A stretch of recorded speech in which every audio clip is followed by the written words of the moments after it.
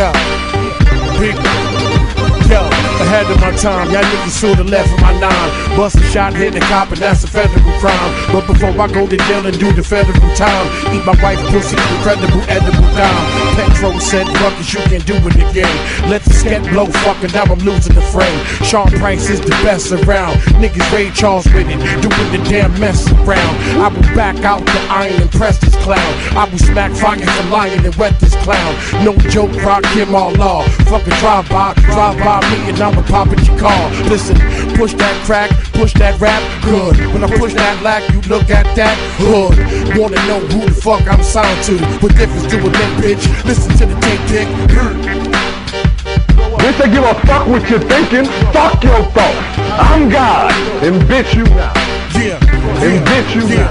Listen, I'll be that insane nigga from the psycho ward. Insane nigga from the psycho ward. Be that insane nigga from the psycho ward. Insane nigga, insane nigga. Be that insane nigga from the psycho ward. Insane nigga from the psycho ward. Be that insane nigga from the psycho ward. Insane nigga, insane. I'll be that insane nigga from the psycho ward. Insane nigga from the psycho ward. Be that insane nigga from the psycho ward. Insane nigga, insane nigga, be that insane nigga from the psycho ward. Insane nigga from the psycho ward. Be that insane nigga from the psycho ward. Insane nigga, insane nigga.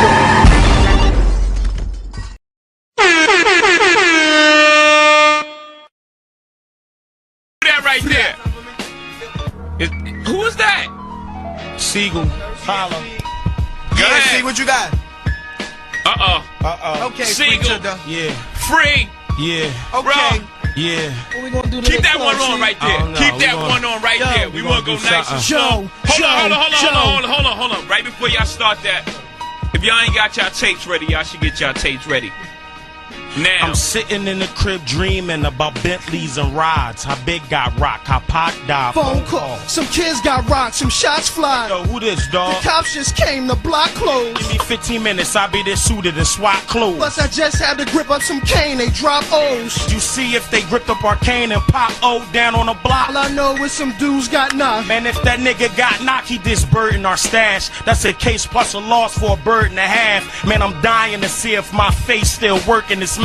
See if my hands still work with the steel. Getaway driver, whip game, reversing the wheel, a block and a half. I'm pissed about this block and a half. I told that fucker take the block to the stash. All that nigga had to do was walk a block and a half. Don't wet it, I got some dudes that'll post up right in the lot. I got my niggas that'll come through right in the noon. Strip everybody down to they socks. Make them fuckers strip down to they nude.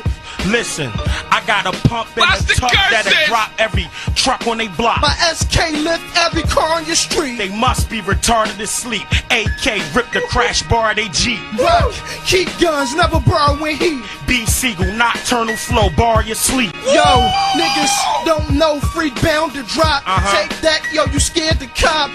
16, dog, and I ain't talking about years, I'm talking about bars, I'm talking about tears. I said back. Who thought I'd be a star? I was a bad boy. Sleeping in cars like Craig Mack. 16 sticking up bars with no gap. Lead pipe in the towel. Ice real red, I'm wiping you out. Plan fell, still wiping you out. Beat you down for this coke with a smile. Mom like Lord. Was provoking my child, the devil in him, Lord, focus his eyes. I'm like, Mom, open the door, anything. I'm out, rather roll with my boys, please, I'm gone. I got 16, anything. Left out my home, now hooked up with Tooch, out of my own, anything. I'm getting loot. Listen, Call me, man, the took me hotline. out of my home, I'm like, damn, it's gone. I swear to you, Look, I promise you. now I'm on, it's 18, dog, listen. Now I'm back, I went in his beans, I'm 18. Now I'm Mac, I'm back on the block. Me news free, attacking the block. Neighbors contacting the cops, contacting our clock. Haters, listen, 19 still trapped on the block. 6 months later, clapped by the cops. Picture Mac handcuffed to the bed. Knew I was big, get the will of sit in the chair. I straight that case, I'm 20 now. I know life ain't funny now. It's time to get at this money now. 21, I started peeping the game. 21, listen, 22, I started seeing some change. 23, started seeing the change. Something going on, backwards now. It's not mathematics now. 24, look, real gripped up the mic, went on tour with Hova, kicked in the door. 25 gripped up my balls and spit in the light and say my name, bastard. I got the game, man. When I was 16, I was messing around with leaking them, holding guns with Zeman them. Operating Salide at the Masjid on 4th and Jefferson because I needed that. Messed around with my man sister because I needed that. Real close to the block, real nice spot for the gat, spot for the packs. In love with the shot, it's taking me back. 17, taking your drugs. 22, rifle and 9 and back in your house. Breaking your dubs, you need to watch who you let into your house. Little black hungry nigga breaking your trust. You hungry too? Ooh, blast food breaking with us, but more like me breaking with them cause they was up. Roll with them, 19 chaining me up for an attempt that I didn't do, pointing me out. Seems like some fake haters framing me up. It's cool, money stashed on point, I'm out. I was a dub, sitting on dubs, I'm out. Hitting my connects, daughter had it all in her mouth. Bricks, halves, quarters, got it all in a drought. Had a son and a daughter 4 months apart. Now my Rican chick want my shit out of her house, and the pop stopped playing his part. I had to burn him. 9899 hooked up with Mac. His old squad stopped playing his part. I had to leave. I hit a nigga AK in the dark. I had to leave him. It was long dough involved. Heat, hard, coke, and salt. It was garbage, pissed the smokers off. But sold the hammers, took the beams, and the scopes off. 22 roll with the rock, large flow involved. Rocker wear, hater free, clothes involved. You don't wanna take me there, I move crowds with guns. You don't wanna take me there, 1,000 bars in one, maybe 2. Hater disable your crew, your whole nation, A&Rs and your labels too. Why you hesitating, hater, say your name or 2, maybe 3. Beans, J or Bleak, free as 4. Don't make me put the gat in your whore. No, you think about my raps in your sleep. Little chubby nigga in your dreams, still packing a 4. Fuck the bling bling nigga, cause it's back to the streets. Holla.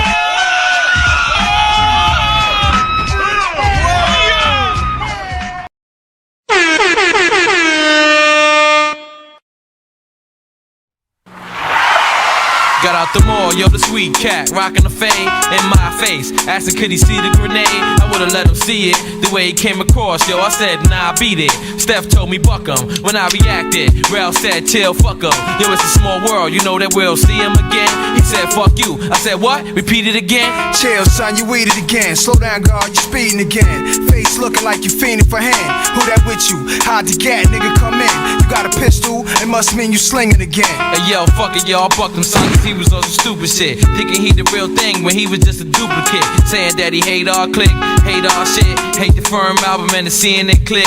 Said he hate you and wish you ain't have a 6. He had Coliseum jewelry, no Tito tricks. That's what he supposed to get. Nigga play you close, you get hit. Lay in the dirt, for something you say, you get hurt. Fuck around though, probably with some old school shit. How bad you hit him up, guard? Yo, he ghosts and shit. Yo, it's somebody in the trunk, son, so what's it gon' be? The nigga laying dead cause he came for me. Yo, it's somebody in the trunk, son, so what's it gon' be? The nigga laying dead cause he came for me. I had the Queen's hoodie on with the blood on my sleeve. Gave that nigga one offer, he could take or he leave. But it's a body in the trunk, son, it's getting scary. What if police pull us over and smell that corpse? Yo, extend it, go in the trunk, light an incense, spray the lights all over the car. I know you wasn't there then, but you here now, Paul. Yo, it happened like an hour or 2. I showered with Boo, wasted a little time, they wanna disturb you. For some reason, yo, I couldn't sleep, slept with my heat. Yo, you think you on some movie shit, son? I think you losing it. Pop the trunk, who's the kid? You really had to buck him, you couldn't just snuff him. Yo, he had to lose his wig, fuck you bring him here for? What you think I could do? Somebody could've followed you. Fuck it, nigga, I'll ride with you.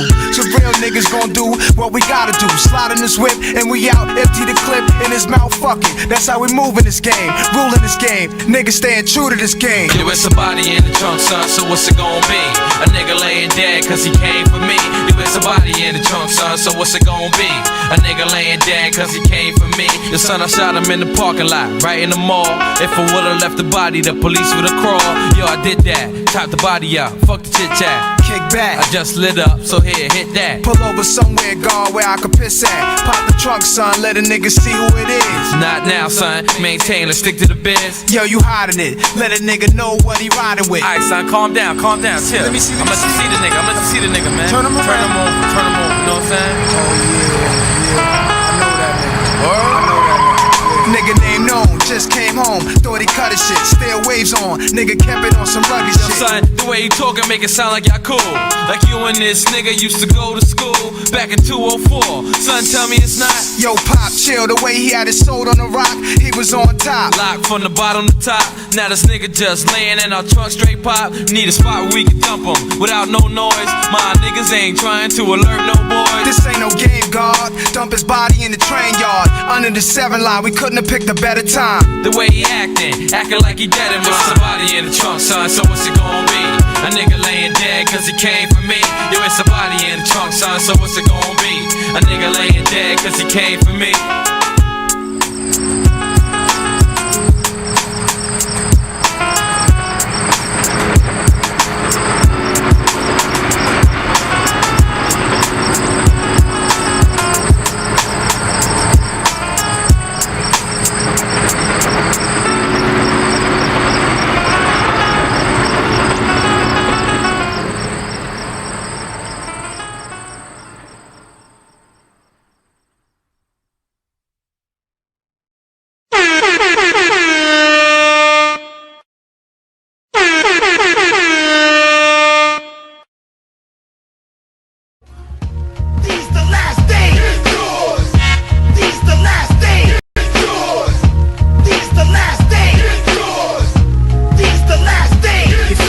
Taking my own life into my own hands. RBG, refined, be a grown man. See, that's what I'm doing, cause I know it's inside of me. All I gotta do is just bring it to reality. It's fuck the government, but still I gotta pay the rent. So yeah, I'm for the caper, most definite.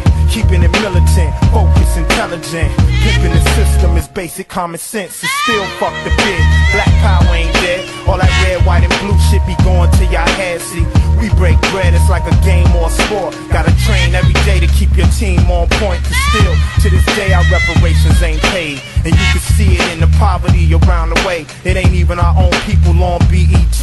So they gotta get it from somebody, it might as well be me. Besides, a nigga gotta eat when he hungry. You see how they send troops to war for their country. Niggas worldwide need an army of one. It's revolution to the fullest, put the bullets in the gun, nigga. These the last days. It's yours. These the last days. It's yours. These the last days. It's yours. These the last days. It's yours. These the last days. It's yours. These the last days. It's yours. These the last days. It's yours. These the last days.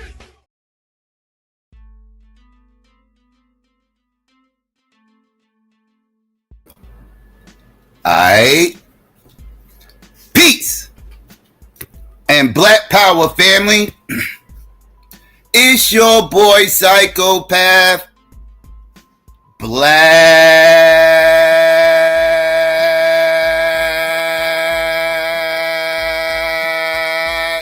at you. Nah, I mean, with another Wake and Bake Bill. What's really hood out there, family? Let me get some ones out there. Let's make sure everybody can hear me clearly before I get into all this. And I do got some things I need to get into. Yeah, let me get some ones first, though. And let me get some shout-outs while I'm waiting. Let me see who in the building. Mr. Quit, what's going on? Always early.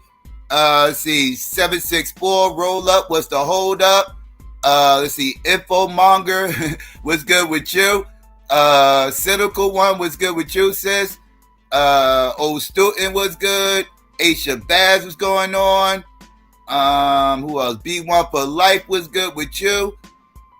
Kasha was good. Lou, what it do? Angel is in the building. Shout out to her. Who knows? Sally was good. Who else in here?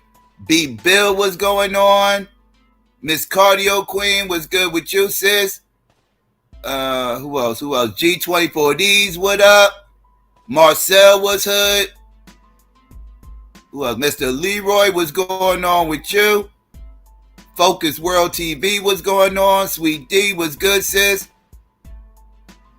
Who else? Who else up in here? I feel like I'm missing people. Derek was good. Lena, what up? Jordan was good. FBA Combo, you know what? FBA Combo. I owe you 5 minutes. Don't I owe you 5 minutes? I owe you 5 minutes, don't I? I totally owe him 5 minutes. Where you at? I'm gonna find you. There you go. I just passed you. I owe you 5 minutes, motherfucker.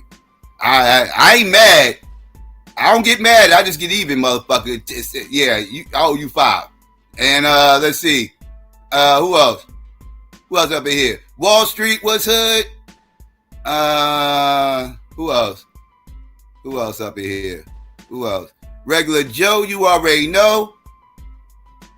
Who else up in here? Tails was good. Did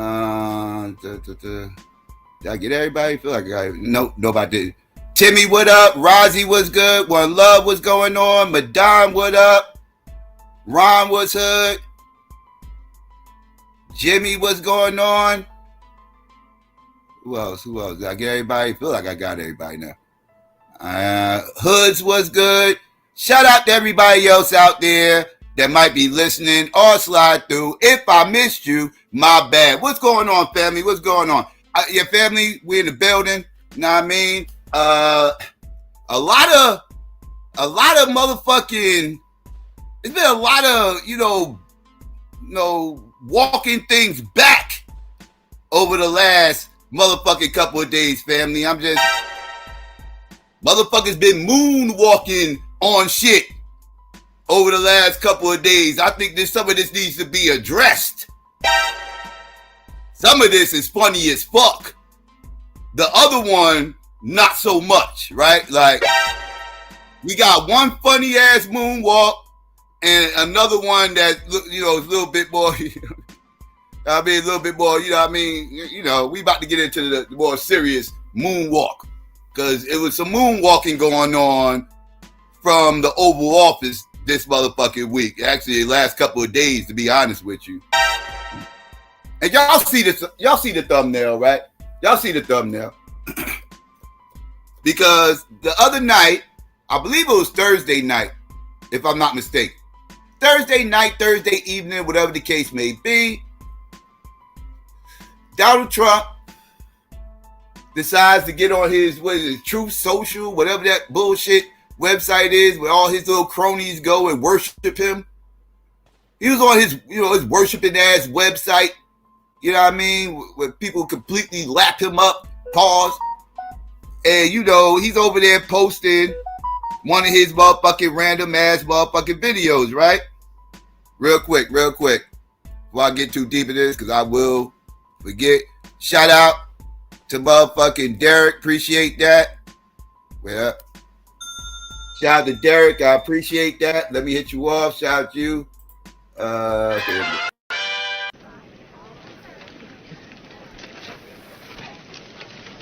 Donation. It's a donation. I thought it was the trash. Don't be hitting on me. Put some money in stupid there. ass. I whoop your ass, Clarence. Don't call me now, shit. watch Right, it. you tall black motherfucker. There's women up inside. I don't give a fuck about it. Ain't nobody give me Ain't nothing. nothing going on. Shout out to Derek. I appreciate the cash app. Shout out to you. And family, like I was saying, Donald Trump was on his Truth Social platform. I think that's what that shit's called.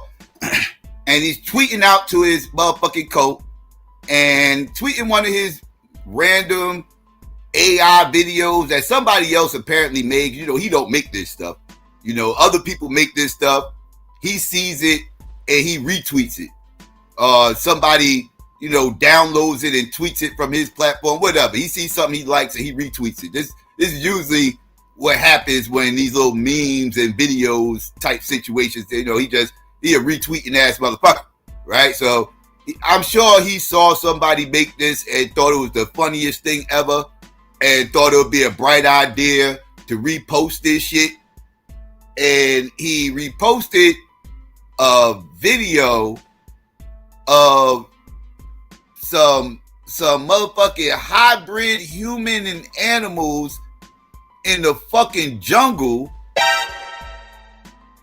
and had certain animals depicting certain people, and somebody thought it was a good idea to put Michelle and Barack Obama as some type of gorilla, orangutan hybrids and shit.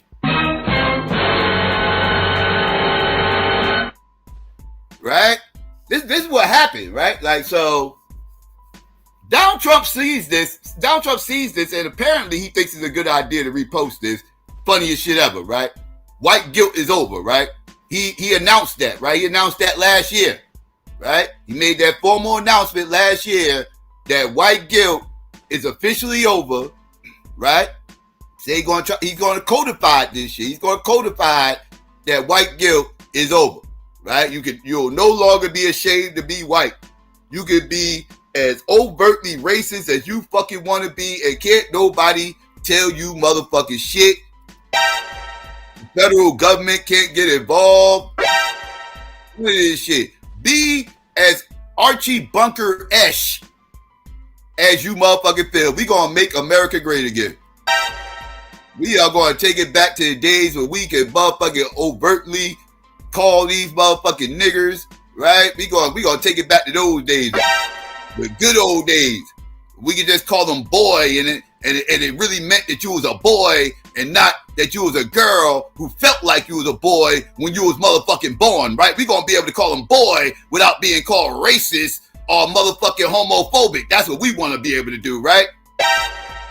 That's the fuck is going on around here. And I announce that white guilt is motherfucking officially over. He made the announcement. He heard, y'all hear it? I played it last year. Y'all hear it? He said, well, white guilt over. They done with that shit. Right? So he saw absolutely nothing wrong within this motherfucking post that he motherfucking made. Right? Absolutely nothing. He was Gucci.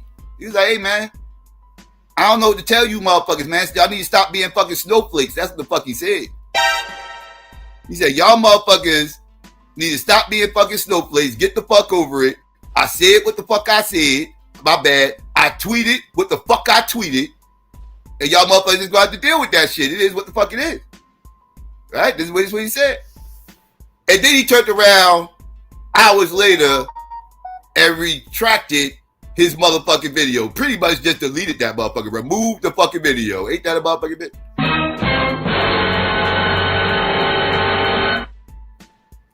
Apparently, right? Apparently, let me see something. Apparently, people got in his motherfucking ear and told him that it probably is a good idea for you to pull this shit down, right? Because he had Republicans, right? He had Republicans coming after him for this motherfucking tweet, right? This wasn't just a bunch of, ultra progressive liberals that was offended, right? Like, he had Republicans saying, yo, you doing too much. The fuck is this shit all about? Like, what? And why are people still talking about Obama? Like, Obama is so 2016 out this motherfucker, you know what I mean? Like, Obama has not been president for 10 fucking years. It's been 10 fucking years. Donald Trump never ran against Obama.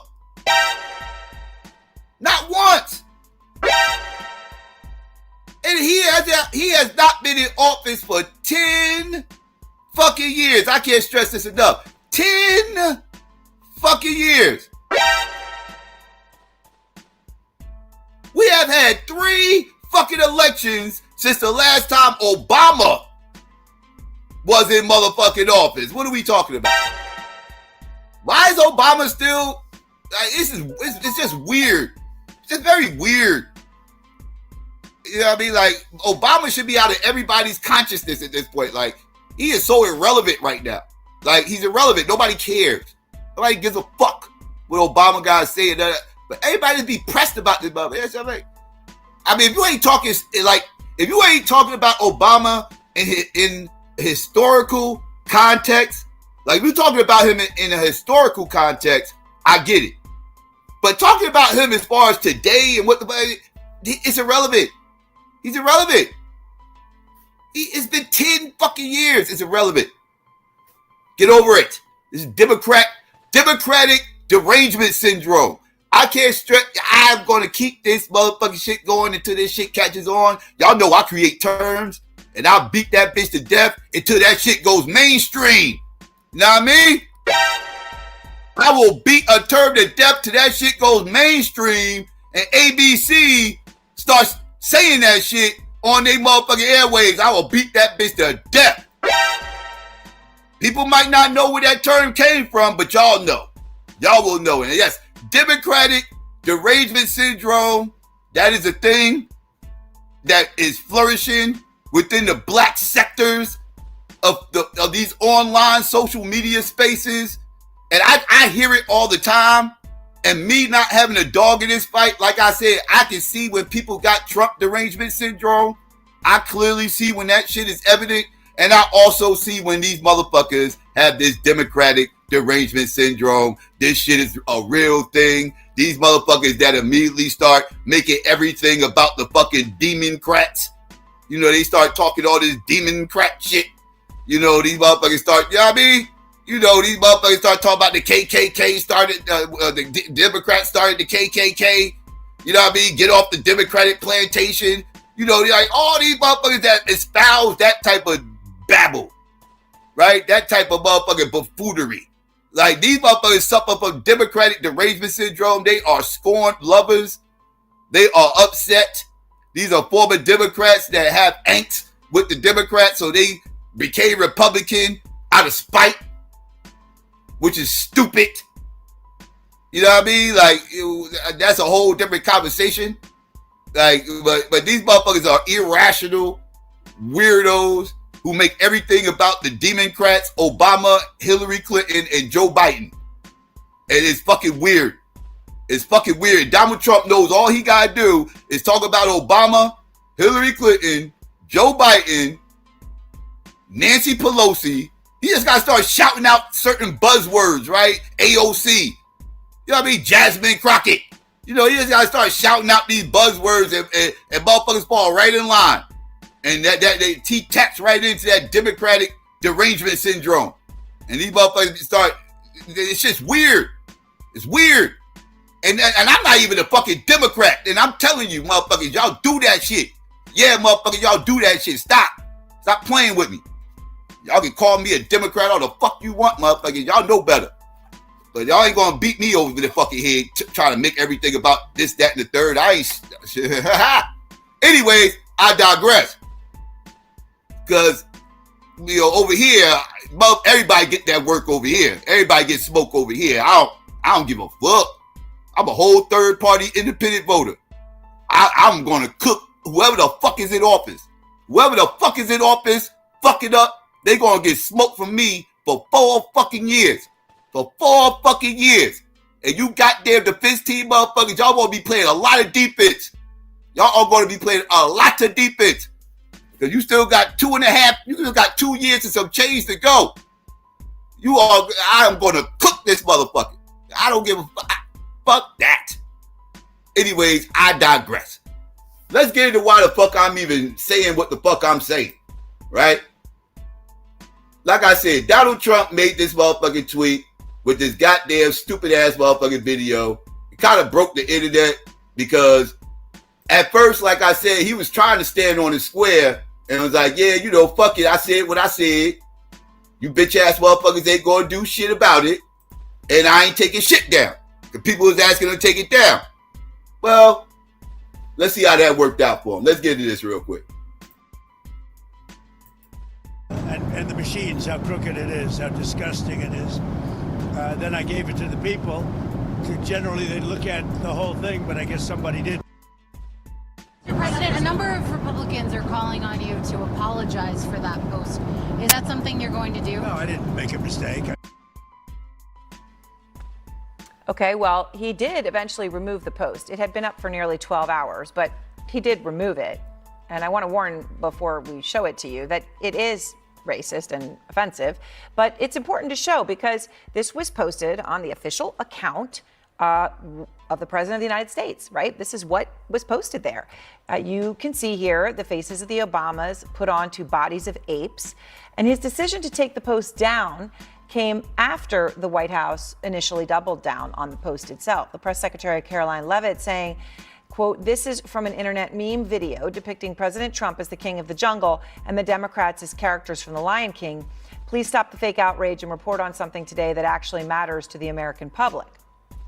Well, that was said, but then the backlash got loud. Republican Senator Tim Scott, the only black Republican in the Senate, came out calling it the most racist thing out of this White House.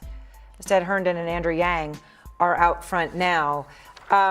Pretty incredible, Estelle, on a lot of levels. But it takes them 12 hours to take this down. At first they say, owning exactly what it was, not trying to say it was about voting machines, and I didn't see the part about the apes. They actually owned the whole part about the apes, and then still took it down. Yeah, the initial response was to defend it, as it always is with the Trump White House.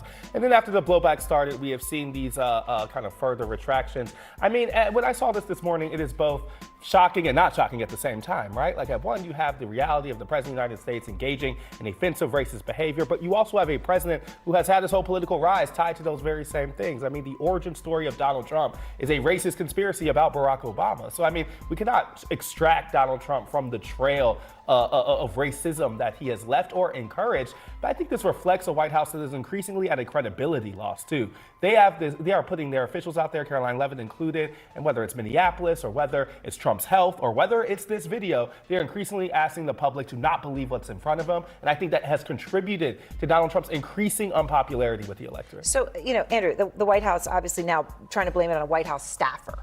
Okay, which, I mean, there's so much irony in that. You could take the Rob Reiner post, you could take so many posts that they actually haven't even tried to blame on a staffer, right? They're like, he goes ahead and posts his own stuff that I don't know anybody thought was okay.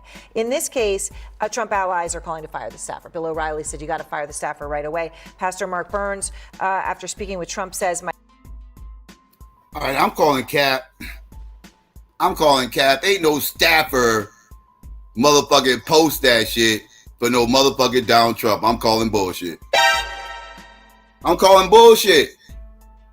Donald Trump totally knew what the fuck was going on. He the one who totally posted that shit or told somebody to post that shit. Thought it would be a good idea. Ain't none of his motherfucking staffers would have came up with the bright idea of posting that shit on his fucking social media without his motherfucking consent or his motherfucking order to do so. Who the fuck are we kidding? Stop playing with me. That's a fucking joke. know anybody thought was okay.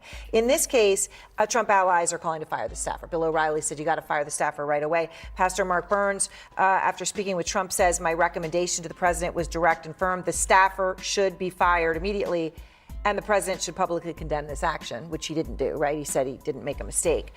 But a source familiar with Trump's social media, as I said with Rob Reiner, he posts on Truth Social all the time by himself. He posts in the middle of the night by himself, right? So suddenly in this case, this one somehow upset enough people that he's going to put the fig leaf up. Yeah, the backlash was truly bipartisan, which is something of a rarity in today's politics. I agree with this. Aside from how vile and disgusting the video was, the first thing that came to mind for me was distraction, because the actions of ICE in Minneapolis, wildly unpopular, even with many people who voted for Donald Trump.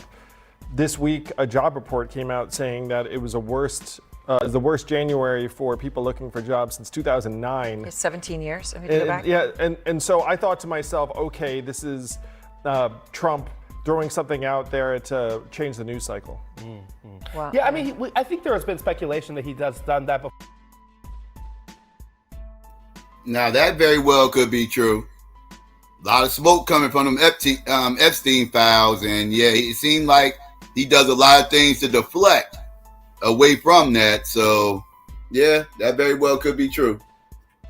Change the news cycle. Mm-hmm. Wow. Yeah, I mean, I think there has been speculation that he has done that before. We know that that's his instinct, is to get it back on his terms. I just think even as they lurch at some of their more familiar topics, be it social stuff or driving what they used to call wokeness or fighting against that, This isn't that. This Like, is way this beyond is way that. This is beyond like a that. very, very and bad, and so I'm saying even as miscalculation. they try to draw Democrats into culture wars, I think they have miscalculated the moments in which Donald Trump goes way beyond that. The Rob Reiner post is one of that. I think this post is another. Yeah, worse. Yeah, I mean, the Rob Reiner post didn't get this much from Republican senators, and you had administration allies coming out and saying, fire this guy, apologize immediately. Joining me now is Harvard University professor and former NAACP president Cornell William Brooks. Professor, the president is saying in furtherance of a lie about voter fraud in Georgia, of which there was not, which is just something he endlessly repeats like a guy in a bar late at night. He posted or approved the posting of this meme. What do you make of his explanation and how the White House has kind of come up with various explanations throughout the day? Well, first of all, thank you for having me. What I make of the president's explanation is that it is neither an explanation nor an excuse. We have seen from this White House shifting narratives, the president taking responsibility for posting that which the White House denied and that is subsequently attributed to a young staffer. So in other words, we have shifting narratives, apparent lies, and the president not taking responsibility for his actions and the consequences of it. Anderson, we need to really be clear here. The president was drawing from a deep, toxic well of racist tropes going back to at least the 1850s with scientific racism. This notion that Black people are most closely related to apes and gorillas and simians, such that they are subhuman and sub-citizens. And since this president has called into question President Obama's birthplace and his legitimacy, credibility as a citizen, this is true to form. So in other words, this is incredibly offensive. It is not entirely new. Well, it's interesting. You are right. It is also interesting that he doesn't say, had I seen this, I never would have done this. This is, terrible. These images are sickening, and I would never post something like that. And it's interesting to me that I guess he views it as a sign of strength, his refusal to ever apologize, his refusal to admit that he made a mistake. That's who he is. That's who he is. That motherfucker ain't apologizing. Fuck wrong with you? That motherfucker, he ain't gonna apologize for shit. He said what he said. It is what the fuck it is. They had to talk him into motherfucking taking the shit down. I'm sure he did that kicking and screaming. He ain't want to do that shit either. He meant every motherfucker. He meant that shit. Y'all got down fucked up. It seems to me, the ultimate sign of weakness that he's so afraid of being seen as making a mistake that he can't admit it when he does. Well, the thing is, it's a sign of weakness in two respects. There's a weakness with respect to admitting a wrong and taking responsibility, but there's also weakness with respect to his inability to resist this racist impulse to demean, to degrade, to belittle Black people generally and the country specifically. And what I mean by that is this president seems to think that he is merely insulting the Obamas and Black people when he, in fact, is also insulting his supporters. What do we mean by that? He seems to believe that his base and white Americans can be so rage-baited and race-baited that they will forget high grocery prices or unaffordable homes or a White House that is in absolute chaos. So in other words, he calls into question the humanity, the intelligence and character of Black people, but he also calls into question the intelligence and conscience of white people. And so that's facts. That's big facts. Them motherfuckers right there, they stay voting against their own interests. I see dusty ass trailer park trash vote against their own interests all the fucking time. They vote for that rich white motherfucker. They vote for the fucking elites. They vote for the corporations. They vote for the motherfucking illegals to get hired over them. I see them vote against their interests all the fucking time. And them motherfuckers don't give a fuck. They are on race code. And that's why I say white people is on race code. Like, I wish black people had the same race code that white people have. I wish we had that type of motherfucking race code. If we did, we'll be in a better situation. Unfortunately, they talked us into believing in that humanism bullshit. And now most black people are fucking humanists and don't even believe race is a thing. It's unfortunate because the rest of the world understands race is a thing. Right? And these are some race code ass motherfuckers. And they will get on code. And they will vote against their own interests solely because they're on race code. No other rhyme or reason behind it. No other rhyme or reason behind it. They get on race code.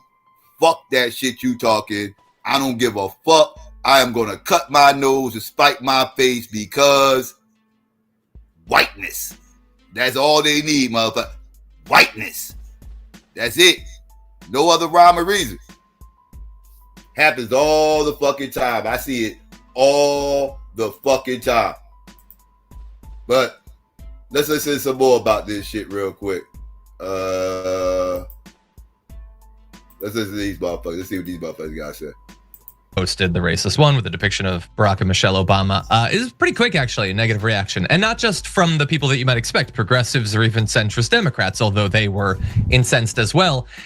Some Republicans have been pretty clear that they don't like this. Senator Tim Scott said, praying it was fake because it's the most racist thing I've seen out of this White House. The president should remove it. So that's good that he was calling for it, and he called for it to be removed before it was removed and maybe contributed to it being removed. That's good. I would love to know what the next most racist thing he's seen from the White House is, because evidently he's keeping track. We had Representative Mike Law. Hold on, John. Before you go to the rest, I got to jump in on Tim Scott because that's the most important part of the story from a political perspective. Why? Because there's nowhere in the world Tim Scott calls that racist if Trump's polling is not in the 30s.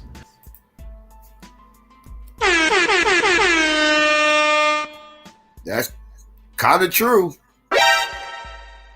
That's kind of true. But I do find it hilarious. You know, like, when I first heard this, I was like, hold up, what? Tim Scott grew a pair of nuts? Pause. He finally grew a pair and spoke up and called something racist? I was like, shit. If hell is real, that motherfucker just froze over. If that motherfucker is real, that motherfucker froze over with the rest of the Northeast. That's like, cause this shit is wild. Wait, that motherfucker said what now? He said Donald Trump posted something racist? And he said that Donald Trump needs to take it down? Are we talking about the same Tim Scott here? Like, what are we talking about? Like, this is wild. Like, I heard this, I was like, wow. Tim Scott finally grew a pair, huh? But you know what? Chick just made a good point. He might not have done this if Donald Trump approval rating was better. He might not have. That's a valid point. Because I never heard him call anything else racist. We had Representative Mike Law. Hold on, John. Before you go to the rest, I got to jump in on Tim Scott because that's the most important part of the story from a political perspective. Why? Because there's nowhere in the world Tim Scott calls that racist if Trump's polling is not in the 30s. If Trump's polling was in the 50s, but certainly even in the 40s. The whole point of Tim Scott's existence is to say that Republicans are not racist. So, like, he had one role only in the campaign. Donald Trump is not racist. Donald Trump is not. I'm a black man. Donald Trump is not racist. No matter what he said. But now Trump is in the 30s and he's deeply unpopular, and all of a sudden Tim Scott found out that Trump's a racist. Okay, so that shows you where the tide is going, and that's why it's important politically. If Tim Scott is backpedaling out of the room of Trump and not doing his primary job as a Republican, that means the Republicans are where Trump's starting to be an albatross around their neck. 100%. Representative Mike Lawler wrote, the president's post is wrong and incredibly offensive, whether intentional or a mistake, and should be deleted immediately with an apology offered. The deletion has happened again. The apology has not happened. And when someone asks him at his next press conference about it, he is going to demand they smile so hard. So he's not gonna like that. Badia Ungar Sargon said, this is gross and racist. The president should delete it and apologize. The clip with the Obamas is the last 2 seconds of a minute-long clip on voting machines being hacked. So maybe Trump didn't watch it till the end. Maybe he didn't even post it himself. If that's the case, he should say so. Well, the White House said so, but he hasn't said anything. He's apparently just doesn't have the testicles to actually own up to what he did, or at least what happened on his account. And so bear in mind, they haven't apologized. They have now said that it's some staffer. You don't get to know who. They are under the same veil of secrecy that all of Epstein's co-conspirators are under. Earlier in the day, interestingly, Press Secretary Carolyn Leavitt told PBS a very different cover story, which was, this is from an internet meme video depicting President Trump as the king of the jungle and Democrats as characters from The Lion King. Please stop the fake outrage and report on something today that actually matters to the Say what now? Please report on something today that actually matters to the American public. Right. You know, because maybe the president should be tweeting about something that actually matters to the American public. You ever thought about that? Caroline? You ever thought about that? Maybe the president of the United Snakes of America with 3 Ks? You think maybe that motherfucker might want to tweet about something that, you know, actually means something and matters to the American public outside of, you know, pandering to his motherfucking Stormfront, 8chan, 4chan, Reddit, you know, Joe Rogan, Alex Jones, weird ass motherfucking demographic. You ever thought about that? Maybe you should be directing that comment elsewhere. You know, because if he was tweeting about something else, maybe they would be responding to something else. They only responding to what this weirdo is posting. So if you want them to talk about something that's relevant to, you know, the American public, then Donald Trump should lead by example and give them something to talk about that's actually going, you know, benefit the American public. I'm just saying. Nobody thought that logic didn't kind of, you know, click in, huh? Like that kind of flew all over your head, huh? Right. Got it. Meme video depicting President Trump as the king of the jungle and Democrats as characters from The Lion King. Please stop the fake outrage and report on something today that actually matters to the American public. And so she implied, well, obviously we're never going to take anything down because we never do, but oops, in this case, they actually did. But honestly, her cover story there that it's just taken from a meme video, again, begs way more questions than it answers.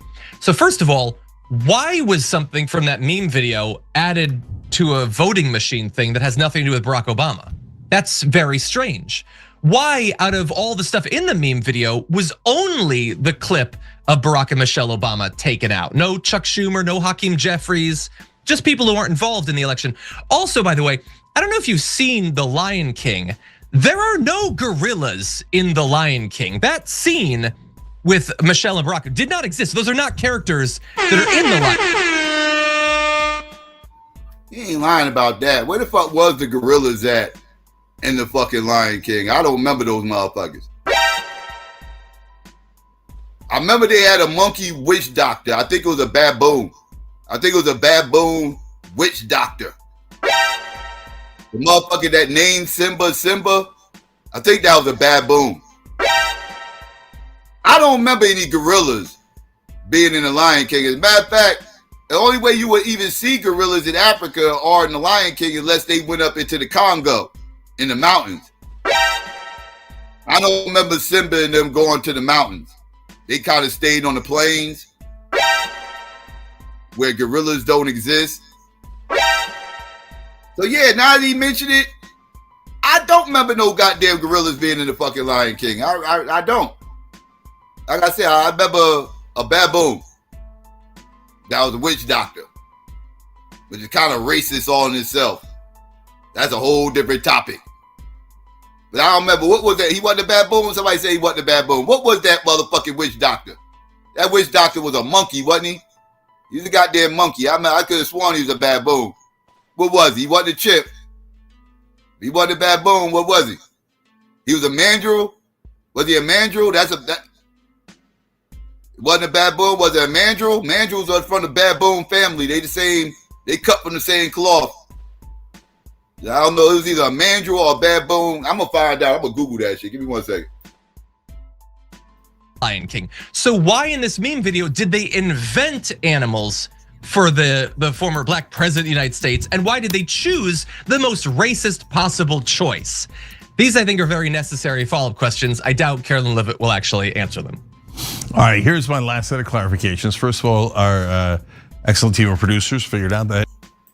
Yeah, he was a mandrill. He was. Mandrills are a baboon. Mandrills are baboons. Yeah, so I was right. Mandrills and baboons ain't far apart. They from the same family. But yeah. I knew I wasn't tripping. These, I think, are very necessary follow-up questions. I doubt Carolyn Levitt will actually answer them. All right, here's my last set of clarifications. First of all, our excellent team of producers figured out that it was not Barry Weiss, of course, in the video. They wouldn't want to attack beloved Israel or right-wingers. Olivia Giuliana apparently is who was being depicted, if you cared. Oh, didn't even look like her. Yeah, I don't, honestly. Because AI sucks. Yeah, I'm gonna, all right. I'm afraid of revealing myself as a boomer and not exactly knowing who that person is. She's an activist and an influencer. Oh, okay, God bless. Happy to have her. Okay, so look, so to me, I'm not as like furious about this as other people are. And is it because I don't think it's that racist? No, it's obviously an over-the-top racist, right? But I guess I'm surprised that people are still surprised by that, right? So like, I'm the last guy to call all Trump voters racist. I've been telling everybody not to do that, right? I've also told you that there's about a quarter of his voters that are extreme. You wouldn't call them racist? How about this? All Trump supporters are anti-fucking black. How about that? I'll shoot you one better. Maybe that one don't sit well with you. How about all Trump supporters are anti-non-white? How about that? Is that one don't sit well with you either? Okay. All right, this is the last one. All right. All Trump supporters are pro motherfucking white. How about that? That makes sense? You can't be a Trump supporter and not be pro white. That's impossible. You have to defend whiteness in order to be a Trump supporter. You have to defend racism in order to be a Trump supporter. You have to support the police if you are a Trump supporter. You have to support a white supremacist system in order to be a Trump supporter. Anything less of what the fuck I just said, they gonna kick you motherfucking smooth the fuck out the fucking club. You best believe that shit. I don't give a fuck what race you are, what gender you are, what your sexual preference is. If you don't subscribe to what the fuck I just said, the fucking tenets is, in order to be a fucking Trump supporter, they are gonna kick your ass smooth the fuck out. It's gonna be a whole lily fucking white movement. Think I'm bullshitting? Challenge me then. Prove me wrong. Go up in those fucking Trump spaces, claiming to be a trumpet, and speak out against any of these things that I just said you had to fucking support. And watch what the fuck they do to you. Watch what the fuck they do to you. You think I'm playing? Try me. Try me. Don't talk that shit to us. Go talk that shit around them. And see what they do to you. Trumpets. Stop staying safe. Go play around with the motherfuckers y'all defending. Go hang around with the motherfuckers. Go be around those motherfuckers. Prove me wrong. Prove me wrong. You can't. You can't. The only way they'll allow you to hang around their ass is to be all those things. Anti-black, anti-non-white, and you have to exude pro-whiteness. Anything outside that, they cooking you, dog. They get you the fuck up out of there. Straight up. Straight up. Y'all know I ain't lying. I'm the last guy to call all Trump voters racist. I've been telling everybody not to do that, right? I've also told you that there's about a quarter of his voters that are extreme and very likely fit that description. And I can show it to you in the polling based on their answers on different questions. So we're not smearing everybody. We're being very particular in that case.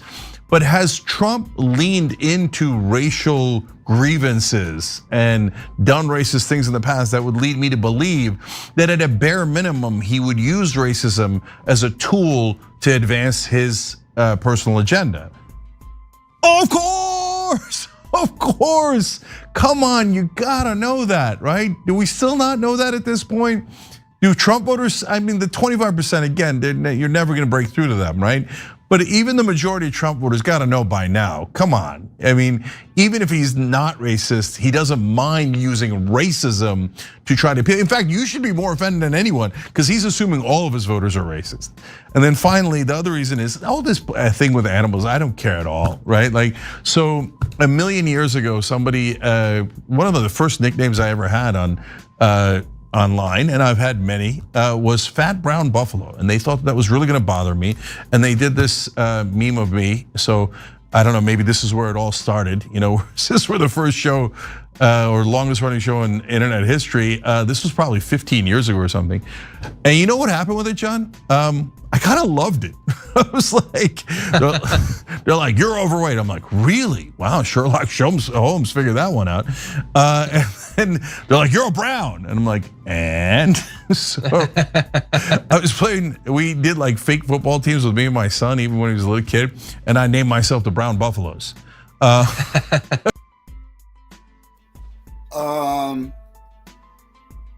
are we doing right now? Is he over here? Is he over here really explaining? Is he up here explaining for Donald Trump? Is he telling black people to get the fuck over it? Is that what I'm hearing right now? I'm trying to see where he's going with this, and I'm a little bit confused. I'm gonna go ahead and rewind this and make sure I'm hearing him correctly. Look, he even got a meme up here. Is he trying to downplay what the fuck is going on? Okay, this is wild. Let's get into it. Years ago, somebody, one of the first nicknames I ever had on online, and I've had many, was fat brown buffalo, and they thought that was really going to bother me, and they did this meme of me. So I don't know, maybe this is where it all started. You know, since we're the first show or longest running show in internet history, this was probably 15 years ago or something. And you know what happened with it, John? I kind of loved it. I was like, they're like, you're overweight. I'm like, really? Wow, Sherlock Holmes figured that one out. And they're like, you're a brown. And I'm like, and? So I was playing, we did like fake football teams with me and my son, even when he was a little kid. And I named myself the Brown Buffaloes. So as it's bad, he's a terrible guy, but let's not get too hung up on it. Like, let's go forward. Chink, go fuck yourself. I knew that's what the fuck you was doing, you motherfucking fat, motherfucking sand nigga. I knew that's where the fuck you was going with that shit. I knew that shit, you son of a bitch. Yeah. Go fuck yourself. Go fuck yourself, pandering to your motherfucker, your little centrist, moderate, racist ass motherfucking audience. I don't give a fuck about that shit you talking. Fuck out of here, camel jockey. I can't even call you a camel jockey because you're too fucking fat. You're too fat. You'll weigh the goddamn camel down. The camel will have bad fucking knees fucking with you. Have athlete's calf. Oh, what's that shit? A hoof. Yeah, athlete's hoof. That's what that motherfucker had fucking with your ass. Motherfucking weighing that goddamn camel down. Motherfucking camel be walking in quicksand, you fat fuck. Get me started on these son of a bitches. Fuck wrong with you? You know, y'all just get over it. Just move on. Just move on. Stop playing victim. You know, it'd be okay. You know, it's all right. You know, just let people play you out and insult you. And hey, get the fuck out of here. Go fuck yourself. Anyways, let's listen to one more motherfucker. Let's see what let's see what our overqualified journalist that works for the same network has to motherfucking say. Let's hear what Dr. Richie, overqualified journalistic ass, has to say. Let's get into this. Obama and Michelle Obama. Put it up, full mass. Here we go. Trump posted an AI video of Barack and Michelle Obama as apes in a jungle with the song "The Lion Sleeps Tonight" in the background. And now remember, this is during Black History Month. The Obamas briefly and suddenly appear near the end of the short video, which promotes false claims that voting machines helped steal the 2020 election, with their faces superimposed onto the bodies of apes. As the images appear for about 1 second, the start of the song, "The Lion Sleeps Tonight," plays in the background. The longer version of the video, first published online in October by the same X account with this watermark. The video Trump shared cast the president as a lion while portraying prominent Democrats and liberals as animal characters from Disney's The Lion King. The longer video also depicts Hillary Clinton as a warthog and the New York mayor, Mondani, as a hyena. The White House does have a response, but I don't want this to get lost in the back and forth. Obviously, it's racist. Obviously, it's bigoted, okay? There's another point in this that goes to what just happened in Fulton County. Once again, they are starting the rhetoric of a stolen election again. They're starting the rhetoric. So this was the genesis of the post about stolen elections from 2020. They just raided the Fulton County voting hub and illegally took voter information that was currently under court review via a motion from the Department of Justice. And instead of waiting for their court review to give them clearance or no clearance in order to do this insanity, they decided to file a criminal warrant against Fulton County and utilize that as their auspices to then steal voter information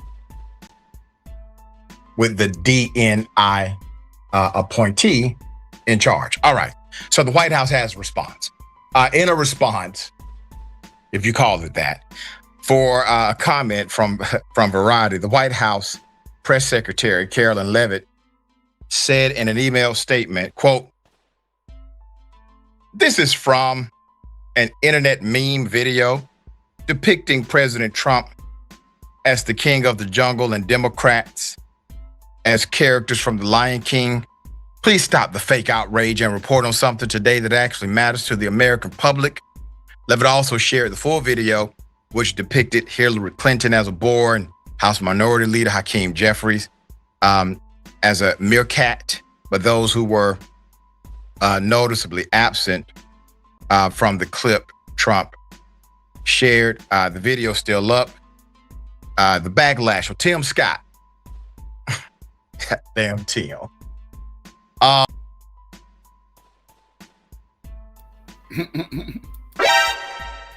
Yeah, Tim Scott praying it was fake because it's the most racist thing I've seen out of this White House. The president should remove it.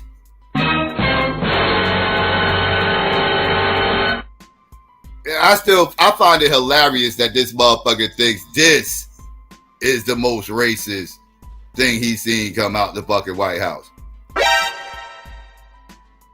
But again, the motherfuckers, he shocked me with that last statement, which, you know, pretty much making a request that the president should actually remove it. This was shocking to see. Not shocking that people requested for him to remove it, but who's actually saying it was a shocker. But again, I believe it's politics involved. Trump shared the video still up. The backlash of Tim Scott. Damn Tim.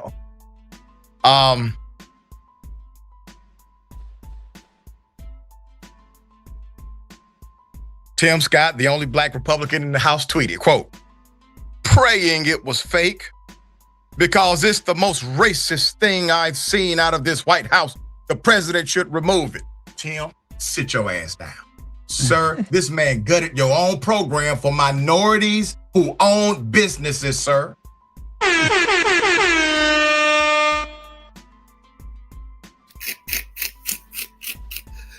Yo, he just snapped. He just snapped mid-sentence like, man, sit your ass the fuck down. Because it's the most racist thing I've seen out of this White House. The president should remove it. Tim, sit your ass down.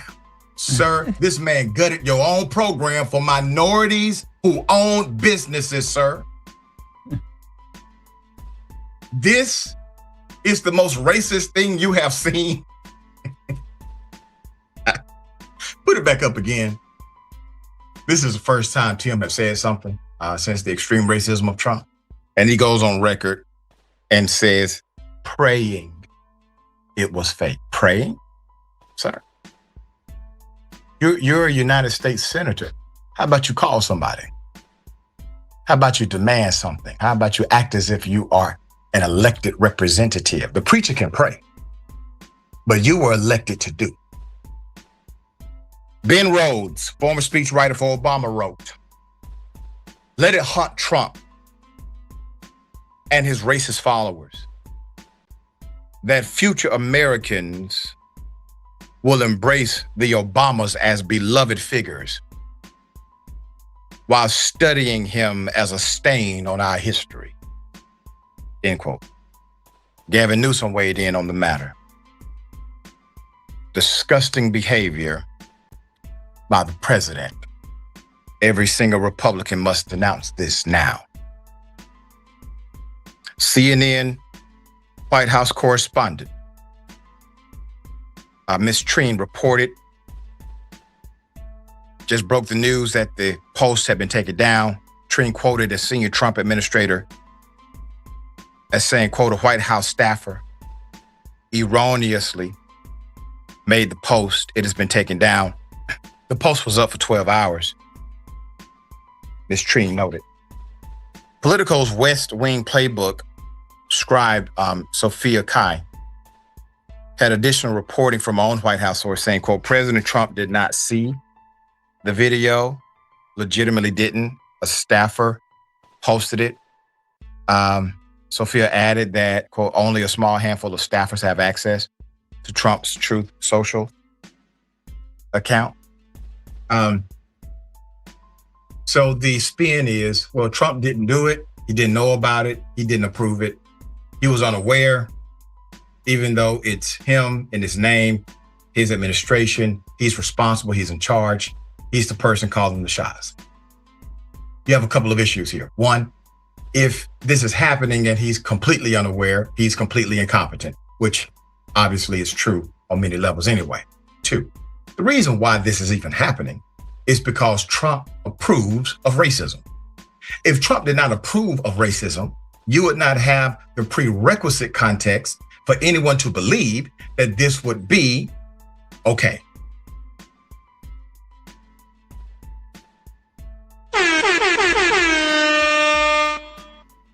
That's facts. That's facts.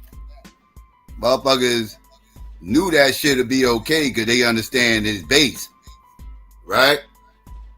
His base is a bunch of anti-black individuals of all races, people that hate black people, right? People that love white people, right? You know, his base loves whiteness, right? What J.D. Vance said, we don't have to be ashamed to be white anymore, right? So you have to embrace whiteness. You have to be pro-white. You have to be a whacktivist, right? You got to be a whole white activist out here. That's the only thing that's accepted. Anything other than that, how the fuck are you a Trump supporter?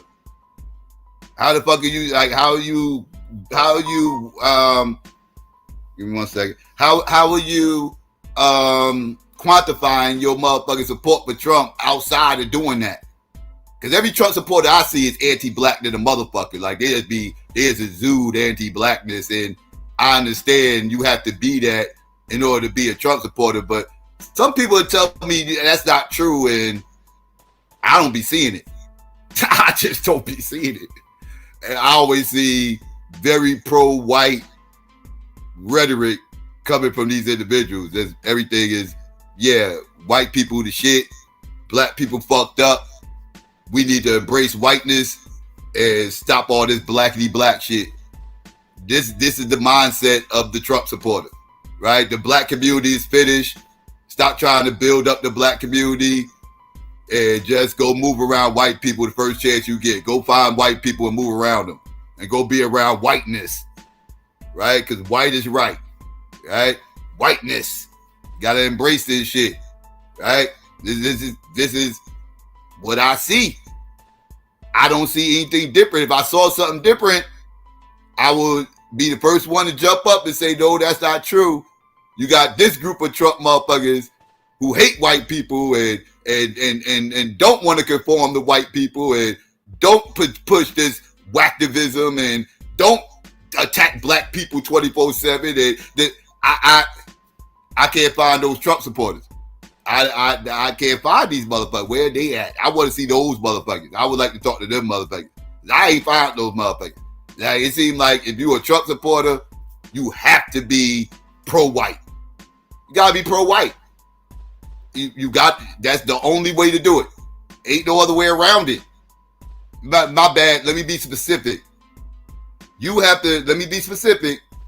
You have to be pro-conservative, heterosexual, white, male. That's what the fuck you gotta be. Because you could be anti-white liberal all day long, right? It's green light on the white liberal, right? White liberals bad, white conservatives good, right? So I gotta be very specific when I say this. So let me say this specific. I gotta get specific. You have to be, in order to be pro-Trump, or be a trumpet, or even be a conservative, a black conservative, you have to be, not even as a black conservative as all together. It don't even matter what race you are, right? You have to be pro-heterosexual, white, conservative male.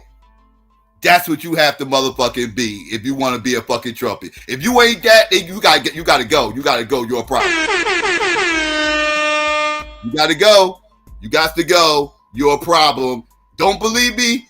Go around those trumpets and talk shit about white, heterosexual, right, conservative males. Do that and watch what they do to y'all motherfuckers. Watch what those trumpets do to y'all motherfuckers. That's what I would like for y'all to do as an experiment. And let's see if they embrace you being anti that, right? Like just go be anti that and watch what the fuck happened to you.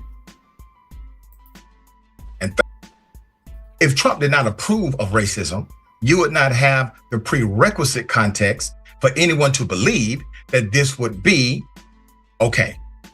And third, if Trump was not protective of racism, no one would believe it came from him in the first place.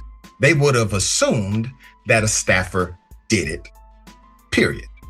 But none of those assumptions carry. All right, Jackson, thoughts here. Yeah, my main commentary for this is, in response to Caroline Leavitt basically saying that Americans don't care about this and the media is tripping. That can get kicked down the road endlessly because, as you pointed out, the main premise of this video, like, okay, let's take the A stuff out. The whole premise of the video was that Donald Trump won the 2020 election, which he did not do.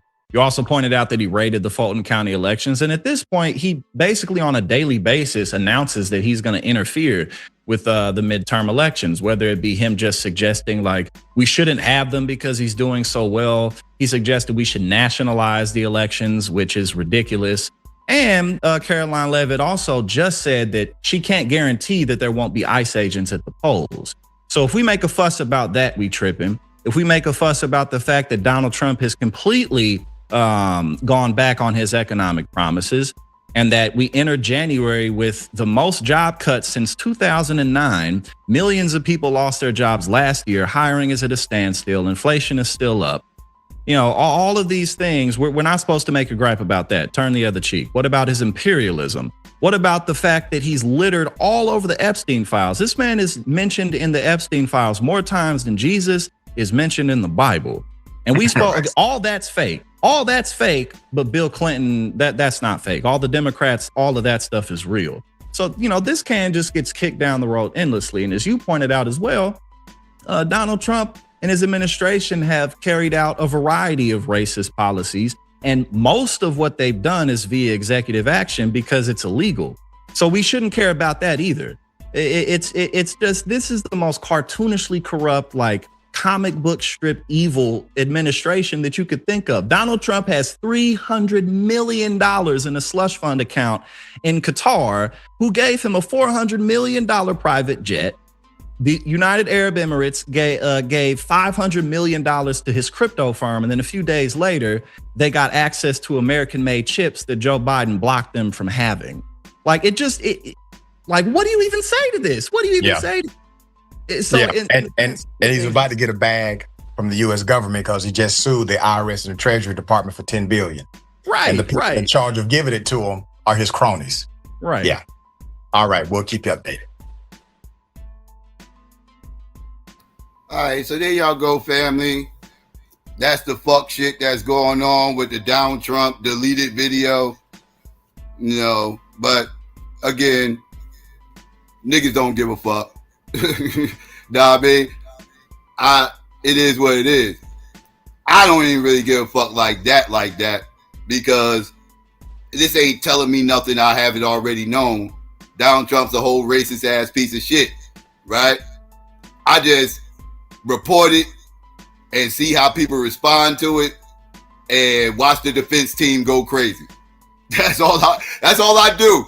That's all I do.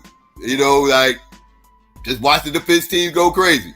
And let's hear what the excuses are. Because the excuses are coming. I be knowing. You got to defend Trump. You got to defend Trump. He do no wrong. He's deified. He's deified. He's certified. He's platinum. Certified platinum. He can't be touched. He's the Teflon Don. He's Teflon Don, no Trump, right? So he can't be touched. The defense team, you got to go through them motherfuckers. So I just be waiting to see what the playbook is. What's the playbook for this one? You know what I mean? So that's all I be doing. I just wait for the playbook. So, you know what happened the other day that was real funny though? The other day, what was this, Thursday? Yeah, it was Thursday. I get a weird motherfucking comment under my motherfucking live stream, right? I'm like, what the fuck is this dumb shit, right? Thursday, right? Got a weird ass comment, right? It was actually, the comment wasn't weird, but it was kinda. Cause motherfucker commented under my shit saying, matter of fact, I'll show y'all. I can show y'all better than I can tell y'all. This is the comment I saw under my stream the other day, right? And you know, it said, Happy FBA month, right? Happy FBA month, family. And then I click on the link, and this is what I saw when I clicked on the link. On this Black History Month, we're highlighting foundational Black Americans whose ingenuity, innovations, and labor play a critical role in American culture and infrastructure. And our next guest is working to ensure that foundational Black Americans' contributions are known. Author and creator of Foundational Black American Legacy, Teresa Allman. She joins me now. Teresa, hey, thank you so much for your time. But I was curious, what inspired you to make videos spotlighting foundational Black Americans? Alex, this goes back a few years ago when I was in kindergarten, and it was my first Columbus Day in school, and I was very excited. I sat there and I was allowed to share something. And what I told the class was that my father said that Columbus did not discover America because people were already here. And I don't remember what happened. That was quite a while ago. But I do remember feeling that his story may not be accurate or truthful. In this research process, what's been, one of the inventions that's stuck out to you the most? I like to think about Miriam Croak. It is because of her ingenuity that you and I are able to use Zoom technology to put voice over internet protocol. She's still alive. And Skype and FaceTime, when we're able to pay and transfer money over our cell phones, it's because of her. And I didn't know that until I looked into it. So, that's very powerful. We take that for granted nowadays. 100%, and you just taught me something too. I've got a research project after this segment. But listen, Teresa, because I think this work is really important. So how can we learn more about other foundational Black Americans? Well, one thing you can do is buy my book, but then there are other things you can do, such as research. There are books available in the library. Fortunately, there's the internet. You can just look into who invented this. What I enjoy about my publishing company is that people are doing their own research. And that's what I want to see, is people actually researching and learning for themselves.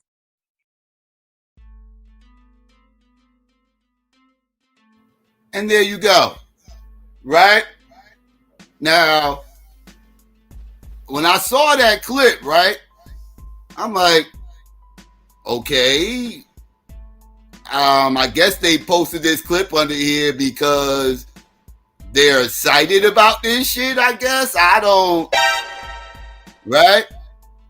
I personally don't give a fuck about that shit, but they seem very proud about this ABC motherfucking acknowledgement, air quotations, right? So I'm like, look at these motherfuckers thirsty for validation. Like, that's all this shit is all about. This whole movement is about being validated by other people. It's kind of pathetic, to be honest with you. It really is. But this shit got everything to do with other people's validation. It ain't got shit to do with nothing else but validating yourself to other fucking people. And it just goes to show how excited they get when shit like this happens, right? Tucker Carlson mentions them motherfuckers lose their mind, right? What's the other bird that mentioned it? The other white supremacist bird mentioned motherfuckers, they lost their fucking mind. Now ABC mentions them and they loses their fucking mind, right? These motherfuckers just want acknowledgement from white people. That's all they want, right? Like, I've come to realize that's the end game. That is the end game, because every time one of these cracker ass fucking organizations or people mention these motherfuckers act like they won something, like they achieved some kind of goal, like they say things like we've made it. You know, they put things in like, yeah, we went mainstream, right? Like, this shit is all about acknowledgement. They just want to be validated by white people. It's strange, right? So now, I was going to leave this shit alone, but motherfuckers over here trolling me with this shit. You know what I mean? Timing me out over on Taz Panel and popping off in the fucking chat, talking about some ain't no weeds and you can't speak for us. You know, they talking crazy, right? Like, I'm like, all right, you know what? I'm going to cook you motherfucking Uncle Sambos this fucking Saturday since y'all begging for my motherfucking attention, right? These motherfuckers begging for my attention, so I'm going to cook you motherfuckers. So this morning, I get up, this, that, third, do a few things, and I start getting ready for the motherfucking show. And I'm like, I'm about to go motherfucking grab this clip for this fucking show and start cooking these motherfuckers, right? So I go to the ABC channel looking for the motherfucking video. I couldn't find that motherfucker, right? I'm like, God damn, I can't find that shit no fucking way. Where's that shit at again? Let me go through my history real quick. I click on a lot of shit. I'll never find that shit through my history. That was like, if I'm going through my history, I better have clicked on that shit within the last hour. Or I'm never gonna find that shit. That shit is lost in the pits of hell some fucking way. I'll never find that shit. So I was like, I ain't never gonna find that shit in my history. So I was like, oh yeah, that's right. Old boy left a comment in my motherfucking chat with the direct link to the motherfucking video, right? So I went to the comment, saw the link, clicked on the link, and when I clicked on the link, this is what I saw. I said, hold up. What the fuck going on around here? I clicked on it again, and I got the same fucking message. Right? So I'm like, what the fuck going on? Hold up now. You mean tell me they snatched your whole motherfucking existence from their fucking YouTube channel?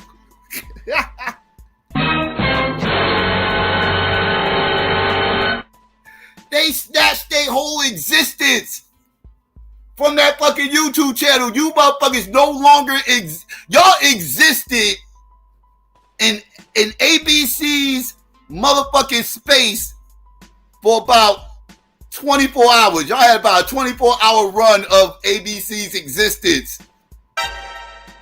And then they drop kicked you motherfuckers the fuck up out of here. They like, get these weirdos the fuck up out of here. Like, hell no. What the fuck is this shit? Who did this? I bet you somebody lost their job over that motherfucking video that motherfucker's posted. Because I'm telling you, ABC is left than a motherfucker, right? Like, ABC is left, right? That's a whole left-wing motherfucking propaganda machine, right? That's what ABC is. ABC is the polar opposite of Fox, right? Just FYI, right? They you know, they the polar opposite, right? They diametrically opposed, right? Now, with that being said, you got this far left fucking media spot promoting this far right white wing engine pseudo propaganda machine. I was like, oh, what the fuck? What?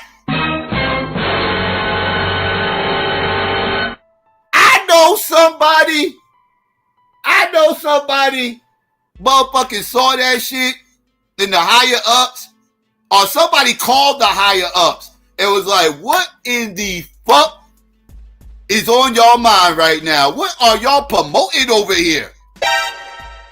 Like, them motherfuckers got caught up. Them motherfuckers got caught up in the whole Black History Month shit. Some of that black dude that was interviewing old girl, and I'm about to get into old girl in a minute.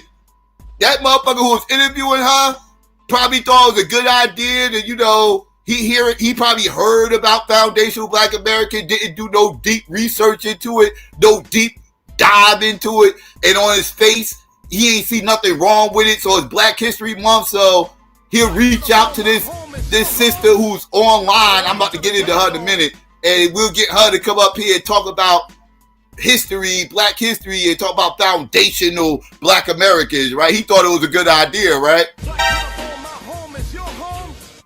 Well, welcome to the Terror Dome. Thanks for the sub. I don't know why I didn't see that shit. Why don't I see my motherfucking... That's wild. I don't know why I didn't see that shit. But yeah, thanks for the sub. But he got caught up in his shit, put her on, and then afterwards, right, motherfuckers probably was like, nah, dog, this ain't it. This ain't that.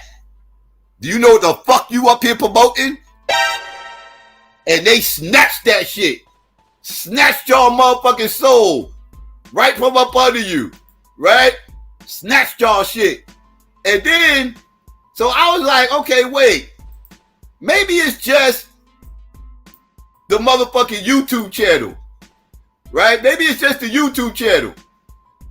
So I went and found old girl, who she is, found her name. Know what I mean? Her name is Teresa Allman. What's her last name? Teresa Allman. That's what they got it down as. She got another last name too. Don't get me to lie. But then you see ABC News, go.com, right? So this is the official website. So I was like, well, maybe it's still on the website. Maybe they just pulled it from the channel. So I clicked on it. And this is what the fuck I got. Wait. I had to click this off. Okay, there we go. This is what the fuck I got right here. Like, yep. Yep, there you go. There you go. Oops. Page is unavailable. Snatched y'all motherfucking soul. Snatched the whole episode. They ain't even edit that shit out. They was like, no, don't even waste time editing this motherfucker. That's like an 18-hour motherfucking live stream. That was like an 18-hour joint. Look, I'll go back and show you. That shit was 18 hours. 18 hours and 40 minutes. That was only a 3-minute segment. They could have cut that shit out. It's like, nope, we ain't wasting our time editing that shit. We ain't gonna trim shit.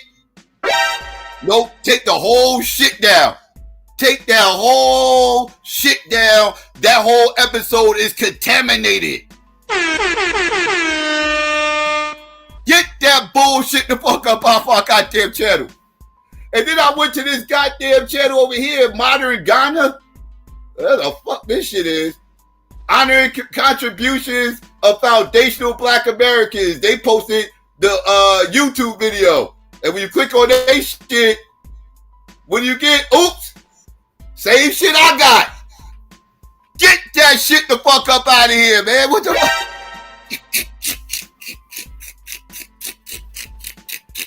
They ain't co-signing none of that fake ass shit y'all motherfuckers talking about.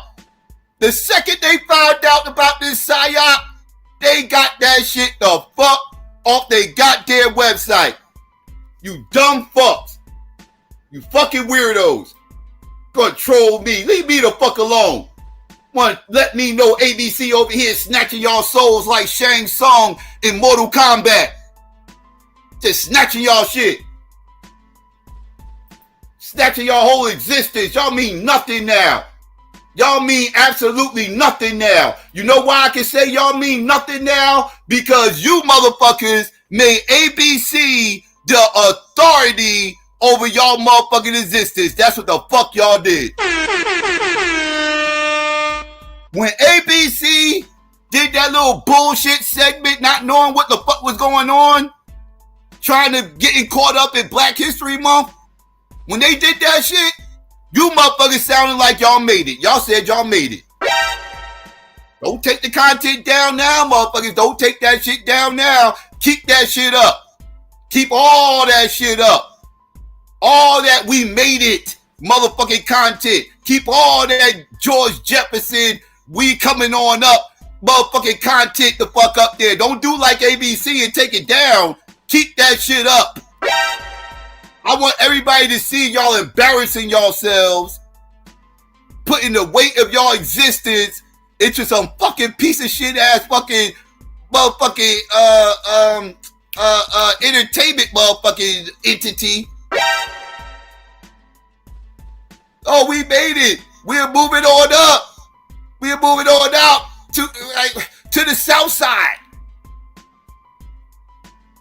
You know, it's all about Southern worship.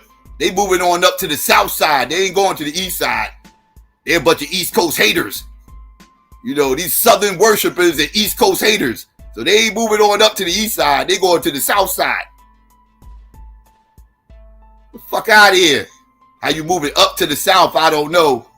But that's a whole different topic. I'm getting on my flat earth shit. Let me chill out. I mean, you cannot let these motherfuckers be the bane of your existence and then turn around and think you still mean something after they snatched your fucking soul. Now that they snatched your soul, y'all don't mean shit no more. Because before the other day, y'all was trolling me, telling me this is proof that y'all motherfuckers is doing something, y'all making moves, and y'all actually, you know, is popping. So now that y'all are not over there, that means y'all are no longer popping. Y'all are not making moves. Y'all are not mainstream. Y'all are psyop. You are not about a fucking lineage. You are not about reparations. This only validates everything I've been fucking saying about you weirdos. Huh? If y'all was legit, they would have snatched down an 18-hour episode to remove any motherfucking, remove any motherfucking dealings with any of this fuck shit y'all got going on. That shit ain't never gonna motherfucking go mainstream. That shit ain't never gonna fucking fly. I don't give a fuck what none of you weirdos say. This shit's always gonna be an online hate cult. I don't give a fuck about your little 2-minute segments. That means nothing. They have interviewed the Klan and all types of shit on ABC. Y'all just another Klan fucking offshoot that got interviewed on ABC that they ain't even bother to keep up. So y'all ain't even the Klan. Y'all not even the Klan. The Klan got above y'all. They don't pull down the Klan interviews. I can still find ABC Klan interviews. I can't find none of you motherfuckers interviews on ABC unless I go digging through old content from somebody else's channel. You motherfuckers is a joke. Just like I've been saying. Nobody take you motherfuckers serious. The second you think motherfuckers take you serious, they remind you motherfuckers, y'all ain't shit. Fuck is wrong with you motherfuckers, man? Stay off my goddamn comment section bragging about some fake ass validation. I wouldn't have gave a fuck if they kept it up. That shit still would have been a fucking joke. I was about to clown you motherfuckers over having that shit on that goddamn channel. Now I get to laugh at you motherfuckers because that shit ain't even there anymore. Y'all look dumb. Fuck boys, fuck girls. Get y'all shit together. Stop following psyops. White people again. Again, white people. We back to white people. White people got our people mind fucked up. But this is the motherfucking woman that they found. Right? This is what is this? This is one of her goddamn social medias. I forget which one. Don't get me to lying. I think it's her Twitter. I think. But she got a following. She does a whole lot of videos. It's a little bit weird. Let me see if I can show y'all. That shit was hella weird when I was looking at that shit. She do a bunch of videos walking around in Walmart. She be like walking around in Walmart just talking about random ass products and how black people created these products. So she just walks around in Walmart giving black history about the products in Walmart. That shit is strange. It's just like, that shit hella weird. She's like, yeah, black people made toothpaste. Standing by the toothpaste aisle and shit. Right? She'll go by the, you know what I mean? She'll go by the light bulbs and talk about how we create the light bulbs. And she'll talk about, you know, she just walks around Walmart and just starts talking about the history of the products in Walmart. And that's kind of her content. But her name's Theresa Olson, and she's a grifter. You know, she's one of these FBA grifters. You know, just trying to ride that FBA wave. Because, you know, motherfuckers really didn't have an existence before FBA. So now they got this FBA shit. They figure they're going to ride this wave out and try to get some motherfuckers. But yeah, she just walks around Walmart talking about history of products. But if that's your content, go sub to her. But where you ain't going to find her is a motherfucking ABC. That's where you're not going to find her. You know what I mean? You got to go digging in the crates to go find that content. Now I'm talking about? So yeah, family, let me get ready to drop this motherfucking link. Give me 1 second. Let me get ready to drop this goddamn link. I'm good. I'm about to get ready to drop this link in 1 second, family. Get y'all up here. I'm done. I ran my mouth for a little while. Give me 1 second. I'm coming. Pause. Wait, I'm fucking up. But this shit was hilarious.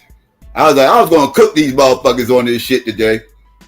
I ended up cooking them on. I didn't expect to be cooking them on this type level. You know what I mean? Y'all motherfuckers, they broke up with you motherfuckers. That's a bad feeling. When you the last to know motherfuckers broke up with you, that's a bad feeling. You know what I mean? Them motherfuckers broke up with you motherfuckers online. That was an online breakup. Like motherfuckers had their hearts broken. You should see these motherfuckers crying. Oh man, I went to go look at the comments under the video and I noticed that shit got taken down.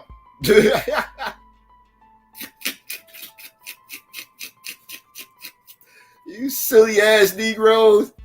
Thirsty ass for attention ass Negroes. This is pathetic. Do better, man. Do better. If all y'all want is some white validation, man, like just go around some white people and talk about how bad black people are, man. They'll validate you. They'll give you the attention y'all want. I mean, like, it ain't that hard, man. Y'all ain't gotta do all this. Y'all ain't gotta attack tethers and all this other shit, this, that, and third, and hate the East Coast and, try to steal hip hop and, deny slavery happened and shit like that. Y'all ain't gotta do all that, man. Just go around some white people and just, talk about how we destroyed the community and shit. That's all you gotta do, man. It ain't that hard, man. They'll give you the validation you're looking for. Y'all make this a hard job. It really ain't that hard. But anyways, I digress. Let me get ready to go to this commercial break, family. Well, let me get my shit together. Okay, there we go. Yeah, let me go to this commercial break, family. I'll be right back. Her mansion sits on Indian land. I kid you not. Native American, Lindy, excuse me, please use the politically correct term. They're Native Americans. That's correct, yeah. Good job, Caroline. Continue, Lindy. All right. So the tribe confirmed she Just is in Santa, not we care about contacted. using politically correct terms like undocumented and illegal, which the correct Listen, term is bitch, still you illegal. use language guys, I can I don't get through like, this? and I Can didn't I get just on your please get ass through about this? it. So I would appreciate if you shut the fuck up and don't get on my ass about it. Would that be nice? I'd appreciate that. I'll let the audience decide what they think about those comments. All right. So Okay, I'm going to good. keep presenting this, guys. So the Indian tribe confirmed she has not contacted them about returning the stolen land. You know, according to her worldview, I'm it must be shocked. returned. I'm shocked. They actually released a statement. As the first people of the greater Los Angeles. Said my dogs made you back up and run. Yeah, this shit is crazy in the bricks. Bricks. We be wildin' in the bricks. Bricks. Shit is crazy in the bricks. Bricks. We be wildin' in the bricks. Yeah, Essex County. Yeah, 07104 on down. On up, Irvington, North. Yeah.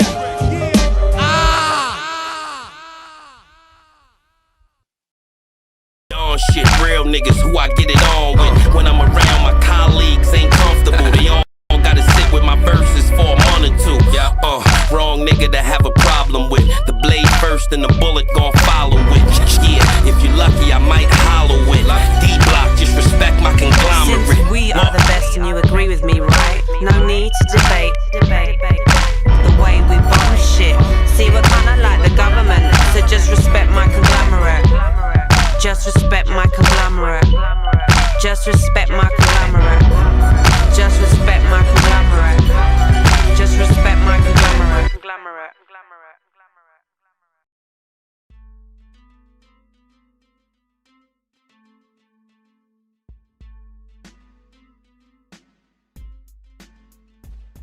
All right, family, come one, come all. First come, first serve. You already know how we do. Let me see. We got Pastor up here. What's going on, Pastor? How are you? Well, I disagree.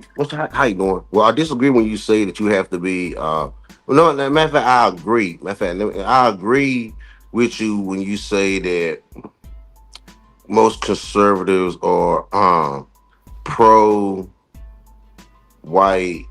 straight Christian male, and I don't think why would they be outside of that? Because I would think a pro-black would be pro-Christian black man too. What's wrong with that? Are y'all on some domo? Y'all on some domo shit where y'all like supporting, like y'all like you supporting the LGBT community or something? No, I don't understand. No, wait. No. I'm against the LGBT, but I ain't gotta be a Republican to be against that. I agree, but now, yeah, like that. That's why I don't affiliate with no parties because see how you just said. You know, are we supposed? You immediately put up the LGBT because that's in the Democrat box, right? Like I'm not a Democrat. It's actually in both parties. Actually, I agree, the Republicans can't. I agree, but that just like it's racist in both parties, but the racist jacket is closely associated with the Republicans, right? So but the gay jacket is closely associated with the liberals, right? So that's why I said this whole party thing is a problem, right? Because like no matter what party you're a part of, you got to defend bullshit. You got to defend bullshit. I'm not going to stand on nothing that I don't agree with just because my party agrees with it. You have to actually pick a party though, because nothing is perfect. We live in a very sinful world full of iniquity and bad demise. So nothing is pure. But the most pure thing for black people is a conservative way of life.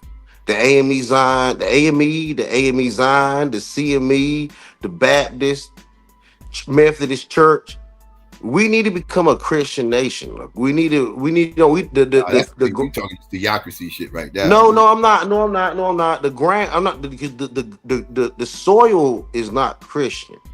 The people are. And we had a better country. It's not a Christian nation. Like as far as Christian how, like it's a whole bunch of different beliefs here.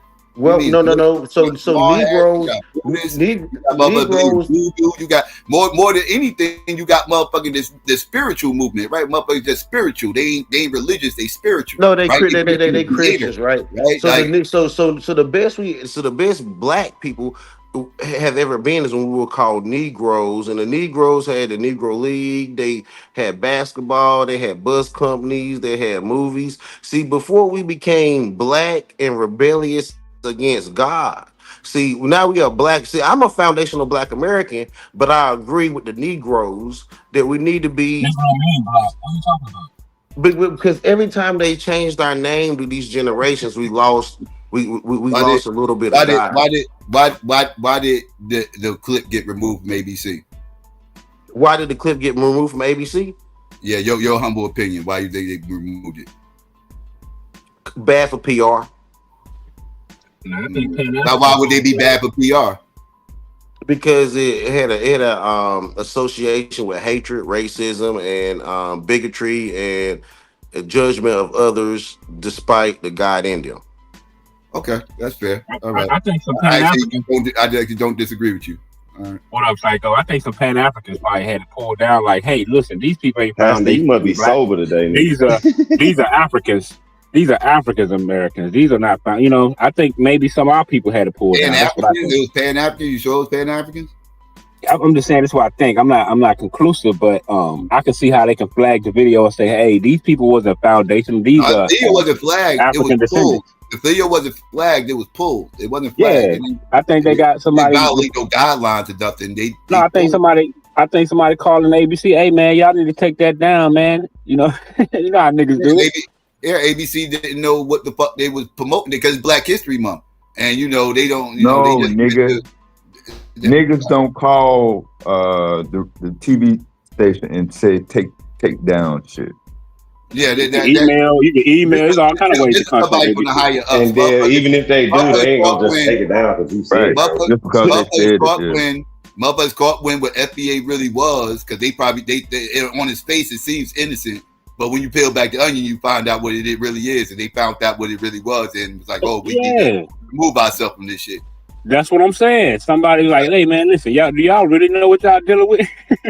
Right. Now if it was just a lineage-based thing and it was all about lineage and it was just that and everything else, they wouldn't have had no reason to pull it. Right. And people can't say, oh well, that's because motherfuckers were calling in and all this other everything else. When BLM was going on, they was calling them terrorist organizations. They still was talking about BLM. They ain't pulling none of that BLM shit down, even though people was calling them terrorist organizations. They ain't pulling none of that shit down. Yeah, because you know, FBA got like this. They painted this picture of this hatred for Africa. Ain't no painting nothing. They painting that picture. What are you talking about? That's what I'm talking about. Ain't nobody putting jackets on them. They put on themselves. No, that's what I'm saying. That's what I'm saying, Psycho. I'm saying FBAs, not all of them. You got some of them who they got this wide. They painted this wide scope of how they hate Africa, and I think somebody let ABC know. Bro, just let me say this. I think that they let the people at ABC know, like, hey man, these people got a hatred for Africans and woo woo woo woo woo. I think that's probably how it transpired. I don't know. I'm just guessing. Man, fuck Africa, nigga. We ain't never going back. We don't them niggas. We delineated. We a different culture. What we said, we're different. We are a different lineage. The reason they pulled off. Different DNA. The reason they pulled it. Different DNA. That right there is why y'all never different DNA. That's why this shit We're never different DNA. And y'all and psychopathists want to be a DNA of an African. Of this sector of YouTube. That's why they pulled it. American. You the reason they pulled it, Pastor. No, y'all are 1776 Americans. Y'all have never seen the shores of Africa. All they had to do was go on YouTube and just punch in foundational Black Americans. They gonna see everything they need to see and know they ain't want nothing to do with that shit. They ain't gonna see nothing positive. And it's nothing positive when you search that fucking shit. Nothing positive. It's like nothing. But I need to know how he got the motherfuckers attacking people. That's all you see. How did she get the interview? How did she get the interview with that guy? That's what I was wondering. Is owned by the same people that own ABC, Disney Entertainment. You say what, Psycho? From her Facebook. She does. Okay. And she wrote a few books. She wrote some books. Some foundational Black inventors. foundational black places that got destroyed or some shit like. Okay, because I was wondering. Word search. Foundation Black American.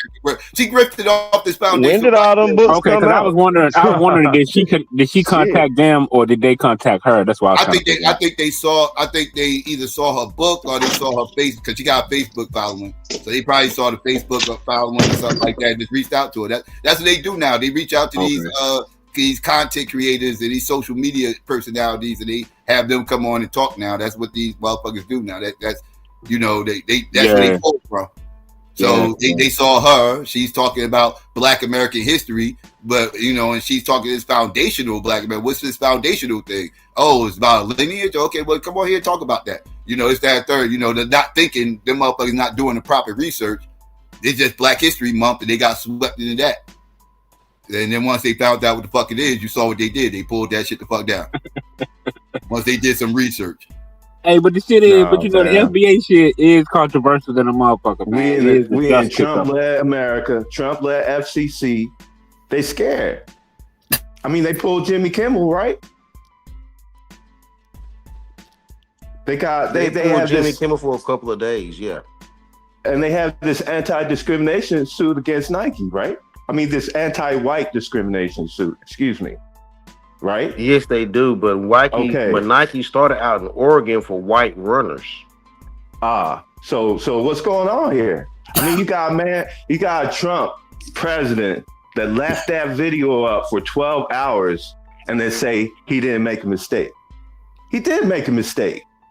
FBAs have a claim now to U.S. Well, it ain't a mistake when you do it intentionally. They have a claim of U.S. reparations. FBA has a claim of U.S. reparations right now based on what that president did. And you can't deny it. And they're panicking. The FCC told ABC to pull that because that's more evidence to put in front of Congress or to put in front of the Supreme Court if you want to go alone and make a federal case out of it. They still got evidence that he posted it. They still got evidence that he actually posted it, so he can't run from that. He posted it. This shit is monumental, fam. And to come on a perfect month in the even year, this is God, son. This is FBA karma, man. In your face. 2020. What God are you talking about? I'm talking about the God of Obama. Wait. Hold up. Obama's FBA? Obama's FBA? No. But he represents black. He represents what? Obama's he not a black FBA. Man, right? Is he a black man now? No, why you leaving out the white man? He's a black man now. That depends on who why you only naming one part? No, Obama's African. He's African, he's African and foundational white American. Why y'all pretend like his mother don't even exist? Like, so I say he ain't got no mama now, right? President told you he's a black man. And that's crazy. Foundational white American. So really, he's an African because you are who your father is. Really, his mother don't mean shit. So he's foundational white we can American agree he's mother. not a quote unquote FBA. He don't fall under the category of what an FBA would be. No, he doesn't. According to them, he ain't even got no goddamn mama. Because that's why Obama was talking about black men back here. CNN show where they were trying to make Obama more palatable to the black community. And they talked about him having a, I forgot where it's Nigerian or wherever, Ghanaian or wherever his father was from, or Kenyan, I forgot.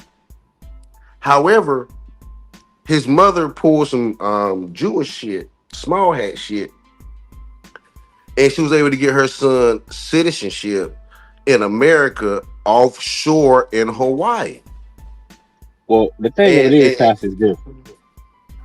You can't. I don't see why people mad at Donald Trump. I mean, think about it. Obama, they've been attacking Trump for the longest, calling him all kinds of shit. So when Trump, ABC News, so when Trump hit back, FCC hit back, don't get mad. This video on foundational black Americans, you have a case. You have a case for U.S. black reparations, and this could be FBA led. There is going to be no way that ABC News is going to disclose that the FCC told them to pull that. If it's Exactly. All true. right, bro. You ain't gonna get the white Okay, man. and to do listen, nothing. right? And Try a even though I'm a case. Trump supporter, I'm willing to go and say that Good, Trump is Lynn. not America. Trump is not America first. I actually like Mike Pence over Trump because Mike Pence is more American first, more American heritage. He's more of a heritage white American, foundational white American. He's got some blood and soil and tears into this land. A lot of you niggas don't. So I ain't fucking with y'all like that. Cause If you y'all fuck with ain't. Well, Mike I ain't, Pence, well, are you I'm not mad at serious? Donald Trump for posting that picture. I'm I not mad love at you, Trump. Pence. How They was talking. you They've been but talking shit Don, this about is this not the dude. hill you want to die on, that you not mad. It make you sound We like a know you ain't coon. mad at No, him. I'm not mad. Why should I be mad? They've been We talking know shit you about not. You each like the other. #1 Trump In coon, little regard, even nigga. still, that's a cool. I'm not That's a mad. cool Obama statement. was talking about black He's men. trying to be So funny what? and dehumanize black people. He was like, I "Yeah, don't even you, mind No, he was you, talking Madonna. you, about you he see, was he talking never about called Obama and Bush. Michelle. He wasn't talking about black people No, he was trying as to a equate whole. Obama to a monkey because he's black. Let's Cause keep it a buck. Obama was doing monkey stuff. No, if that's the case, then he didn't. He never used that type white people that he didn't like. He never called Bush a monkey. He didn't call Jed and them monkeys. He didn't call Biden a monkey. Why did he do Let's go, Obama Lena. that? He Because called Biden worse than that. he just called him an old man. Now he the old man. He just say he confused and Lena, stuff. He this the why one this is confused. disingenuous. I just want to point out that when Madonna come up here defending Trump, everybody Lena, call you him all kinds disingenuous of names. When other people come up here if you look saying the at the same original shit premise, Madonna say, don't Man, they nobody talk call so them much niggas shit because I about ain't nothing. trying to Donald hear Trump. none of Nigga this. come up Call here him a saying all name. this I same said shit this is Madonna not the saying, hill don't he should nobody die say on. I shit. said make him a name. Obama and I Michelle told him talked don't all do that it. shit about Trump. So when Trump snapped back, don't get mad. No, I'm And gonna get first of all, mad because don't that you? How picture was dare you call doctored. him Hey, monkey? Lena, was that picture doctored or not? Because first of all, he painted a lot of people as animals. He said that this is an animalistic game called politics. You Yeah, get but in for or get some out. reason the black I people ain't are the worried about no monkeys. damn apes. Yeah, but some reason the black people are I the ain't worried monkeys. about no monkeys. Yeah, okay. I ain't worried about Yeti and Bigfoot. Okay, I love you all, but I understand why Harriet Yeah, Tubman y'all shot believe some y'all came people. from that I shit. If really do. y'all believe y'all came from apes, so why y'all mad? Why you mad, Fontaine? You You said you believe in came from the apes, evolution, and I nigga. believe in creation. You believe in Y'all approve of evolution, and this I believe in message? creation. Y'all approve of Donald Trump's message? I know I'll never be a monkey because you can put my face on we can put past the $40 in the kufi To on the answer face your of a question, Madonna, I'm monkey not mad at all. Trump is doing and a exactly what I've monkey, and been I won't said he feel no was. type of way. I'm not mad at all. This is Because exactly I what I was said created Trump in was the from image the of jump. But y'all God. said he like black people. He Created trying to in the help image of black people. He God, want to save nigga. black people. He don't want to Trump say a he don't fucking even racist rent like we've been apartments to saying. black people. He's not thinking about black people. This man did not think about black people. He lets you know every step of the way what he think Trump about love black black people. people. He getting the immigrants out to help black people. What you talking about, Lena? He love He black got people. the black That's vote. why he getting rid of the deporting immigrants so he black can help people black people. too. He's deporting. You see how he did the Haitians? He's handed us. No, they're not black people. They're not really black people. They They ain't the black same as people. I am them. Haitian and I have Haitian Them different ancestors. We're black. niggas. They not the same. Trump trying to It help don't us out, matter and we where. ain't even Look, I'm gonna recognize. tell you this one We ain't thing. even recognize. Go ahead, Tad. Tell him about your boy I'm gonna Trump. tell you this one thing. When it comes to black people, it don't matter where the boat went. It matter where the boat came from. I could definitely wait. I got my own questions though, because I asked 2-3 weeks ago about racism and niggas downplayed it. They said it wasn't as important right now. They were talking about human rights. So now suddenly, don't run behind Trump. Stay out here out front where you was with the white bitch protesting ICE. You got the wrong one. I don't give a fuck about Trump or none of that other dumb shit you talking. When I said, hey fam, race first, what did you say, Fontaine? Human rights first, and I think human rights Oh, first. he ran, Tay. No, I'm not gonna run from this. Human rights. No, I'm I'm talking not about gonna run from Fontaine. this. I'm talking about Fontaine ran. Yeah, I'm not gonna run from this. Human rights trump race rights. Yes. Yes, there has to be a standard in how you treat people over a standard of how you treat an individual race. Yes.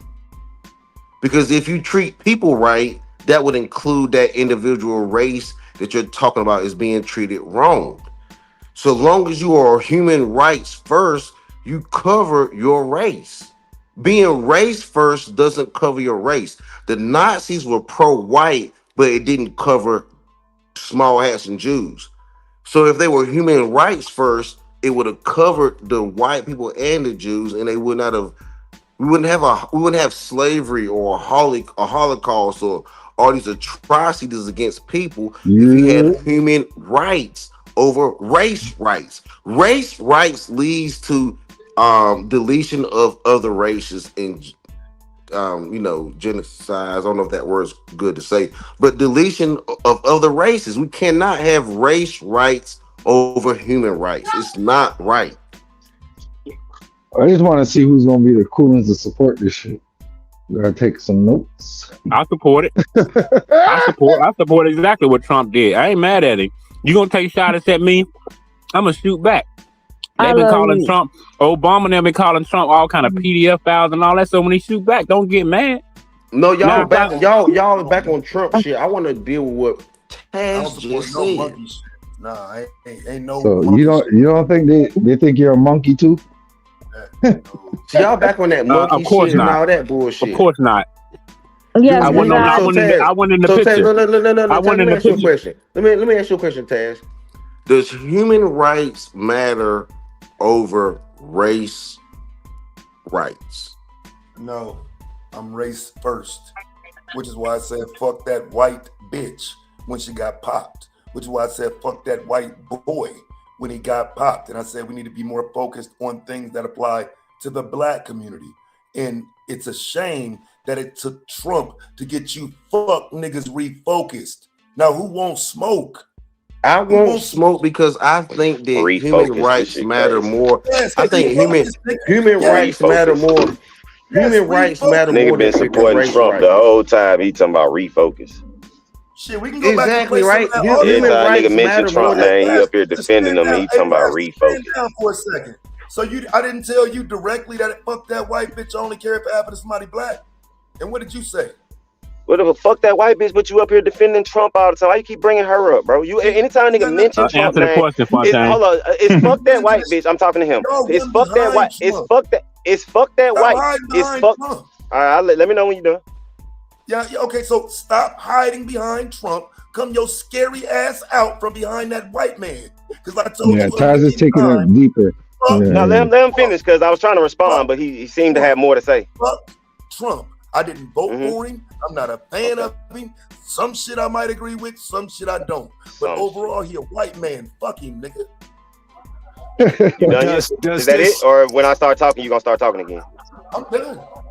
Okay, so you sitting here saying fuck Trump, but every time his name is mentioned, you're coming to defend whatever position he's coming from. You're always on the opposing side of the black people when it comes to Trump. But now it's fuck Trump, I'm not defending him. But as soon as I say, hey, I shouldn't be murdering anybody in the streets, not even knowing what race the woman was, as soon as I say, hey, bro, they shouldn't murder that white woman, that was unjustified. Fuck that white bitch, we shouldn't defend no white bitch. But you defend Trump at every stance. Make it make sense. Why I can't defend one white woman or a white woman? I'm not finished. Why I can't defend one white woman and one white man, but you've been defending Trump since he came into office, even before he came into office. You literally, every time somebody speaks on Trump, you're literally up here defending Trump. I've never seen you talk down on Trump. Right, so it's because you don't pay no attention. So I'll do it again, like I do every other stream when you keep repeating this same bullshit, because you're not pro-black. You're not pro-black, like I keep telling you. Go ahead, change the narrative. Donald Trump. Listen, fuck Donald Trump. He shouldn't have tweeted that shit. Exactly. I don't like no people playing with no ape or gorilla shit with black people. None. So fuck that cracker. What are you talking about? Okay, like you saying fuck Trump, that's so simple to say. Just like I can say fuck Renee Good. But when did you not hear me expound? Go ahead. Did you not hear me expound? I don't support no white people who play with ape and gorilla shit. Did you not hear that? That's fine. Yes, I didn't say anything about that. I have no problem with that. I actually agree with you. Right, when somebody made a joke about, all right, go ahead. Next time you prepare, I want y'all to recognize every time I start talking, he starts talking. So go ahead. Brooks, I need you to now fix that stupid statement of. I literally was saying that I agree. Go ahead. Finish. This is crazy, bro. You seem too emotional to listen. So just let me know when I can talk, and you're not gonna interrupt me. Well, okay, you can just not talk then. So basically what you're saying is every time I talk, you're gonna interrupt me. Go ahead, bro. You can go ahead. Thank you. So what I was saying was, I actually agree. You don't fuck with the monkey shit, because when the nigga made the joke about the monkey shit, you was the main one up here like, bro, I don't even play like that. So I actually agree with that. But the point is, you literally come up here anytime someone speaks on Trump, you're defending Trump's position. I'm not saying you're defending Trump. I'm saying anytime Trump is brought up, you're defending the position that Trump is in. So in that, by proxy, you're defending Trump. So when I come up here and speak on someone dying and saying, hey, bro, that's an unjustified death, I'm not defending white people. I'm not coming to save white people. I'm fighting against injustice from law enforcement that I've been consistent about. So like, it makes no sense for you to try to push the shit to, oh, you're not pro-black because when somebody died by law enforcement, if they not black, you still say it's wrong. Make that make sense. So you're saying if death happens and I think it's unjustified, I should shut the fuck up unless it's white people. But you, when you think Trump is in a position that is something you agree with, you can still defend him and be pro-black. Explain that. Your fire cooking right now. Your fire cooking right now. Yeah, we got a debate being set up. That nigga's not cooking, bro. That was the debate. I don't mind finishing what I'm saying. So when it comes to illegal immigration, which I want to debate on, right?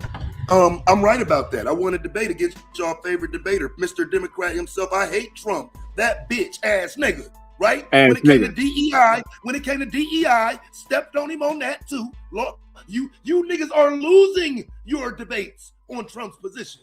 Oh shit! How about that, nigga? You're losing position. I told y'all he's gonna start yelling. Let me know when you're done. Maybe like when you lose too. Maybe that's the problem. Maybe y'all niggas talk too much, and then when it's time to put it on the board, nigga, you lose.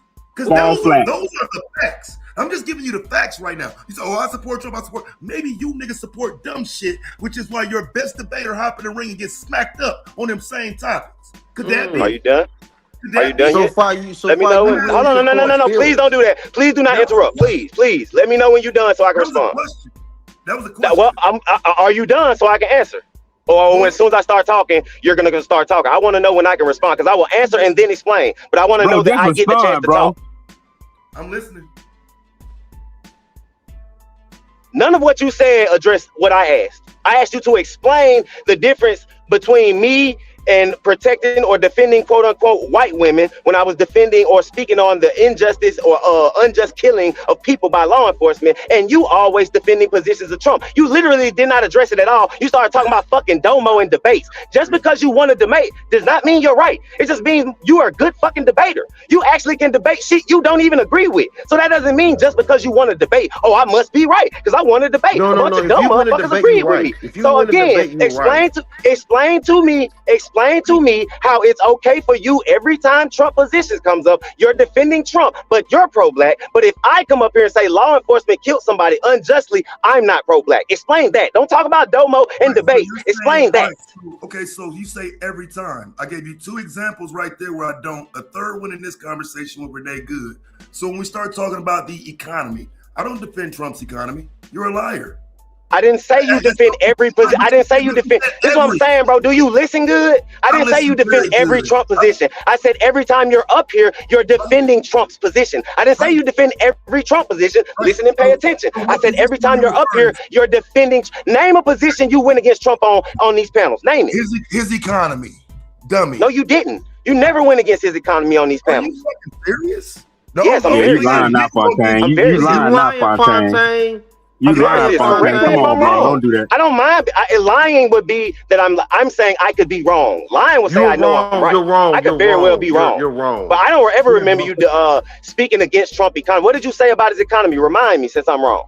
That it's bad and it's under Biden's. But I mean, that's Damo's argument. So I've always agreed with his argument. I've never gone against that argument. That's besides the point. No, hold on. Let me finish. Okay, go ahead. I'm gonna tell you why it's besides the point when you're done. Go ahead. This is what you're doing right now. You're looking for a victory. So let's put the ball in your court. Tell me what I defended Trump on. Stop making this.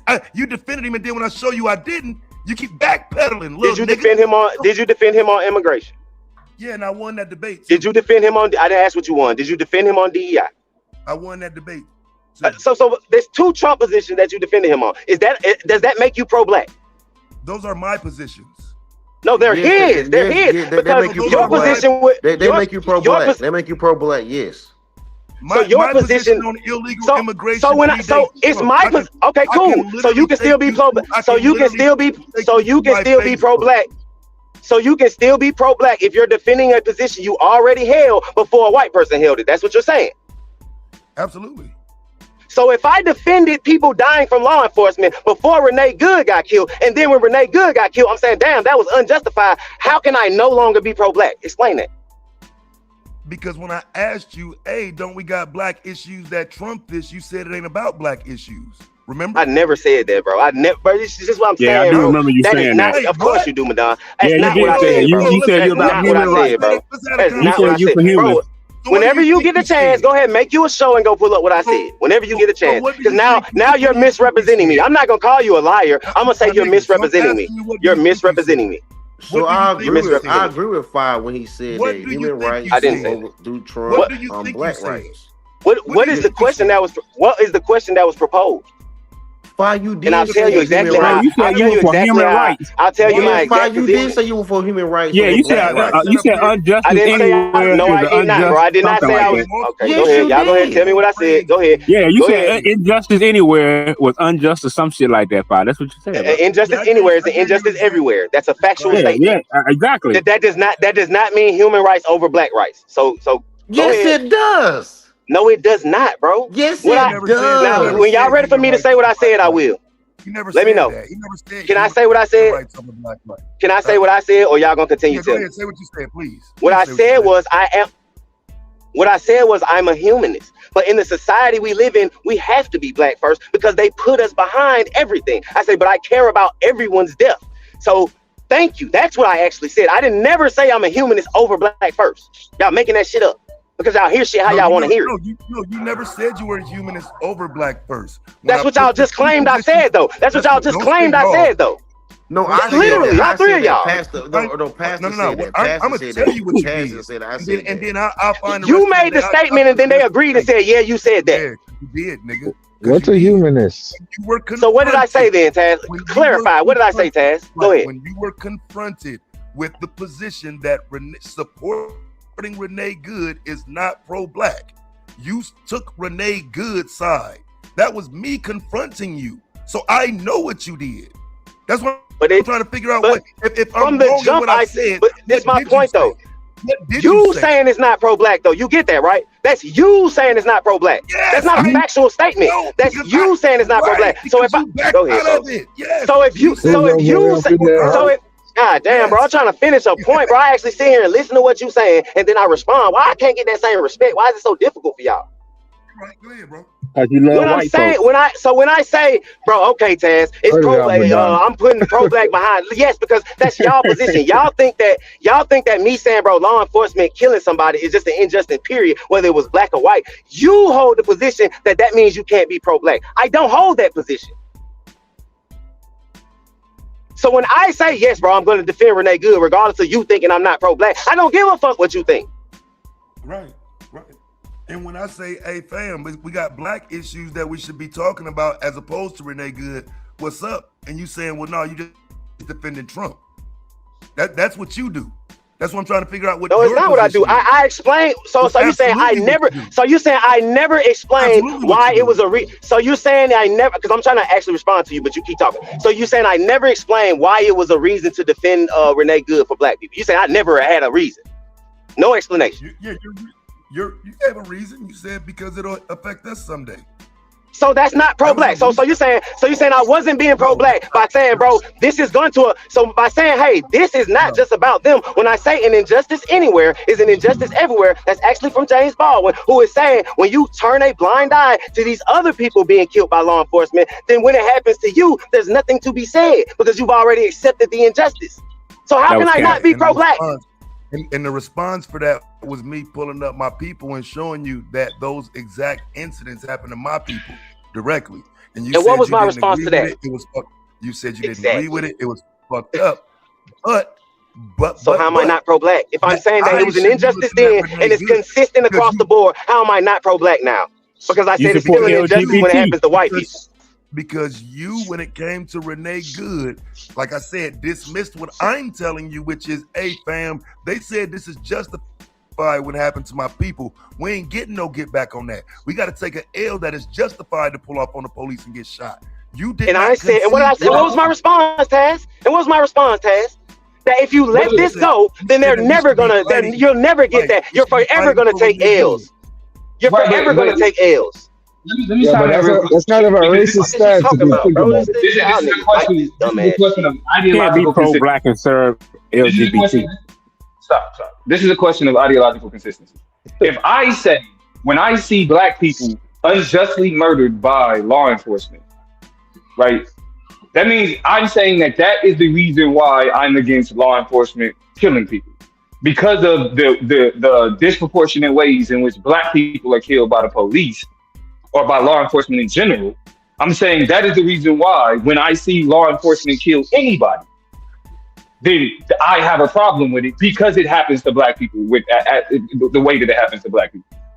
I'm going to stand on the fact that if you don't understand that racism is an infringement on human rights, then you don't understand racism. Saying that, like I'm for human rights. Racism is an example of people's human rights being infringed upon because of their race.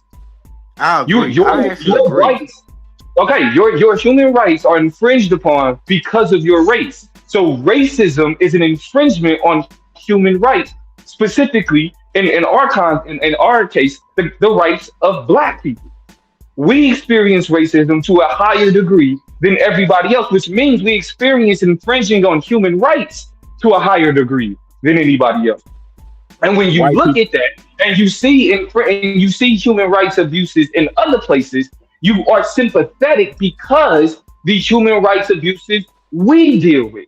So the reason why I'm against racism is because I'm for human rights. And as a black person who experienced that infringement on human rights, when I see it in any capacity, because I experience it, I have a problem with it. That is ideological consistency.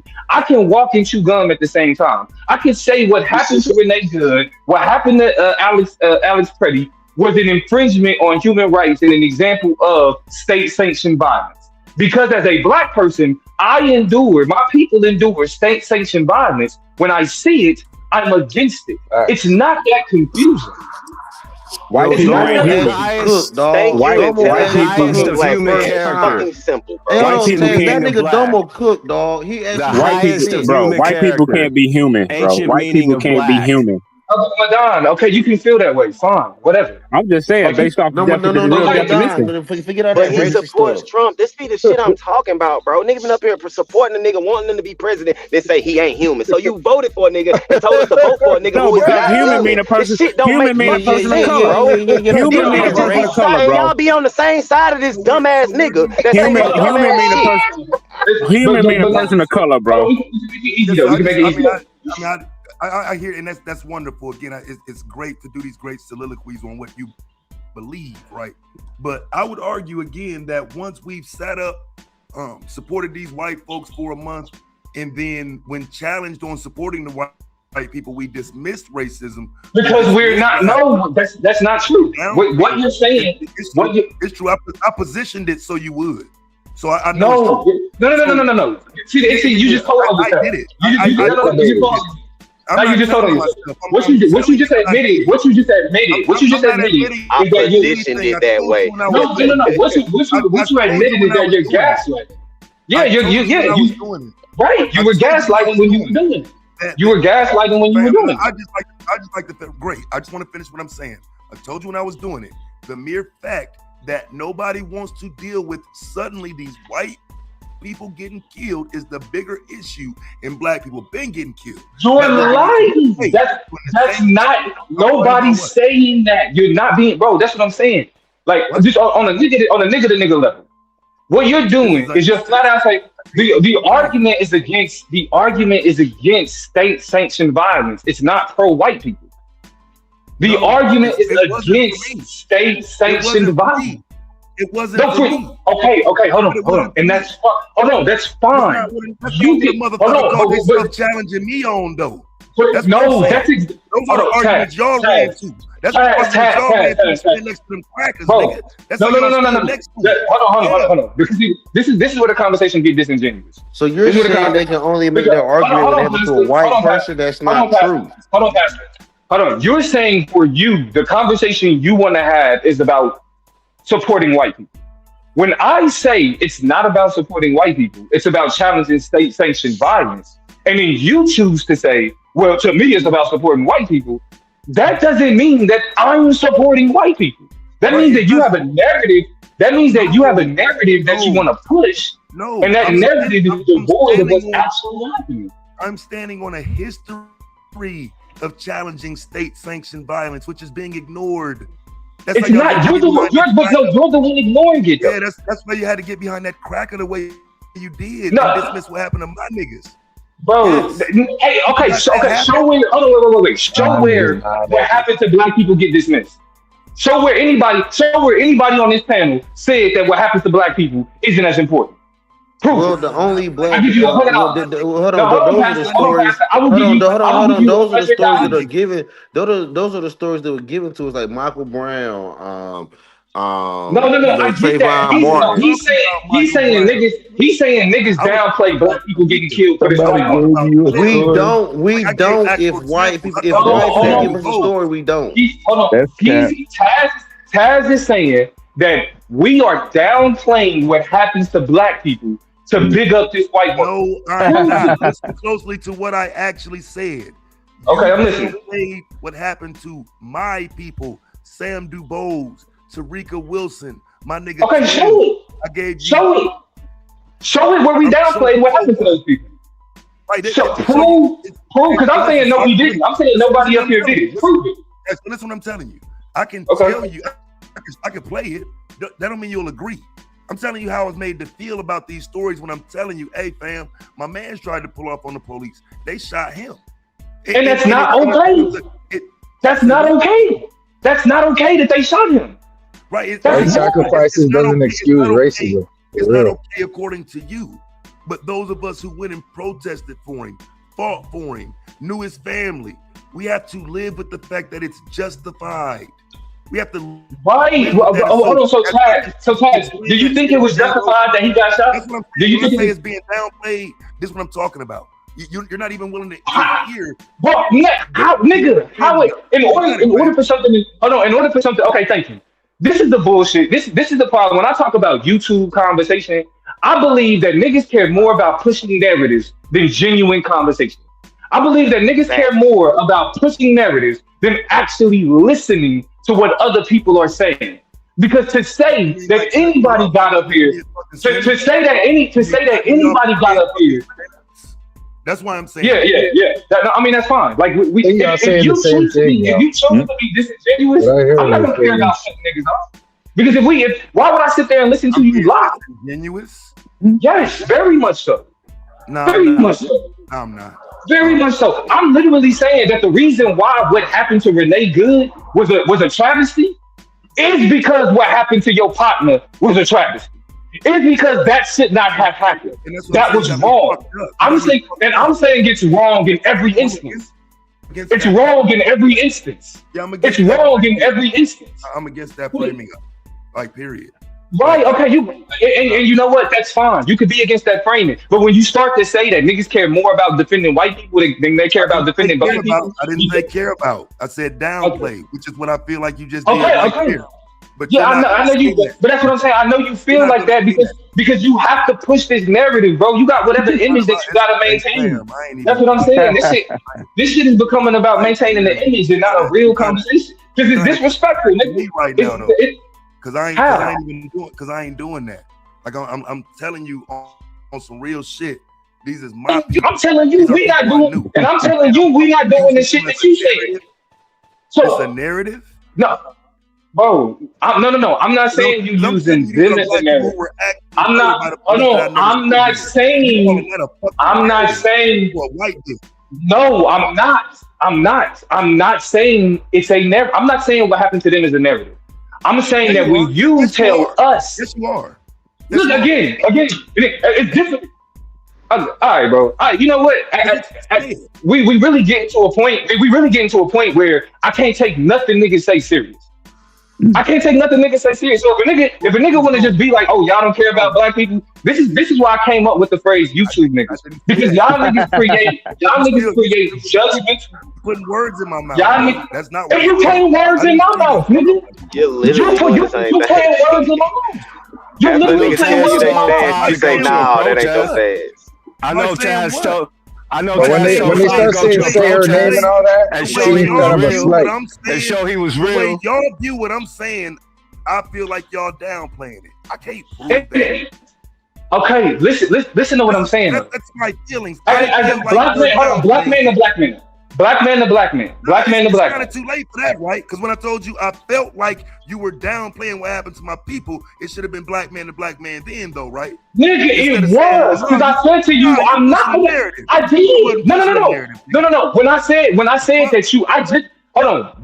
Y'all heard me just say that I'm not saying you're using them as a narrative. Everybody just heard me say that. You chose to say, yes, you are. You're pushing the narrative. You're pushing. No, I'm saying you're pushing a narrative when you're talking about what we are doing, what I'm doing. When you say I'm downplaying your people's experience, that's pushing a narrative.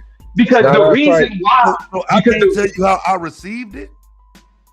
No. Hold on. Yes. You can tell me. I wouldn't listen. Ma'am, I wasn't coming for you. I wasn't trying to turn it into shit. I'm telling you, black man to black man. When I'm telling you what happened to my people, I feel like y'all niggas downplay it as if these aren't people that I knew. The shit I would have never juxtaposed Renee Good to one of your family members or somebody you rock with. Like I would have never. No, but I'm not juxtaposing. No, I'm not. Okay, but bro, I'm not juxtaposing Renee Good to your people. I'm describing and criticizing state-sanctioned violence. That's not about the individuals. That's about the principles. So there's no conflation in the people, bro. That's what I'm trying to explain to you. I'm not conflating the experience. I'm saying what happened to your people is wrong. What happened to Renee Good is wrong. What happened to Keith Porter is wrong. Those instances of state-empowered individuals taking other people's lives because they felt it was justified is wrong. That's wrong. So when you tell me that you feel like I'm downplaying what happened to your people, I'm literally saying what happened to your people is the reason why I feel the way that I feel about state-sanctioned violence. That's not about bigging up. My people didn't drive at the police, so I get what you're saying, but like I told you, I feel like you're downplaying it when you say that. You didn't do anything to move the needle on that point, is all I'm telling you. You can't determine how I receive what you're saying when you're saying it's all the same to me. Well, it's no. I'm not saying it's all the same, bro. I'm not that, and that's what I'm saying. I understand. Like when we talk about personal experiences or people that we know personally that experience certain things, I understand how guarded we can be about the way that other people choose to characterize that. I get that. But what I'm trying to explain to you is that when it comes to these types of situations, once you say, well, I feel like this, and then I explain, well, that's not the sentiment. The sentiment is not to equate their experiences or equate who they are as people. The sentiment is that there is a principle of being against state-sanctioned violence. And that principle can show up in different circumstances. What happened to your people and what happened to Renee Good were different circumstances. The only commonality in those experiences was the involvement of state-based violence. That's the only commonality. That's not true. That's not true. That's why. So you're saying that. That's why I specifically chose him for the example, because he drove off and was shot by the police for driving off. So how is that not true? How was that not? Wait. So you thought it was justified that your people got shot? No, they determined it was justified, and we have to live with it. No. We've been living with it. So what are you saying isn't? So what are you saying isn't true? When I say that the commonality between the what you told me, same thing, yeah, for real. Okay, yeah, all right, bro. Yeah, that's what I'm saying. Like I think we the commonality is driving off. The commonality. Not to me. I think the commonality is state-sanctioned violence, regardless of the action. That's why when you say that we're conflating it, I'm saying state-sanctioned violence should be called out, because whenever the state takes a life, with the ways that they attempt to justify it become even more dangerous for the people that they justifying it against. But the problem ain't the call out. I'm not contesting the call out. The problem is, again, when you forget where we came from in the conversation and people start saying shit like, well, if they did it to them, they're going to do it to us. People forget the argumentation that was being argued against when these things were said. No, well, that's what I'm saying. I think there's a misunderstanding in that statement, because the statement is they do it to us. That's why we're against it. We're against police killings because police kill us. That's why we're against it. Right, but we don't drive at the police. We don't go out and jump in front of the police. I'm saying the action, but that's my point. I'm saying the action itself doesn't matter. The state It does when the police go and kick in someone's door, shoot their child, and kill her. And that's my best friend's sister. That matters to me when you juxtapose that to some white folks out there on Front Street. That's not, bro. That's not being. So let me ask you this. Why do you believe? Why do you believe that the conversation has to be conflated to the fact that it's a white woman that it happened to? Why do you? Because the point that I'm making, is that violence. You throw it under an umbrella as if they're all the same. No. I literally just said the only commonality is the state-sanctioned violence. How it happens and who it happens to, specifically when we talk about Black people, is a uniqueness of circumstance. It's a uniqueness of circumstance. The only commonality is the fact that it's the state enacting violence. But everything else deserves to be understood in its own circumstance. But when you say that, when I say that it's wrong that she was murdered, oh, you caping for a white woman, my response is it's not about the fact it was a white woman. It was about that it was the state overstepping its boundaries. That's not me conflating anybody else's experience. That's me pushing back against the narrative that if you have a problem with her being killed, it's only because you caping for white women. Yeah, I don't think it's just simply about caping for white women until it becomes you're caping for Trump, right? It doesn't have to be that way, but if it's one way, it's the other way, and that's what people don't want to deal with. It's easy to you came for Trump, but then when the niggas say, "Hey, fam," but for real though, ain't y'all defending that Becky? That's when niggas want to say, "Whoa, let's stop the conversation and make sure we understand what we doing." Well, let's address that. How many times have you heard me? So no, let's address that. How many times have you hit a panel specifically and said, "I'm tired of hearing y'all talk about Trump"? Every time. Trump this, Trump that. Every time. Right? Okay. So if it's not a defense of Trump, why do you have a problem with people being critical of Trump? If it's fuck white people, right? Like fuck Renee Good, right? Fuck Alex Pretty. If it's fuck white people, then why do you have a problem with us calling out this white person? Why do I have to state the obvious? I'm a debater. Because it's clearly not obvious. It's clearly not obvious. I'm a debater. I thought that was. And I've never seen that nigga stand up for Kamala Harris ever at all, a non-white. For what?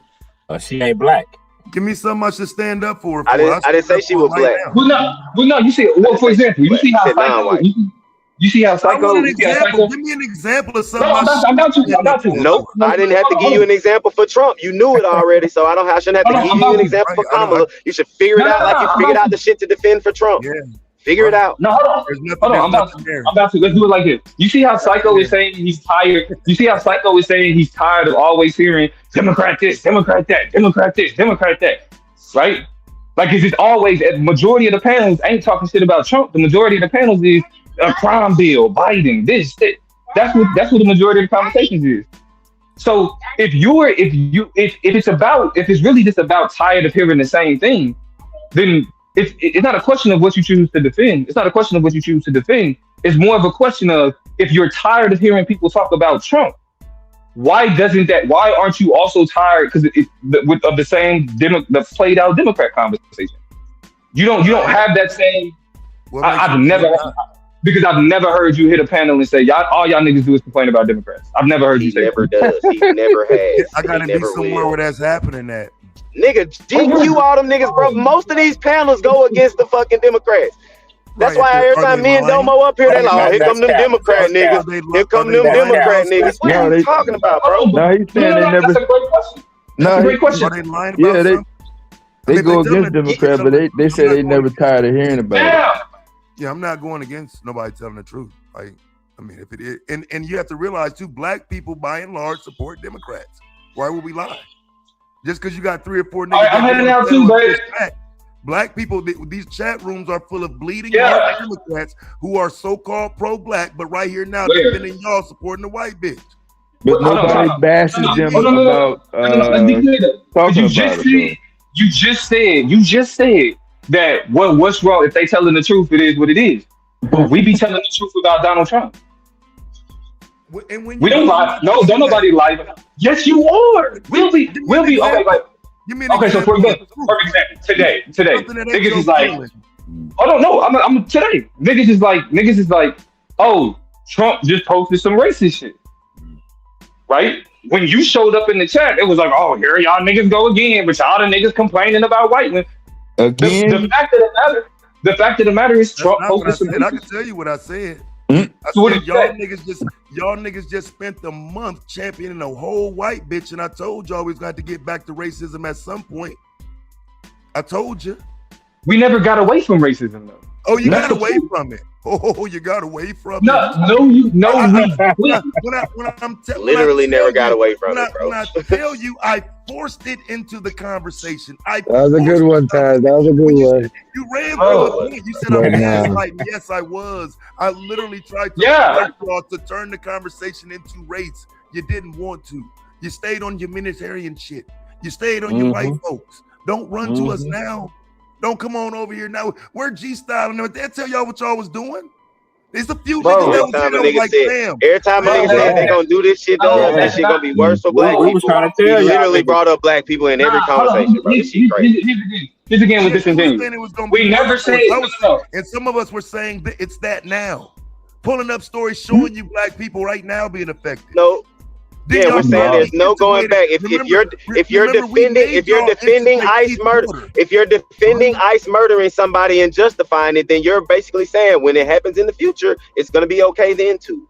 I'll never accept it. Y'all are saying it's fine now because it happened to us already, so fuck it. It already happened to us, so fuck it. I'm saying I don't care who it happened to, it needs to stop whenever it can stop. So every time I see it, it's bad. It's the reality. It is fuck it. No, fuck the reality. That's fuck it. That's you giving up. That's you saying fuck it. There's no point in talking about it because it's gonna happen anyway. I'm saying I'm gonna talk about it regardless every time it happens. I'm giving up for a fight you ain't in. Here's the thing, Taz. I think a lot of this is YouTube encourages like very knee-jerk reactions, and I feel like that's a part of the problem because for you to say it creates misunderstandings. It creates misunderstandings because for you to say that we were dismissing racism, like at first I'm hearing, I'm like, where is he trying to say that from? But the only reason you would say that is when we pushed back against you arguing that we're doing this for white people, and niggas said it's not about her race, it's about state-sanctioned violence. You took that as you don't care about racism or it's not about racism, and that's not true. I said that. No, I know that. And I'm saying that is a complete misunderstanding of the argument. It's not that it's not about racism. I'm saying state-sanctioned violence, which is usually painted a particular color, right? When we talk about black people, in this context, it was a white woman. But because of the role that state-sanctioned violence plays in racism, I am against state-sanctioned violence because of racism. But even when it happens to white people, I'm still against it. But the majority of the reason why I'm against state-sanctioned violence is because of racism. But the white woman was the aggressor. The white woman was the aggressor. So I mean, No. So notice that's the same thing they say about black people when they murder a black person unjustly. That's the exact same shit they say about black people when they murder black people unjustly, bro. That's literally what they say. Yes, that right there. Do you understand what I'm saying? Please. Do you understand what I'm saying? While you're yelling that right there, what I'm saying is an injustice is an injustice. An injustice is an injustice. So when someone says, "Hey, she was the aggressor," I'm like, bro, that's literally how they excuse it when it happens to us. That was no excuse. We saw it on the tape. Hold on. So if you're accepting that excuse now, you can't bring it back up and say, "Nah, bro, you can't use that later." That's my whole point. But you trying to say, "Nah, bro, it's not like that." This shit is dumb, bro. This shit is real black stupid. people ain't the aggressor. This shit is real fucking stupid. We didn't see it. Well, let's focus on understanding each other. Let's focus on understanding. We got a whole debate season coming, so we're gonna have plenty of opportunities to put all this shit on the time. You know what I'm saying? On the time. Give me a topic. But at this moment, real quick. Speaking of which, y'all can start setting up these debates too. Okay. Yeah, we could do that. But I think in order for the debate to be genuine, we have to understand each other's position fully. And in attempting to interpolate a particular argument as a way to kind of create the position that you're trying to create, I think it just don't make for good debates, because all it's going to be is I didn't say that. And I think when somebody says that's not what I'm saying, I think we should give them the opportunity to be understood based on what they're saying, as opposed to being like, well, since I think you said that, I'm gonna just leave it there. You know what I mean? Because that's disingenuous. Like, we're not gonna have any good conversation if you don't listen to you explain and then tell you that's not what you saying, bro. That's what they gonna do. They gonna listen to you fully explain what the fuck you just said, act like they don't understand what you're saying. They say, nah, that's not what you saying. You saying this because I think you saying this. Come on, bro. Let's be honest, bro. They're not gonna change shit they saying because of what you said, bro. They gonna stay on their stupid ass position and just tell you that what you saying don't make no sense. Let's be real about this shit, bro. These niggas is not fucking dumb, bro. Other than Madon, these niggas is not fucking dumb. They can understand what the fuck we saying. Other than Madon. Get your LGBT pushing ass up. Are we ducking smoke? You're saying that all of this shit is the same, and I'm saying it's not. Exactly, Domo. We've explained this shit several times, and look at his response, my nigga. Point made. No, look at your response. You sound feminine, bro. What's your problem? Debate what? Please tell me the topic so I can say yes, I'll debate it. What topic? What's the title? Tell me. Frame your point of why you think it's. No, you just said what I debated. Debate what? What I debate what, Taz? Say it. Say the title. Give me the title. Give me okay, then, because you're gonna try to frame it in a way you can win it. So go ahead and say it, nigga. Just stand on it and say what you want to debate, nigga. Or maybe that ain't what somebody's standing on. I just like it's not this. But it's not the same. The state-sanctioned murder of a white bitch who drove at the police the same as what they did to my people, nigga. No. Yes, nigga. And no one's saying that. No, I don't want to debate that, but I'm not saying that. You're making Domo point, nigga. Whatever you're saying, like I said, Domo, what I say, bro. Right, and what did I say? Whatever you're saying, I'm gonna say can you? Yes, I'm gonna tell you hold on. Can you still be pro-black and defend the murders of law enforcement? You want to debate that?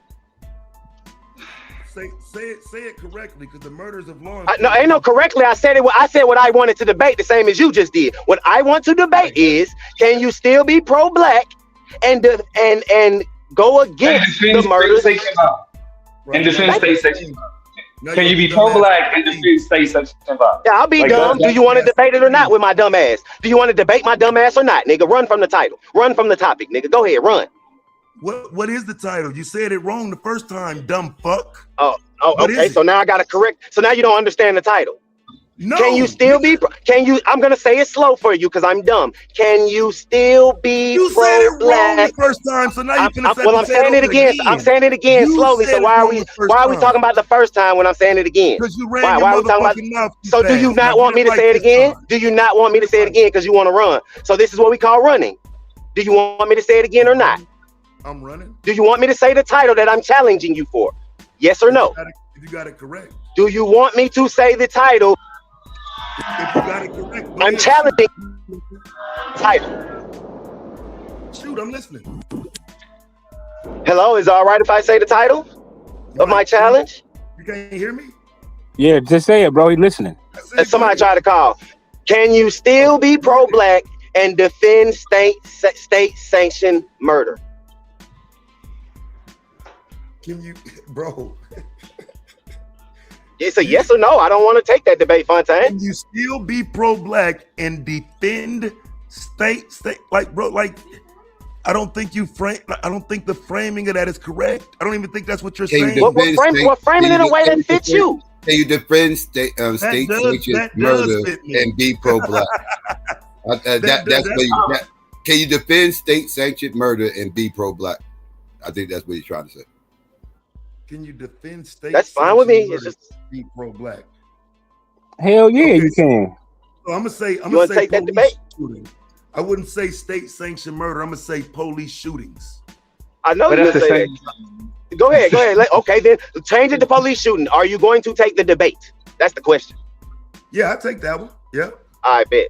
He said it. Yeah, I take that. Thank you. Absolutely. Got it.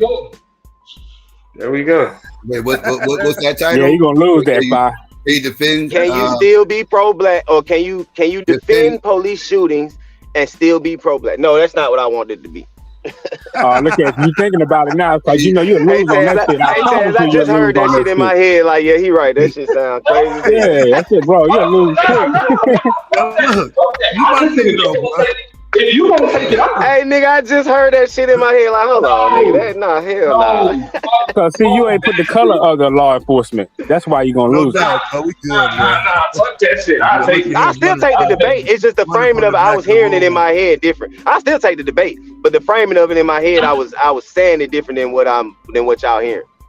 Yeah, I know what you're trying to say. You're trying to figure out.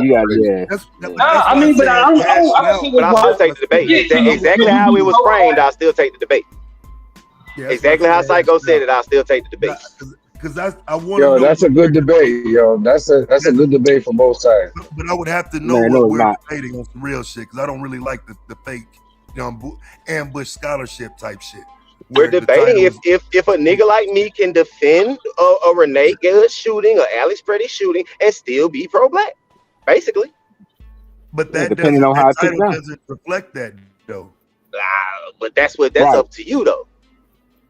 Because see, what I'm saying is, so the way I come into that debate, I don't argue against you. I just argue my point. So I argue my point that doesn't have anything to do with yours. That's fine, and I'm gonna show that your point doesn't hold, because I can still be pro-black, and the reason I'm defending these particular police shootings is because I'm pro-black. Right. Bruh, so that don't make sense. That debate would be 1 + 1 don't make sense to you, nigga. Right. So that debate that you're referring to is, can you be pro-black and defend white people getting shot by the police? White? That's what's up. Right there. Only one race of people get shot by the police. Yeah, like, can we say non-black? Can we say non-black? No. We're gonna say what I said. No. Don't you talking about Well, why didn't we say what I said? Well, we could have just said what I said then. Why we couldn't just say what I said? Because you said something else at the beginning. You said something totally different at the beginning. Now we going with what you said this time. Why we can't say what I said? Why we can't go with what I said? No, let's say what I said. Which is what? The first one that you just changed, that you didn't want. Then you said, well, I don't like that one. Right, so now you're trying to change to what you say. Okay, no, then I don't want what you said. I want what I said. Can you defend police? There's no correctly. There's either we agree or we disagree. There's no correct. Go ahead. Say it again. So can you defend police shootings and be pro-black? Like we said from the jump. Right. So again, what position are you taking? What are you saying in that? Because I'm saying yes, I can defend the shooting of Renee Good as being pro-black. Yeah, that's pro-black for me to say fuck that white bitch. That's pro-black. You can defend the shooting, and I can. Okay, and I'm saying that a motherfucking police shooting somebody. I disagree. And I can say that as a pro-black person, I can argue that that's an injustice. I disagree. And still be pro-black. Because black people are loving, kind people. 1 second, Pastor. 1 second. Nah, man. Nah, I can't hear you. I can't get that, yo. They're trying to hammer out the title. They're trying to hammer out the title. Let me get the title. Because that's the only reason why I took away state sanction. Because it would have to be about the police specifically, and specifically about white people. That's what I'm talking about. You're doing it, which kind of benefits you. But if we're dealing with what I said about Renee Good, it's about Renee Good. It's about a white bitch, fam. Fuck that shit. Why are we defending that? Well, black people love white people. Black people love white because people. when you frame it as defending Renee Good, I'm defending, like Adomo says, states. I'm not defending. I'm going against state-sanctioned murder. You're making it specifically about the white woman. That's The state to didn't your sanction benefit. it, bro. That's That's to why your you don't benefit. lose that. I'm saying, women. Again, from the jump, I never defended the white woman. I never defended the white woman from the Yes, you jump, did. as I stated. Yes, you did. Fine. Again, bro. Damn, Oh, bro, God, Pastor. We're come having on, a conversation to try and get a debate. You're not debating. Shut the fuck up. I said from the jump, before I knew Taz, before I knew the Yeah, I'm race not of the gonna shut the woman. fuck up. See, Taz told me to hold back. Okay, can you So please tell me to shut the not fuck speak? up is out Can of you? line, I dog. apologize. I That's won't why say I shut get the fuck. that Can you nigga, please, Pastor? Can you please wait for a moment so we can have this conversation about the debate we're trying to set up? I appreciate it, bro. I apologize for telling you shut the fuck up. You're right. So what I said, Taz, from the jump, and I would think that you could agree, was before I ever knew the race of this white woman, I said this wasn't justified. Before I knew the race. No doubt. So when you frame it as defending Renee Good, you're misrepresenting what I was defending. I was saying that the law enforcement should not be able to murder people from the jump. I said this from the jump. So at some point though, in the interaction, you began to say, "Hell yeah, I'm defending the white bitch." You say you're just talking shit. Because that's when we started to go back and forth. When you say the Trump shit, I say you. Are you just saying you? But you can bring that out in the debate. See, this is what I'm saying. You can represent it like that in the debate if you want. But how we're framing the title is totally different. You get what I'm saying? If you want to frame it like that in your debate, in your argument, that's fine. But I'm never defending white people dying though. That's what I'm saying. So when you make the title about me defending white people dying, it's misrepresenting what I'm actually defending. Cap. Yeah, I don't. So yeah, I'm talking about white people dying though. I'm cool with it. That's fine. And I'm talking about law enforcement murdering people. That's what me and Domo been saying from the jump. But every time we say that, y'all say, nah, y'all defending white people. That's why I framed the title how I framed it. Right. And so, but my understanding of what you want to debate is if you are supporting white people when you should be supporting black people. And I'm telling you, that's not what I'm saying. Not just the overall, because what happens, and I can see you doing it, which would be genius. It's some Damo shit. What you would be doing is setting this up to where you can integrate black people into your argument at some point. And I'm saying you should be blacker than Malcolm X. But my argument, literally since this whole shit been happening, my argument has been they are violating everyone's rights. That's been my argument. I never said, hey man, what they doing to white people is fucked up. Oh, that shouldn't have happened to that white person. I never said that ever. What I said was they're violating niggas' rights, and I don't like it. I've never liked it, and I don't like it when they do it to black people. So I'm not gonna like it when they do it to other people. Right. I'm not saying you didn't say that. What I am saying is that if we're going to debate it, it's got to be my actual position. Okay. How about this? How I'm trying to say this is not confronting, but is condemning law enforcement's killing of white people. Damn, I don't want to say non-pro-black. Can you be pro-black? Can you be pro-black and condemn the murders of white people by law enforcement? Pro-black and support white people, nigga. No, that's not. Listen to what I said, bro. Because I'm not gonna take that debate, bro. I'm not gonna take that debate. But I'm telling you one that I will take. With you introducing the white people into it. Can you be pro-black and condemn the murders of, or the killings of white people by law enforcement?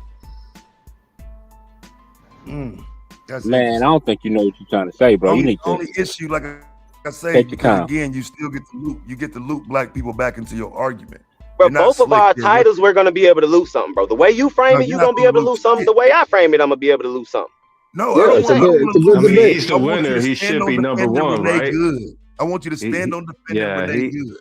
But again, bro, this is what I'm saying. This is what you do. When I say that,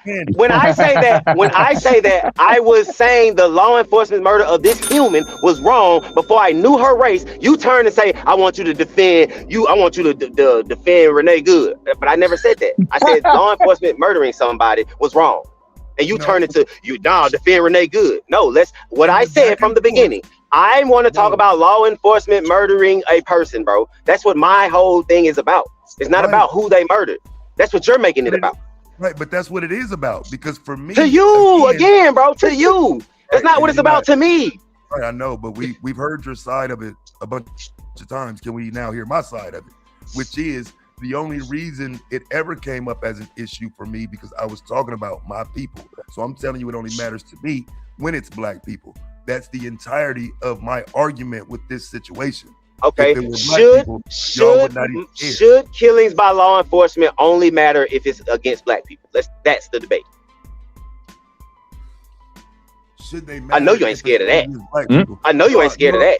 It's not a fear of it. It's this argumentation. I didn't say nothing about fear. I said, yeah, it's the argumentation that you can use again to bring black. So that you don't want that debate either. You don't want that debate either. No, none of these titles reflect what I'm saying. All right, bro. I give up, bro.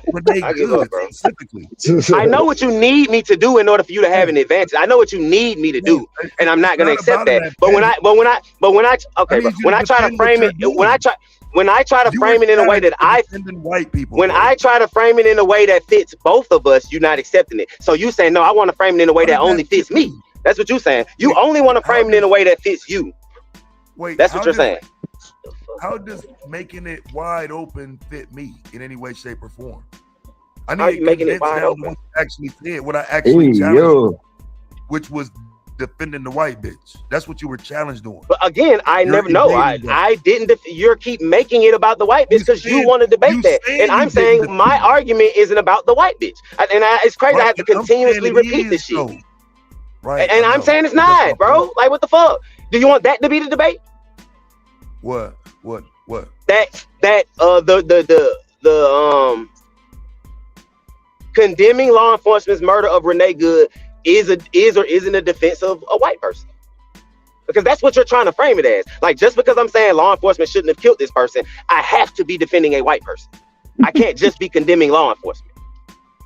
No, I'm not saying that. I think that's so. How come every time I say I'm not defending Renee Good, I'm defending a human violation of rights? You keep saying, "Nah, you defending Renee Good." That's what I want you to debate.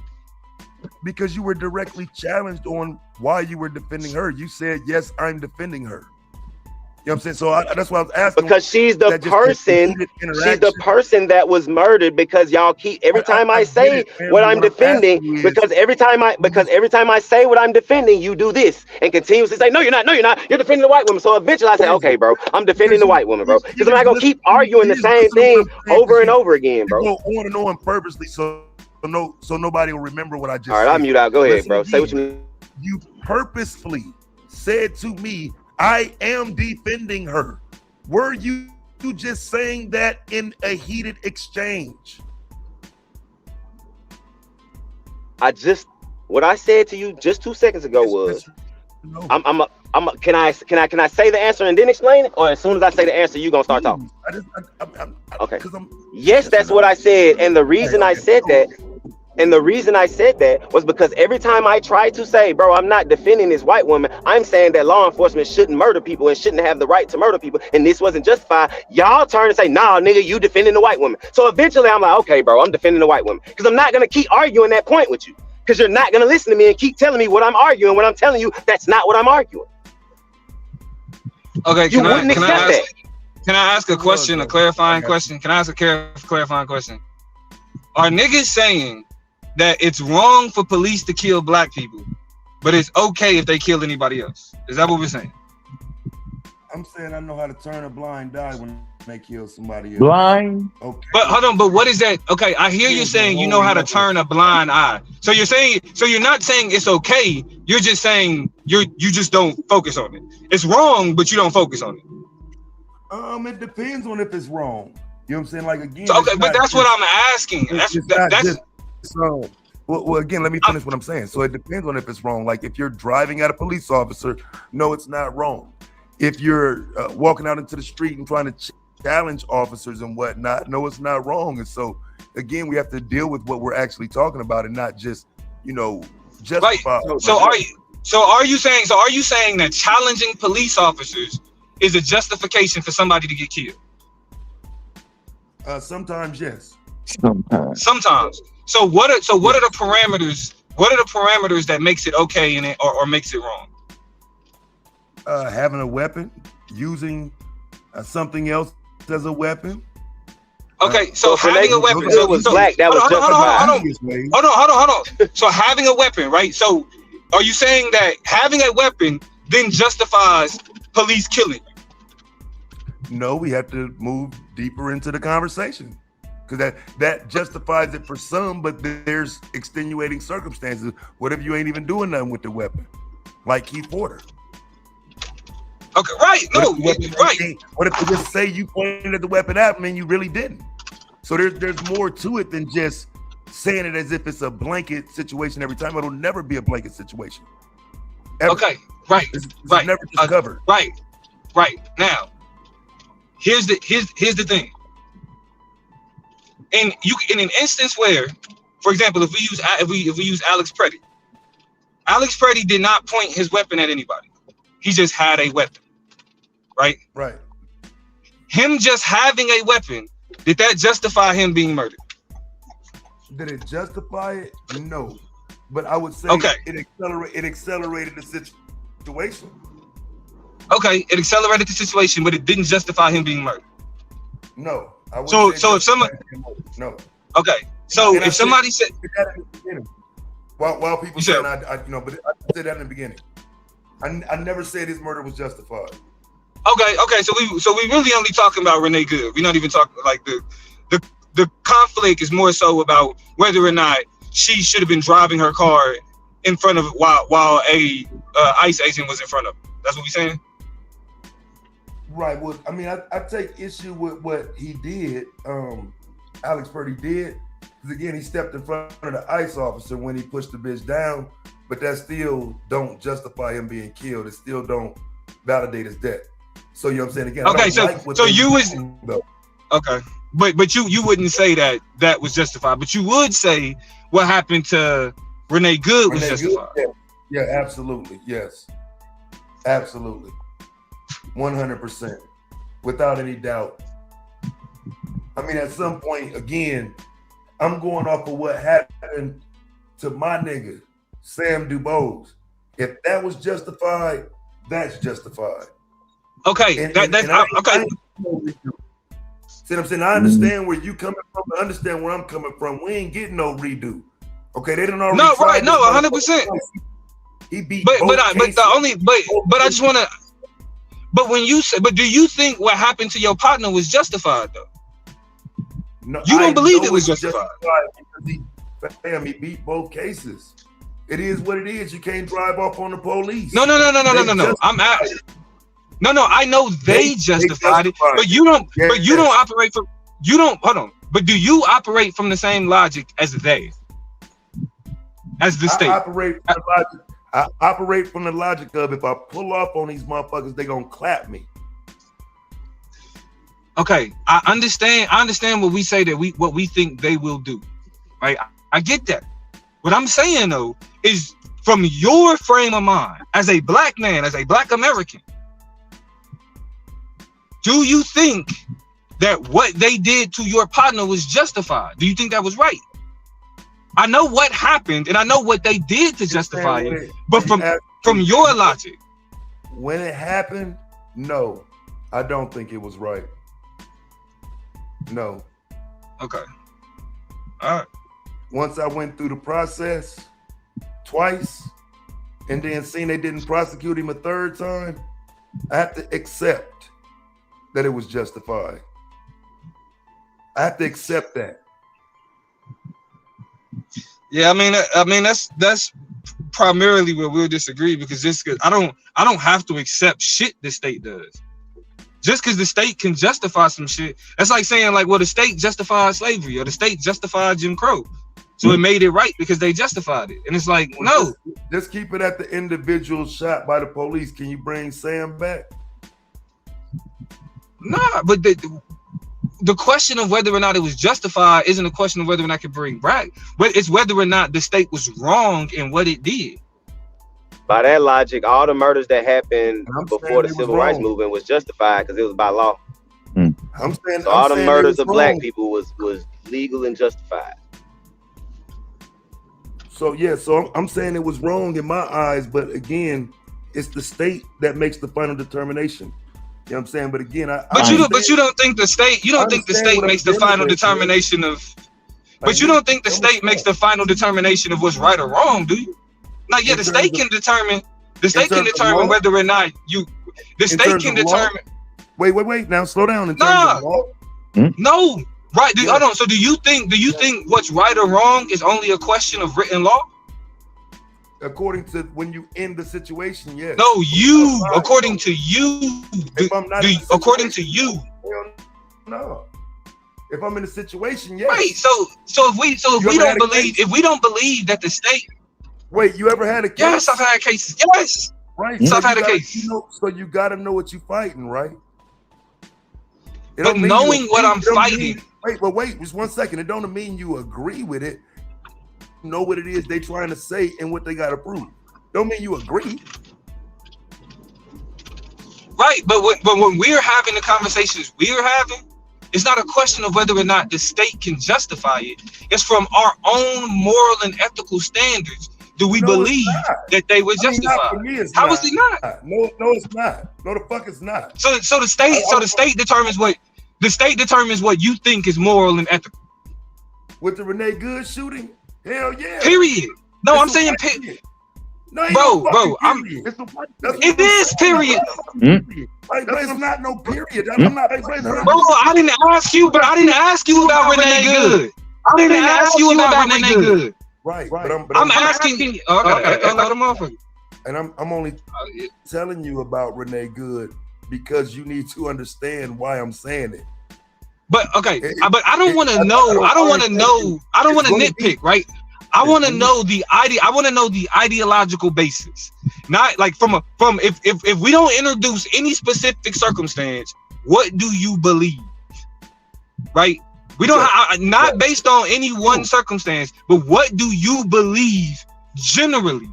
Like when you just if you was asked general questions, how would you respond? So if we're not talking about Renee Good. In the context of a general conversation, do you believe that the state determines what's ethical and what's not? No. Okay, it does not. Right. Okay.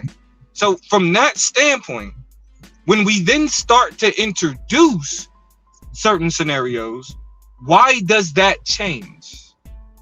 Because she's white and she should do everything that they told us to do in 2014, 2015, and 2016. Obey the law. Why are you driving off? Are you not obeying? Comply. But doesn't everything else? But doesn't that give the moral high ground to those people who were saying those things? Because when they said it about Philando Castile, right? When they was like, well, he shouldn't have had a gun, right? When they said that about Philando Castile, was that an accurate assessment of that situation? Well, let's deal with it for what it is. Where are those people now? That's irrelevant. I'm asking you, was that an accurate assessment? Was that a fair thing to say to Philando Castile? It wasn't. No. Right. So if that position isn't a fair position to take, if that's not a fair position to take, are you saying you will take an unfair position if it involves a white person?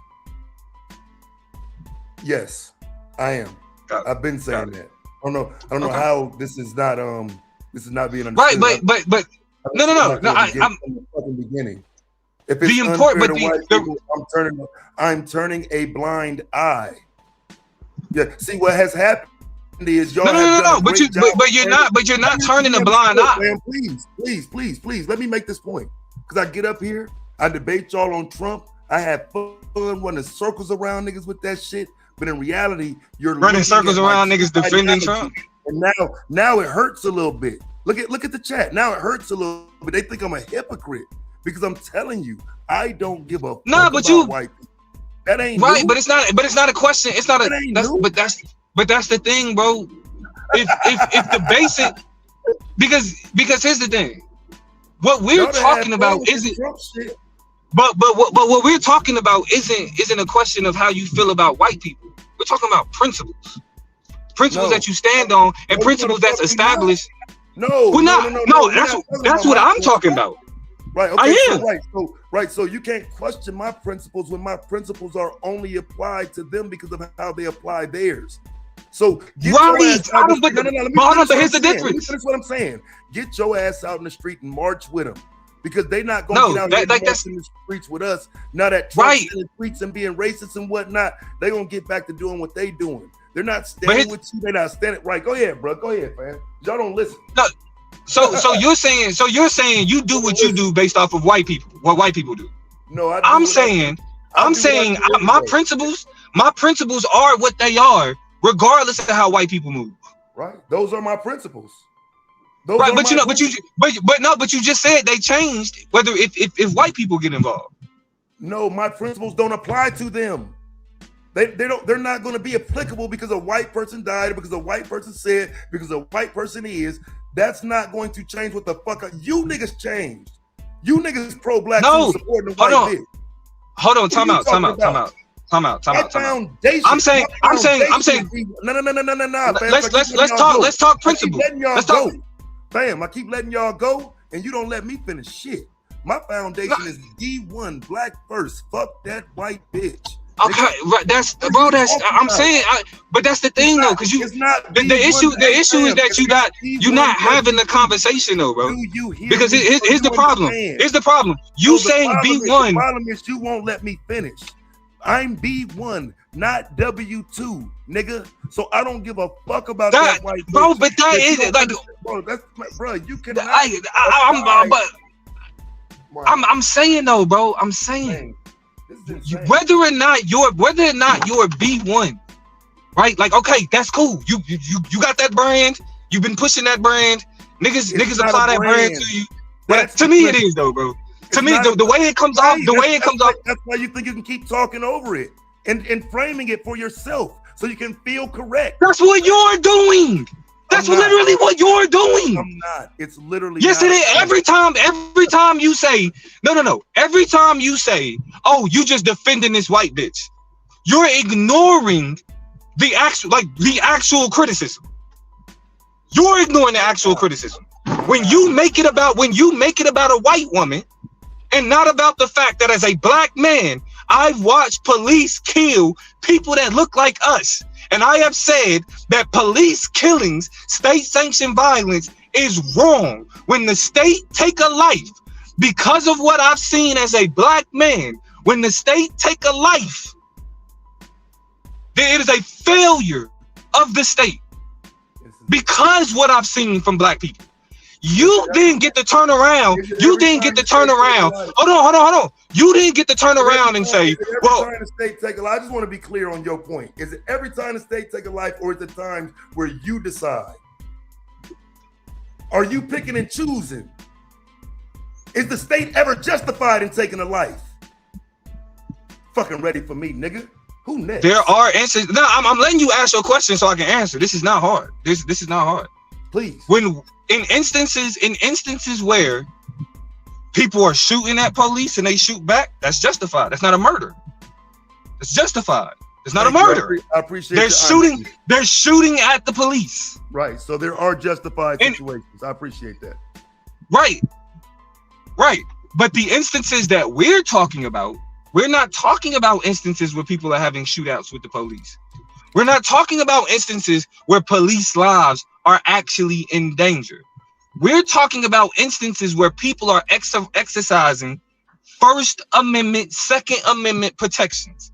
Things that the Constitution says you are allowed to do.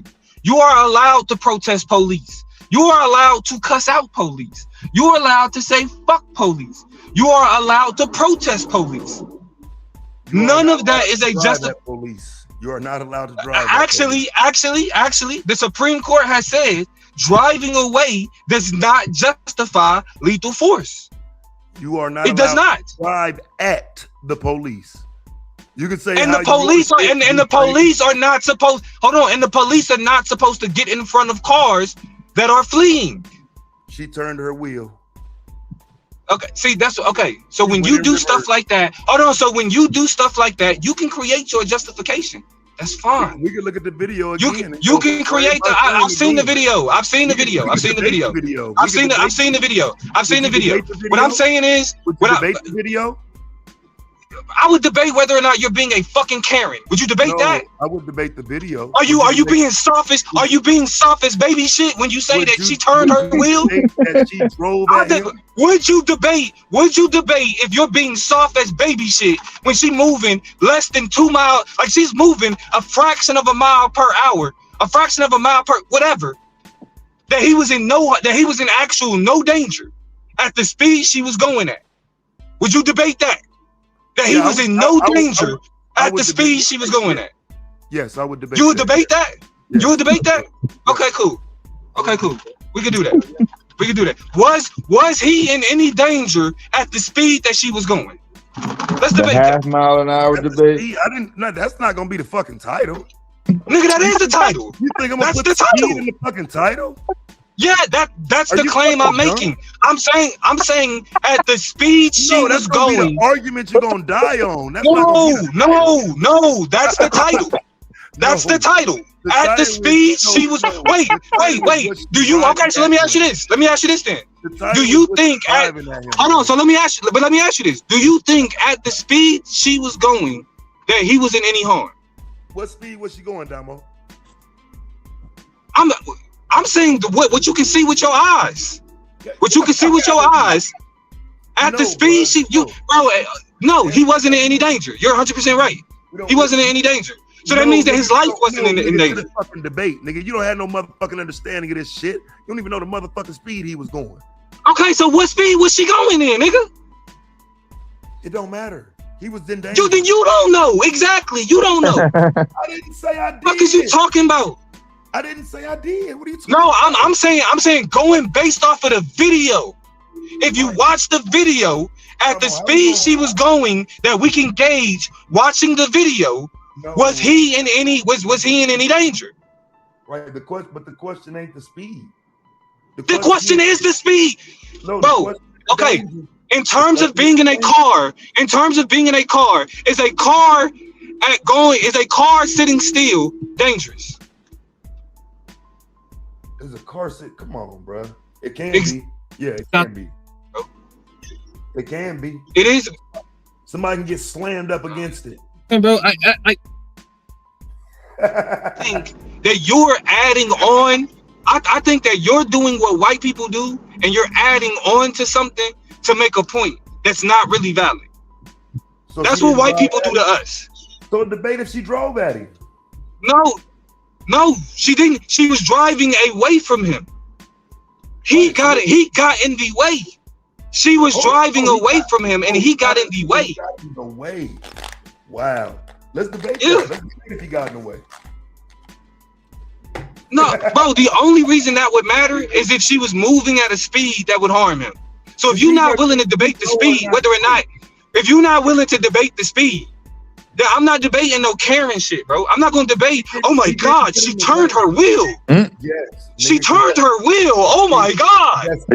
No, I'm not gonna debate you clutching your pearls, nigga. That's everything.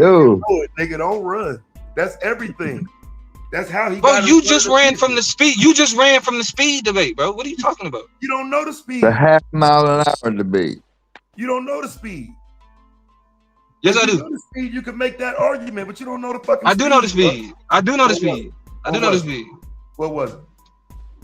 It was a fraction of a mile per hour. It was a fraction of a mile per hour. A fraction. Hell no. Yeah. And that's if you think I'm wrong, debate it. She's pulling off. That's cash. Yes, at a fraction of a mile per hour. At a fraction of a mile per hour. Yeah. So she went 0 to 60. And that's not. What was that? A little key or some shit? Get the fuck out of here, bro. No, I'm saying she didn't go 0 to 60. You're saying she was going from 0 to 60. No, I know. You're saying that. No, I'm not. I'm saying the car was moving. It wasn't going a fraction of a mile an hour or no shit. Right. I'm saying yes. I'm saying yes. The car was moving, but it was not moving at a speed that put his life in danger. Which is what? What speed puts his life in danger, Damo? Anywhere between, his life is in danger anywhere between, I say anywhere between 5 to 10 miles per hour. That would put his life in danger. And you would debate that car didn't get up to 5 or couldn't get up to, well, no, it probably couldn't get up to 5. He said, well, nah. He was really trying to put a radar gun on that motherfucker. I had to rewatch the video in my head right quick, like, nah, it's closer than that. You can walk 5 miles an hour. Maybe 1 or 2, because she literally just started driving. So 5 is like, But that's why I say we don't know. There ain't no report out on that type of shit. We can gauge it though. Nah, I'm not. We can gauge it. I'm not gonna gauge shit. I need a report or something to go off of, because that's just going off of. Like I say, the only part of it that I would debate is that she drove at him. That's the only part that I'm willing to debate.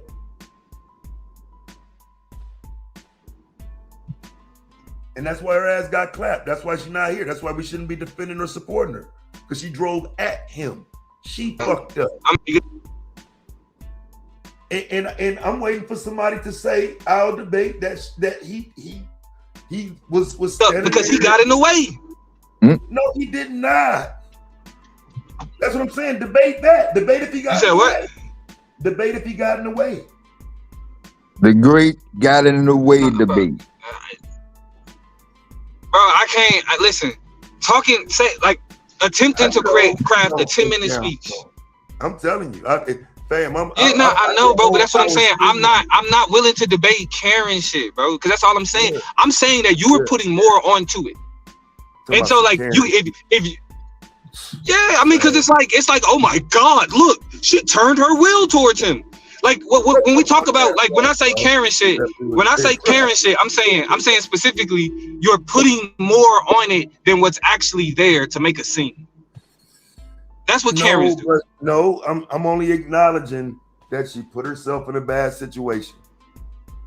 That for real, that's the only issue that ever came with that conversation for me. But whether or not she was in a bad situation, because again, if you're saying she put herself in a bad situation, right?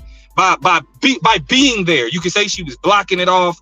You can say whatever, even though we saw other cars go by, so she clearly wasn't blocking it off. You can say she was interfering, but even though they walked up onto her car, right? She was still in her vehicle. They walked up into her car, right? I'm saying none of those things justify shooting her in the face. Right. That's what I'm saying. Right. I'm saying, okay, so would you debate that driving at a police officer justifies shooting her in the face? Of course you would. I'm saying, but again, I'm saying the Supreme Court has if I'll take that debate on the standpoint that the Supreme Court already said that that's not a justifiable murder, or that's not a justifiable shooting. Can I ask him?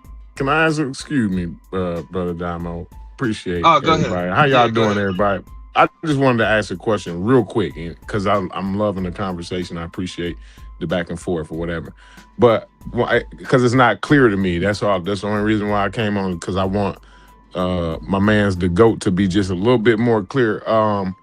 Like because when she turned her wheel, she was turning it away from the direction that he was originally in. So when you saying she turned her wheel, like, what are you? I'm trying to figure out what are you stating there? Because I'm a little confused. Are you saying like she turned her wheel towards the police, or were you saying she turned her wheel away from the police? So I mean, we could put the video up. You know what I'm saying? And we could play it like with me saying this. You know what I'm saying? As it played, like clip this out and put it there. She backed up. When she backed up, she turned the wheel. That's when he's centered. In the center of the video, you literally see her back up, and she's right in front of him. He is never in front of that vehicle until she backs up and turns in that direction. The question of where she's going comes after she begins to drive forward, because she backed up in position. You know, she turned her wheel twice, 2 different times in that video, right? No, I listened to everything you said. I listened to every word you said, brother. Believe me, I'm not here to debate you, but I want to let you know. You know, she turned her wheel more than once in that. Okay, honey, I'll be over there in a minute. You know, she turned her wheel. You know, she turned her wheel more than once in the video. Can we agree to that? Let me see. Turning. Going in reverse, she turned it, and then as she's pulling off, she begins to turn it. Okay. So yeah, I would say twice. Yeah. Right. So as she's turning her wheel in reverse, right? She's turning one way to get the car one way, and then she turns her wheel to get the car pretty much the same way as she was already going in reverse, right? So for example, like if she was backing up, let me at least let me get my example real quick, and then I'm gonna give it to you, bro. So for example, when she's backing up, the front of her vehicle is heading to the left, right? And then as she's going forward, she's turning her wheel to the left also, right? No. So both actions cause the front of her vehicle to go to the left. Is that correct or not? Do you agree to that or not? No? She's going in reverse to the right because it's a one-way and she has to go out to the right. So she does have the vehicle turned left, but the vehicle is going backwards. She got the wheel turned left. The vehicle is going backwards to the right though, which is how he gets centered. Go ahead, because I really wasn't. The direction was just an example. Hold on, real quick. Go ahead. Hold on, real quick. Right? Because I just want to hold on, Will. I'm gonna pass it to you. No, Will. I promise you, I'm gonna pass it to you. I promise you. I just want to ask this. So Taz, you're saying her intent was to hurt the officer. Her intent, like, come on, bro. Well, hold on, but. Cause listen, now I'm gonna be real instead of doing some bullshit. Nah, Damo, I want you to listen, cause this is where we get into some bullshit, right? Okay, I'm listening. This is not about intent.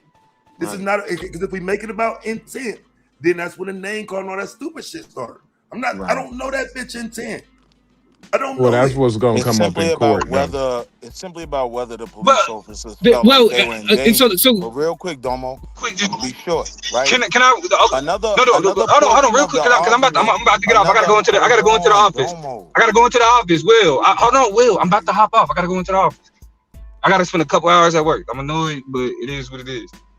The only reason I'm bringing up intent is because when you say she turned her wheel as if she was attempting to hit him, it comes off as you're saying that her intent was to hit him with her car. That was in question. No, that's not. The only thing I'm not at that. Hold on, Will. I'm not asking you, bro. I'm talking to the nigga. Let this nigga respond. I don't mind stating. I don't mind stating on the record that I do believe she just fucked up. I don't necessarily think she was trying to hit him. Right. I don't think that was said goal. But the problem is when we start dealing with it for what it is, when she pulls off, he's right there. The girl telling her to go. She's trying to get away. She's being negligent. She fucked up. So the officer can simply say he felt like he was in fear of his life. But go ahead, with these policing agencies, right, there is a term called like officer created danger or some shit like that. Meaning, if you can get out the way and just back up, you're supposed to let that car go. And right? to your point, Will, you're not supposed to put yourself in that predicament either. Correct. Hey y'all, I'm listening. I'm listening from the back. No, I'm just saying. I'm out. I'm just saying, bye, bro. I can't say. I'm gonna holler at niggas. I'm gonna go to the chat. That's all. I'm out. I gotta go to work. All right, Domo. So I mean, you know what I'm saying? That's why he's not fired. So, but Taz, I think that's the issue though. When you're talking about, don't let them stress you at work, Domo. When you're talking about officer created danger in that situation, most police agencies say you're just supposed to back out. You're just supposed to get out the way and let them go, right? They even say you have no reason to fire into a car because you can't stop the car from moving. So they tell you that you really don't have a reason to fire up in the car, and you don't want to cause the car to go off uncontrollably like this cop called that car. My bad, Will. Go ahead. Danger. Right. So most police agencies tell their officers to avoid like potential police danger. So in a situation like that, you're just supposed to back out.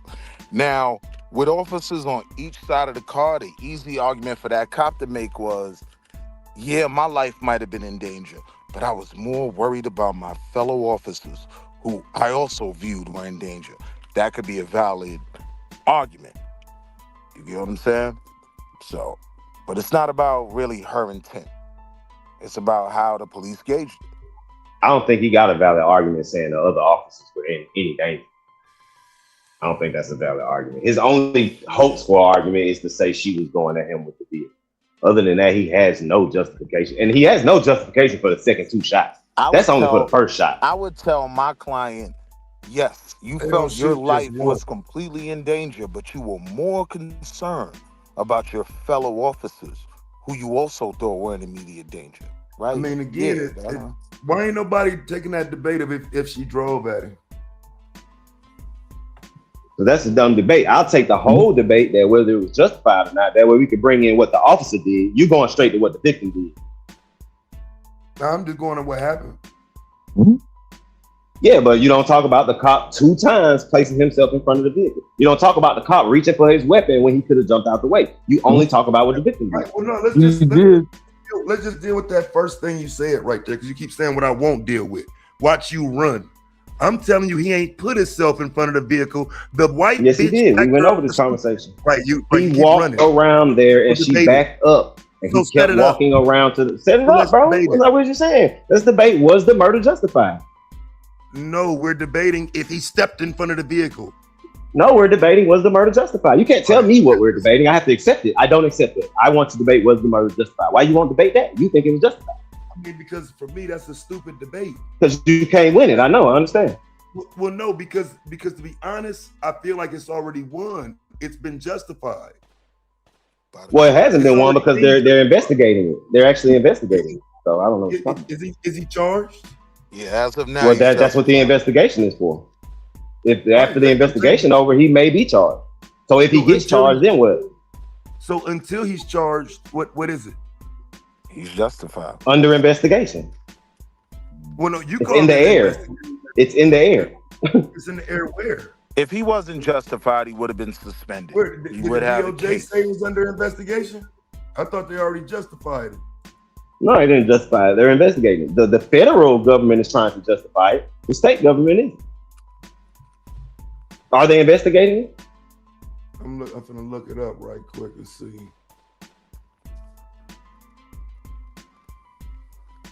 Yeah, it looks like it's still under investigation. Yeah, they ain't deemed it nothing yet. I mean, but until that, yeah, that's what makes. That's why I say because for real, for me, I would say it's justified, but I don't like the argumentation for that though. I mean, he's not charged, so. Yeah, but that's like the best argument, because the argument I would have to make in between is like she weaponized their vehicle against an officer in an act of terrorism, and you know what I'm saying, that ain't really. I mean, I ain't really on that. You know? I would just say stick on how the cop viewed the situation. That's you know what I'm saying. I fry a nigga with the wordplay on that shit, but that ain't really my point with the whole thing. Like I get it. I'm only kind of focused on that one issue of her backing up and driving forward with him in front of the vehicle. I'm really hyper focused on that. Everything else around it is to the other person's benefit. All that other stuff. So when you say you want to debate that, you just want to debate whether or not she drove. That's what I'm trying to figure out. What are you saying you want to debate with that? If she drove at him. That's kind of hard. Huh? What, 90 degrees? I guess for me, it's like drove at him is kind of like, yeah, she drove at him, but that's why the intent part would have to matter. Because if I back up my car and I don't see you, then I go to drive forward and I still don't see you, then you pull out a gun, yeah, I'm gonna accelerate because I'm trying to get the fuck away from the gun. That don't mean I'm trying to hit you. I'm trying to get the fuck away from you.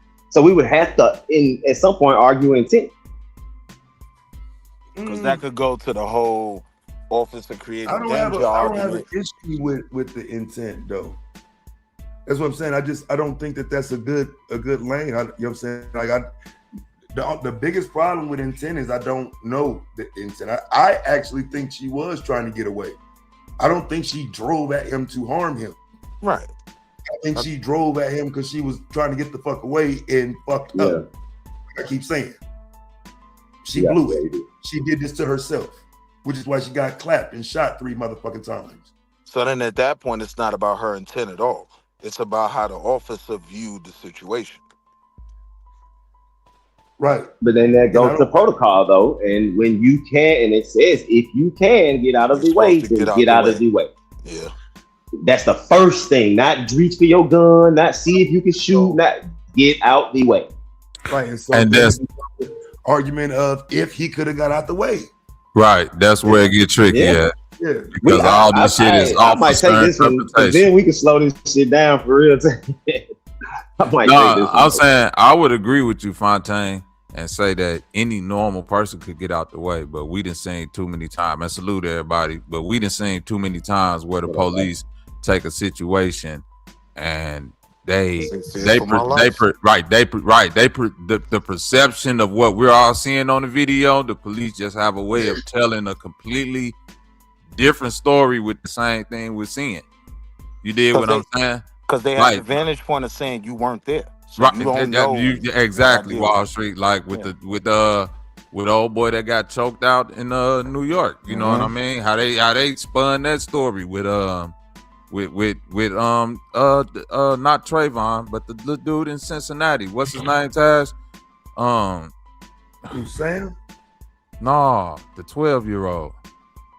Oh, he's about in Cleveland. He's about Tamir. Cleveland. Tamir. Right. Tamir. Yeah. Like, even with that, like, it's protocol with that, but the way that they explain what they're seeing through their eyes, I was like, right, justify them doing what they do. You feel me, Fontaine? So we could break the video down and say clearly he could have got out the way right here. He couldn't have been feeling that type of danger and all that. But when they get in front of their grand jury, he's going to tell the story in every way on how he was in danger, on how he thought the car was going to hit him. But that's where the protocol comes into play. To take it another notch, right? You got that. He gonna say he couldn't get out the. But I'm saying he walked towards the front of the car when he was by his service vehicle. He walked when that other cop ran because he was finna get in his car. When that other cop ran up and said, "Get the fuck out of the car," he then went toward the front of her car. But wait, that's the direction he was walking, bro. Before she ever moved, that's the direction he was walking. We have the only way to get to that side of the car is for him to walk in front of or behind her car, which he's not supposed to. But what I'm saying is we have which he already circled the car one entire time on camera, recording her with his own.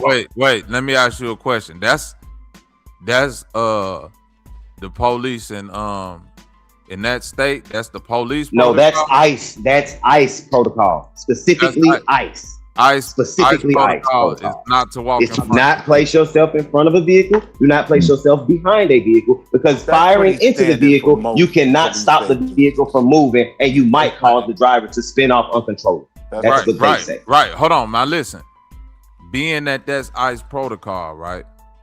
He broke protocol of it's like a job safety violation. You put yourself in. Like that protocol is there for officer safety. You see what I'm saying, Wall Street? So even though you correct, he broke that protocol.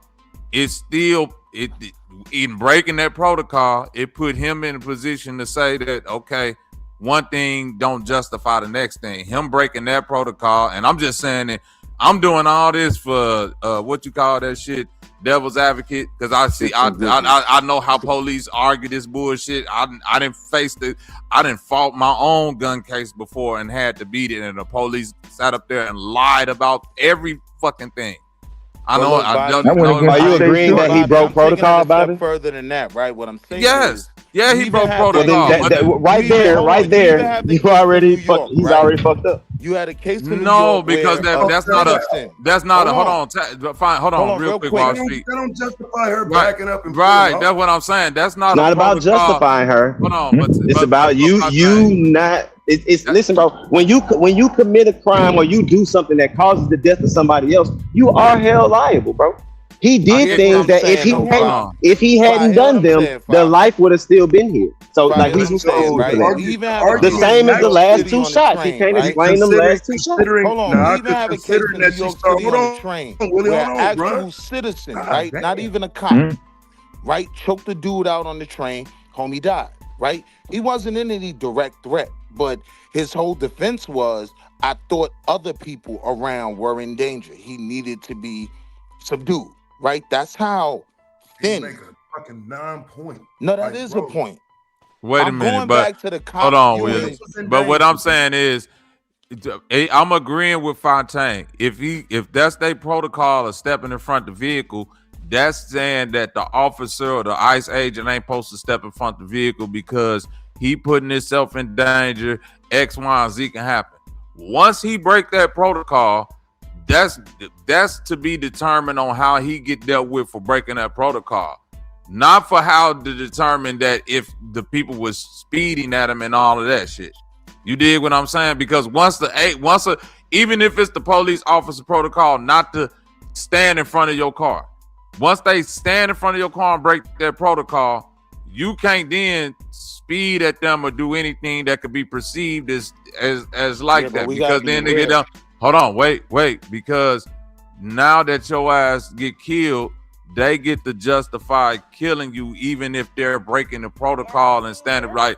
Two things don't equal out. But none of the cops were stationary, right? This was a moving situation. Everybody's moving around the car and everything else, right? So it's not about him really breaking protocol. I don't think nowhere in that video he just stood in front of the car and said halt, right? When he pulled his gun, he was recording her from directly in front of her where he could have stepped to the right. No, instead, he went for his weapon. That's what I'm saying. Y'all are just ignoring everything he did and then saying what he did was cool, but what she did was we're not gonna argue that, bro. That we'll go back and forth about that. You can say it's not what happened. But my only point is that he broke protocol. I'm gonna say this real quick. He broke protocol going around the car. He broke protocol firing to the vehicle. He broke protocol by not trying to get out of the way. And Wait, but that's Fontaine. What I'm saying is him standing in front of the vehicle, I would agree with you on that. The other things that you saying he broke protocol on, that's perception at the time.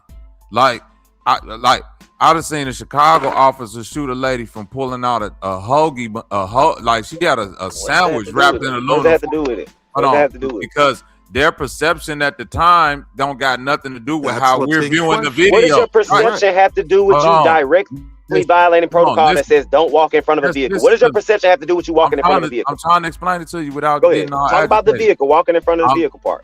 I done said it 5 times. Him breaking the officer safety protocol, once he break that and she speed or whatever she do to make him feel like he was finna get hit with the car and he shoot her, that protocol that he broke, that's like a misdemeanor crime. Have you read this protocol? Have you read it? Because you're not right. Have you read it? Because it specifically says don't do it because you don't want to cause people. Like it literally says because you're trying to avoid what the fuck ended up happening. That's the purpose of the protocol. But now you're saying to break. So now you're saying to break the protocol and that is to avoid these types of incidents doesn't matter.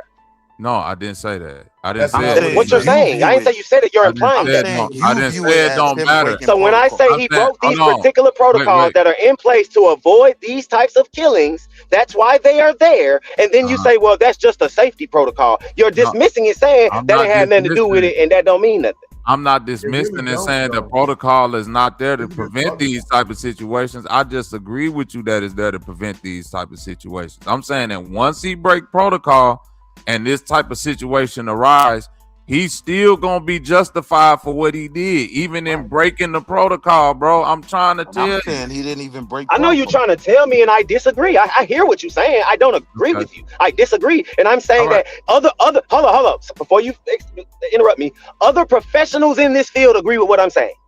You're not a professional in the field. I'm not a professional in the field. The majority of the professionals in this field that aren't Trump supporters are agreeing with what I'm saying. Do you mean justified by the state? Like for real, brother. Hold on, wait a minute, brother. You're only using one part of the policy, bro. What about that authorized exceptions and deadly force policy? Correct. That ain't even. Yes, he's gonna have to be able to prove that. And he's not going to be able to. That's what I'm telling you. He won't be able to because he had the opportunity to get out of the way. Instead, he went for his weapon. Get out the way to shoot. Y'all not getting. Y'all think that moment in front of the truck, he had every right to pull his weapon. That's what y'all feel like. And I'm telling you, he didn't. And nobody's saying that. Well, then I'm talking about Taz saying that. You're not saying that. Because you and that y'all word just with me, it get kind of. Well, I just corrected it. You don't have to keep saying it. I just corrected it. I took it back and said Taz. It's all to the good. I'm saying you can take his immediate danger completely out of the situation, right? And he'd still have an argument. It's about protecting the other officers that are around the car. That's why I brought up that case where a dude literally choked somebody out, right? Like he initiated that. But the way he beat the trial was saying I was concerned about the well-being of others. And yeah, that cop can make that argument in this case. I'm not saying I'm he won't saying, make the argument, Will. hold I'm on, saying real he's quick. not going to be justified making that argument. That's all I'm saying. Wait. I'm saying that they will find a way to make him justified because this is what police officers do or ICE officers. This is what they do for it. They find a way to make this story come true. I'm agreeing with you that the experts on these things see it the same way that me and you seeing it. Just But like Bobby, the you experts. Hold saying they on. done Come on, beat- don't cut me, Wall Street. You Come on. saying Just they like done the beat worse Wall cases Street. than that. Wall Street.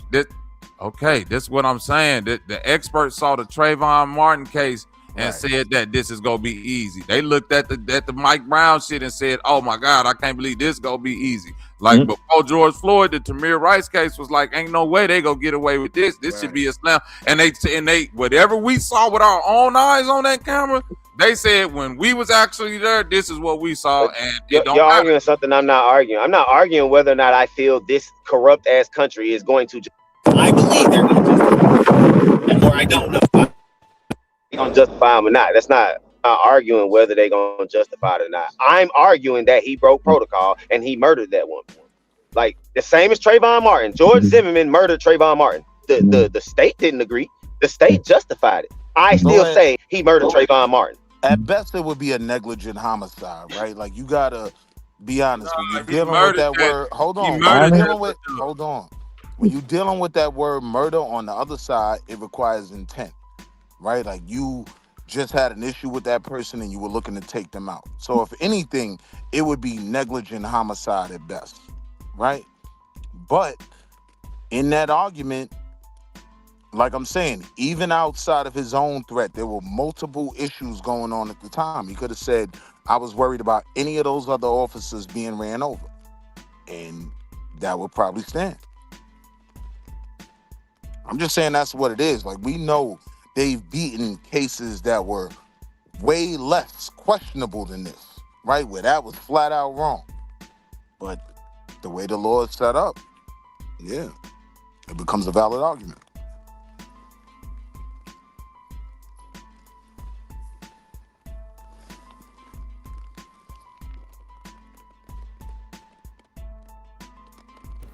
But yeah, he ain't gonna get no time. So you don't think he's gonna do no justice? Nah, he ain't gonna get no time. I don't even think he's gonna get his police privileges removed, right? Being seen as a bad cop, and we got to get him off the street. So does that determine whether we say he was justified or not? Whether they convict him or not, or charge him or not? I mean, I get where you're going. There's two sides of that argument. Like, what do we think on a grass level? And the other side of it is what is legal, what is legally able to be proven. And on the legal but plenty side, of black deaths have been legally proven to be okay.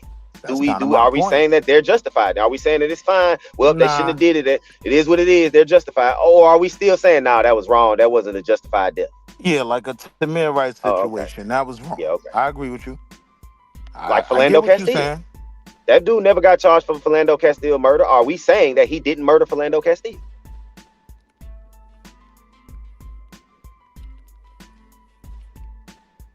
He was totally murdered. Same as this situation. She was totally murdered. You know what I mean? Just because they're not going to charge him or just because they're not going to follow through don't mean I have to accept it and say it's okay. I'm still saying But look though, even though I agree with you though, Fontaine, the reason why I can't, the reason why when it's saying like I feel like the sentiment behind that with me is Philando Castile was literally not doing nothing to danger the public. So it's like that's the thing with with me, Fontaine, and it ain't me trying to. But we're not talking about what they did. We talking about the justification of it though. Like because that case is done and closed though. So I got you, but hold on. But that's the point that it's like it don't go to the argument. But it do go to the well again. When you trying to figure out why so many people had the sentiments they do, that's a part of the argument on why they had that sentiment because. Like you got these black people who being thrown in like the same thing as Renee Good, and it's like, well, you talking about niggas who literally like 9 times out of 10 who are doing nothing, who are showing no threat and got aggressed upon. You see what I'm And so saying? now I see exactly what you're saying. Right. And now that it's happening to somebody else, and we continue to justify it, will it ever be changed? That ain't what I just said. I didn't say I didn't say what you said. I'm asking a question. Now that it's being justified again to a whole nother race, their own race. What I'm saying is this. What I'm saying is, if we allow them to justify it now with this white person, as they've been justifying it with black people, then we've already accepted it according to some people that it happens to black people. It just is what it is. Now we're saying we're going to accept it when it happens to white people, and they should too. So we can just move on and know that this can just happen. Just deal with it. Move on. I don't think nobody. I don't think niggas justify. How do you fight it in the future? I don't think niggas never accepted it or justified it. I think, well, with me, if I'm speaking personally and what I kind of see from other people, it's the fact that now we're hearing a humanization towards this thing. And it's been, quite frankly, happening to white people because at one point in time when Obama was the president and this was going on, I kid you not, the propaganda behind black people being killed by the police, you literally heard this over and over that, well, white people get killed more by the police on a yearly basis, and you don't see us out protesting and blah, blah, blah, and this and that. Yeah. Like, I heard this too many times, Fontaine. Like, people showing like, literally, hold on, let me finish. So now Cincinnati Music Fest. Let me finish, brother. I got you, bro. I got you. I just want to finish. You see, it's triggering. Montanez I'm not trying to trigger you, bro. Just let me finish. Of felonious assault and rioting. All they did was knock out a white woman. All they did was knock out a white woman. I got you, bro. Why are they not deputized like ICE agents? Why are they not free? What does that got to do? Why are they not free, bro? You have a white woman not. I don't even know why. Like, why she didn't even get murdered? She got knocked out in front of people on TV, and you got 6 people charged for felonious assault. Can I finish my point? All they were doing was protecting the people on that downtown music fest. This nigga's crazy, bro. This crazy right now. Why are they not being deputized? Bro, I don't give a bro, man. I ain't even gonna do it, bro. Man, Wall Street, you better not answer this nigga, bro. Wall Street, what the fuck you? Why would you answer him? Keep cutting over. Man, Will don't give a fuck, crazy Bobby. right there. You finna answer his motherfucking question after he just cut in on me? Go ahead, and then just kept fucking talking like what the fuck he's saying making sense. Yeah. The fuck is wrong with niggas, man? Like, god damn, man. Like, anyway, Fontaine, like I was saying, that was what I was seeing during a certain period of time when the big thing was black people and police brutality and or killings. It was a lot of pundits whose pushback was where white people get killed by police more, and they were showing these numbers. Don't stop me, cuz. And they were showing these numbers. Right, nigga. And I hold on, you fit? No, I see. Cuz I'm muted his mic. He ready to shoot. Hey, y'all let him finish so I can respond. I've been trying to respond to this same shit for like 2 years now. And he keep cutting. So all I'm saying is that now that we're at this point to where we have 2 more white people who are killed by ICE, and it could be looked at as they put themselves in aggressive situation towards the police, even though they out there protesting, they got every right to. You know, one could kind of see it like, hey, I don't see how they attaching themselves to what black people went through, especially the ones when we were literally just saying a few years ago that, hey, this happens, and y'all said, well, it happened to white people too. Get over it. Now that it's like a whole new agenda of propaganda, it's like, well, let's make them the face of police brutality, and that's kind of sick to me, in my opinion. You done? I'm done. Go ahead. Okay, nobody is trying to make them the face to police brutality. Like I don't know where y'all this something is justified, and the next instance is not, is inconsistency. So all I'm saying is to be consistent. And if you're saying that this is justified and we're just gonna let it be justified and everybody should just shut the fuck up, then now they've done it to blame it. Like we're giving police and law enforcement every kind of leeway to say, bro, whatever they do, bro, just shut the fuck up and follow their orders, because whatever they do, they're justified in murdering you. And I'm saying, no, bro, we have to push back every time they do something to somebody. And we have to stop allowing them to say something is justified, even when it happens to another race. Because once they justify their own, they're definitely going to keep justifying it with us. And what I'm saying, Fontaine, is that when you talk about, I'm not justifying it. I agree with you that it's unjustifiable. But I'm saying that when black police brutality was at a peak, so to speak, the pushback was that at a peak, like when like Tamir Rice, George Floyd, all that, when all that was going on, like around the same time. You know what I mean, Dev? Right? Come on, you know what I'm saying, Fontaine? But anyway, I'm saying that a lot of the pushback was, well, white people get killed and get more police brutality more than black people anyway. So, and you don't see us out marching and doing all of this shit. We deal with it in a different way. There was some white people saying that though. No, that was the same as some niggas. At the time,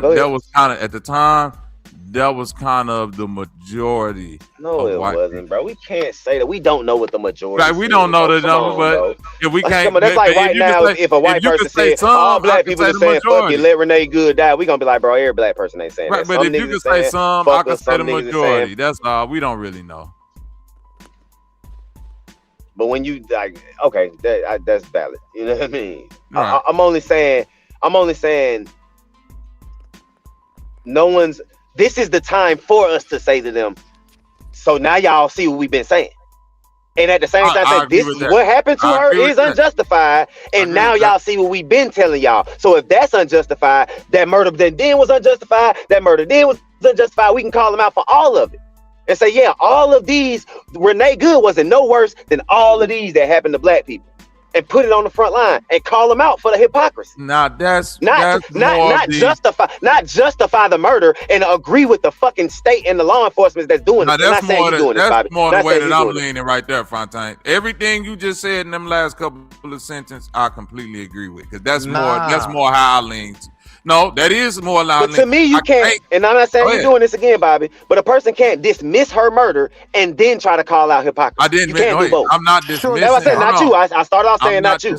Right. And I'm saying that I don't see I don't see black people dismissing her murder, even if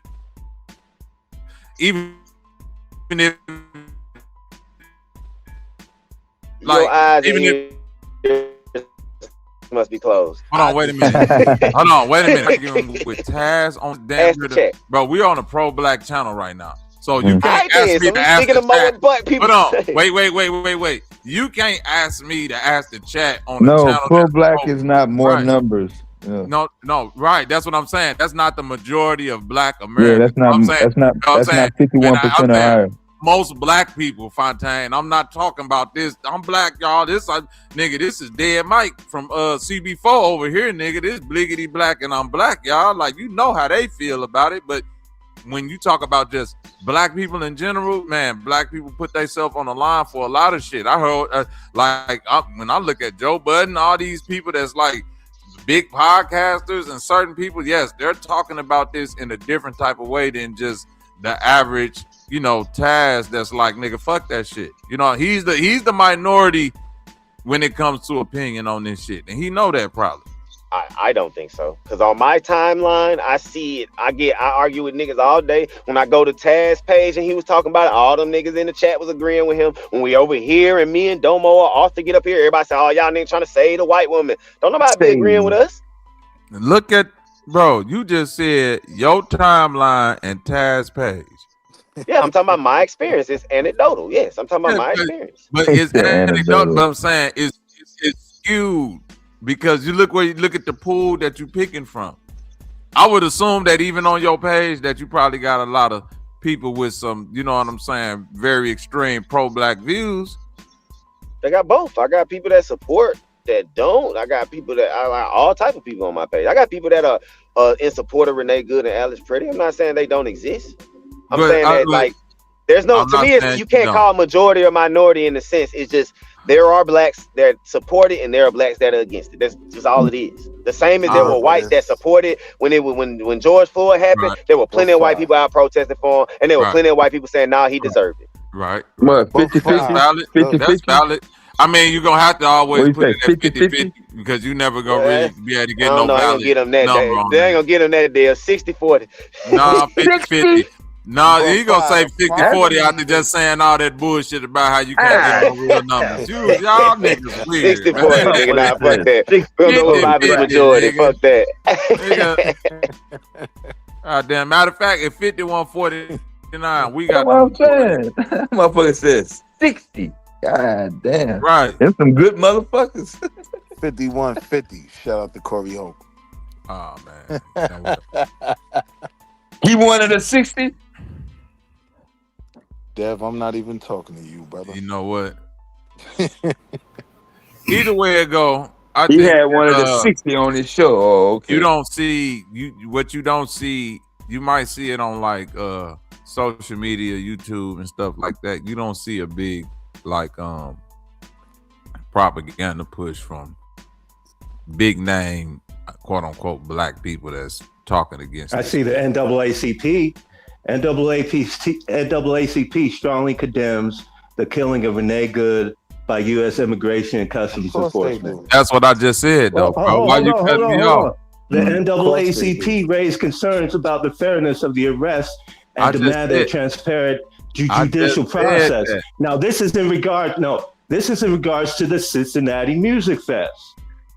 NAACP is standing up for those individuals that got arrested. Are you gonna tell me that NAACP ain't pro-black? Pro? I didn't say that. A lot of people will tell you they not They stand up for Taz's boys. They standing up for Taz's boys. Those are Taz's boys, fam. It's hard Ain't those to make Taz's that point, peeps? right?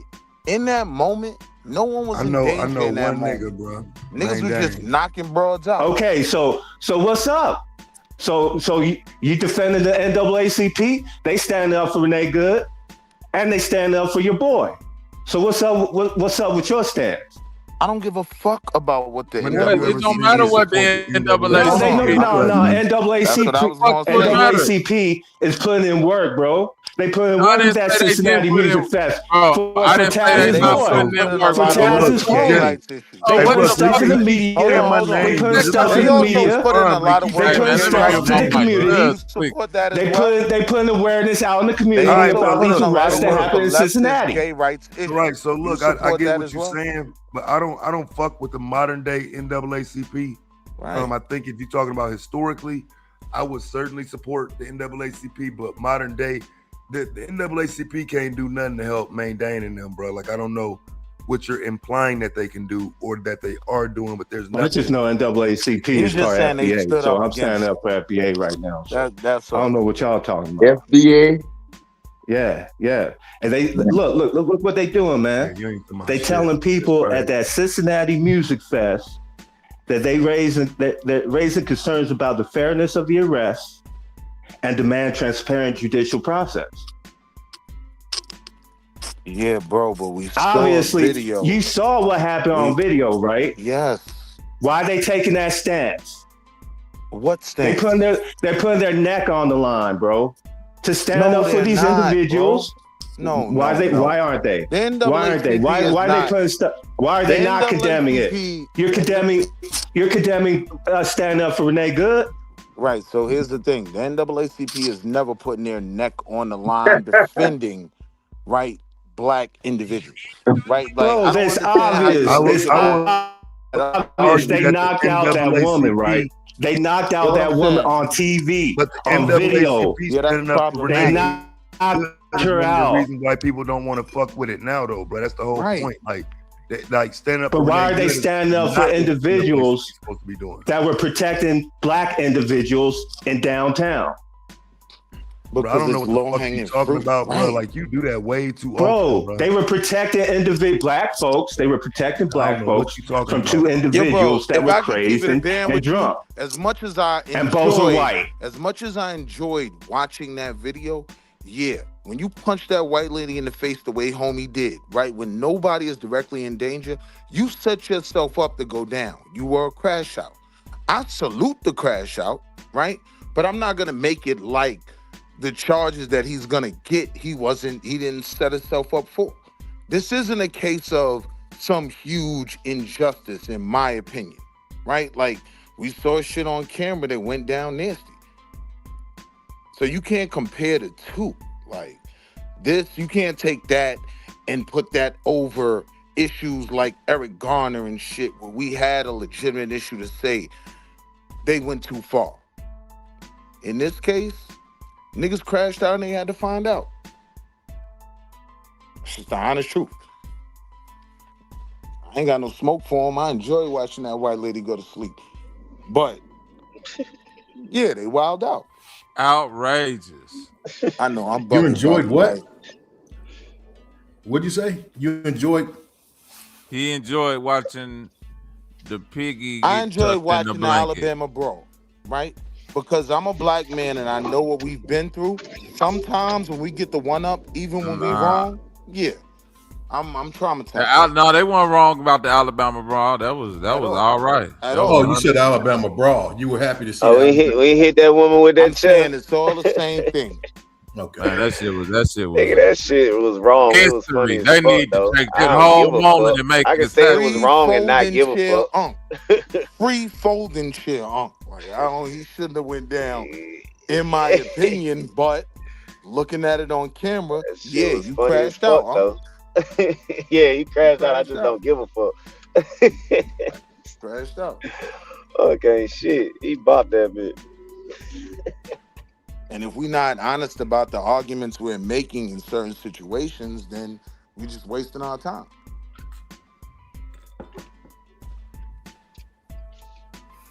Yeah, I'm just gonna say the same thing that the white people said back a few years ago when Obama was the president. White people get killed by the police every day, B. Every day, B. That's how they They actually get killed by the police more than niggas. No, I think this is what I'm trying to tell. This was their argument back during the Mike Brown shit. And that's my only pushback is this is they argument. Yes, it's white people argument. Not all white people. You know what I'm saying? It's the same as I wouldn't let them say this is black people are like, no, this is some niggas. It's like they'll say, see, some niggas love Trump. Yeah, that's them coon ass niggas. Don't put that on all of us, nigga. That's why Muhammad Ali, man, that nigga got one of the coldest quotes. He say, bro, I'm not finna jump in the snake pit. It's 100 snake and only 3 of them venomous. Nigga, I'm not taking them chances. Right. I totally agree. I ain't jumping in no snake pit either. Those same white people that would say that, and I've heard that, and you're totally correct. They used to say, more white people get killed by the police than black people, total numbers and everything else. But those same people are also saying Renee Good got what she deserved. She shouldn't have got in front. She should have ran towards the cop. The cop was protecting standing on this. Yeah, they clapping on her. Like these same motherfucking white dudes. They clapping on her. They not defending her. Psycho, I went to Fox News to troll a dead white woman, and they comments even made me clutch my pearls. Pause. Right? Like they crashing out. I think the we can't hear you, Arthur. My bad. Go ahead, Mike. Go ahead. I was gonna say going through the the arguments of what's right, what's wrong, who did what, all that different stuff. I think we're in a different space right now when you talk about the way the government's organized and the transition is making. It's not even about who's right and who's wrong, because at the end of the day, what the message they're sending is who's right is who we say is right. It don't matter what you see on television. It doesn't matter the evidence, how you interpret the evidence. It doesn't matter. What's right is what the people who are running the government right now say is right, period. So all the debates about whether she was at fault, these are all red herrings. I think the biggest picture, even the thing what they just did with Trump his administration released this thing where the Obamas were on as apes. This is just a new. When he talked about making America great again, he's talking about a time that none of us on this panel really lived through. He's talking about a time where there was no real determination of right and wrong based on the facts, but the determination was based that right and wrong was based on the people in charge, what they said was right and what they said was wrong. We were in a completely different environment right now, and so I think it's like when you're dealing with an adversary, you can deal with him based on this particular act that he did or that particular act that he did. I'm gonna say crime. You can do this. We'll call it crimes, but the violation, you can deal with him based on a particular violation he did here, or a particular violation he did here, or a particular violation he did over here. But at the end of the day, that's all going to be ineffective. You got to deal with that adversary based on who that adversary is, his character. If you just deal with his individual violations, you're going to miss something. You got to fully assess who this adversary is, what his character is, and deal with him on that basis. What defines him. And I think right now, if we get into the specifics about, well, they, they killed this person over here, we need to look at what government is being formed before our very eyes and characterize that, right? And based on that characterization, deal with them. I mean, obviously the different instances that Mike, Trump took it down, bro. What's that? Trump took the video down. You can't say this is government, man. Trump took the video down. Why?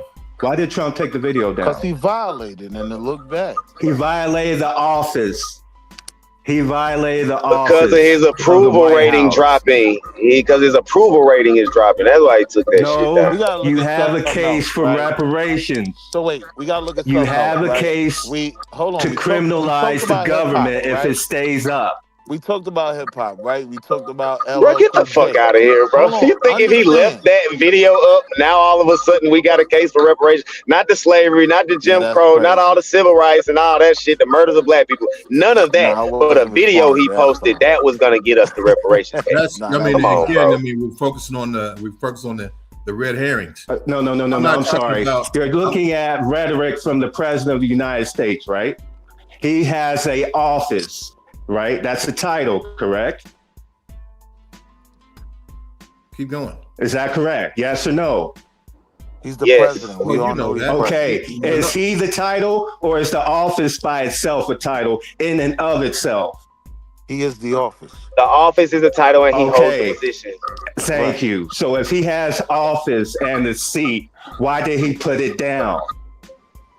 Because the seat told him to put it down. Because of his approval rating. You're getting into the it puts the government at fault. It puts the government in the crosshairs of any legality that has to deal with black reparations. Here's the thing. Yes, it does.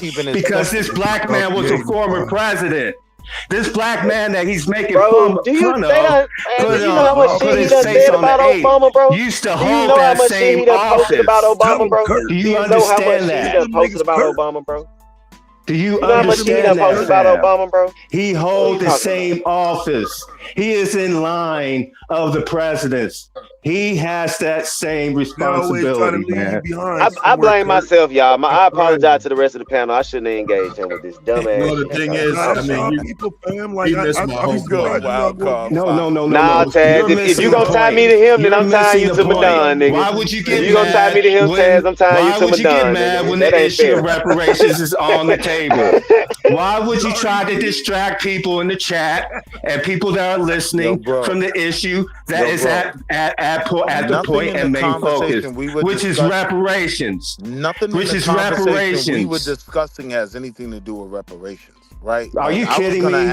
Are you kidding me? That is when you have a guy that is on social media that is putting up video of a former president dressed as an ape. Bro. Bro, this guy has the legality himself to go in front of Congress or go in front of the government and win a case for reparations. Do you think that other people will not follow his case if he actually does that? If he actually does that, like Trump does, we all know Trump likes to go to the courts, right?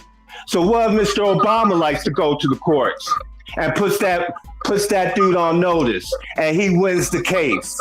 You don't think other black folks will follow behind him? No. Hey man. No, he hates court. He don't like going to court. What the fuck is Cuz talking about right now? Is it just me? Nothing, yeah, it's not just you. Nobody knows. No, Bobby, it ain't just you, man. Hey, Fontaine, I swear to God, I'm like, I know I'm a dumb nigga, but I'm like, am I just not following the conversation? Hold on. He took 60 minutes. He took 60 minutes. I heard him off the air. This has nothing to do with law enforcement, Bobby. What are you talking about? This shit he talking about ain't got nothing to do with nothing. This like a Seinfeld episode. It don't have nothing to do with policy, government, or nothing. ICE has office. ICE has an office as well. Newman. They're not, obviously they got an office. They're not inherently ICE. Do you understand the federal? Do you understand federal positions? Hello. No, we don't. My man. No, we never worked for the post office. We don't know about this. That is not them. No. Because the officer, the agency that they have. Where's that? Yeah. That was great. You got times out crazy. Y'all want to create and then get rid of them like that's what do you think you gonna get when y'all do all that fear mongering and shit? Now y'all want to get rid of y'all people. What do you mean fear mongering? Got these niggas running around here shook saying dumb shit, and then when they get to talking and expressing all that fear y'all telling them they should have, now y'all can't take it. That fuck nigga one of y'all's. To that point, Mike, when we ain't blaming him, bro. When you were talking about the government being an adversary, right? I'm Well, saying yo, what? I don't have a position in this fight. Nigga, he's a Renee so Gooder. nobody's my adversary. What was that? You said no one's your adversary. I'm saying in this case, right? When you let me what I was trying to get to, man. I'm saying that a lot of these things are happening are just red herrings. But there's a major transition that's happening in the republic, right? And the government. What's happening right now is we're going away from even the semblance, right? The semblance of what's right and wrong as being, the basis by which we make decisions. Well, when was that? Hold on. Wall Street. I'm talking. So at one point, the government made it fair for black people to live. I'm trying to. This is what I'm trying to get to. When people say that, it's so broad stroking. Like what do you actually mean when you say? Hold on.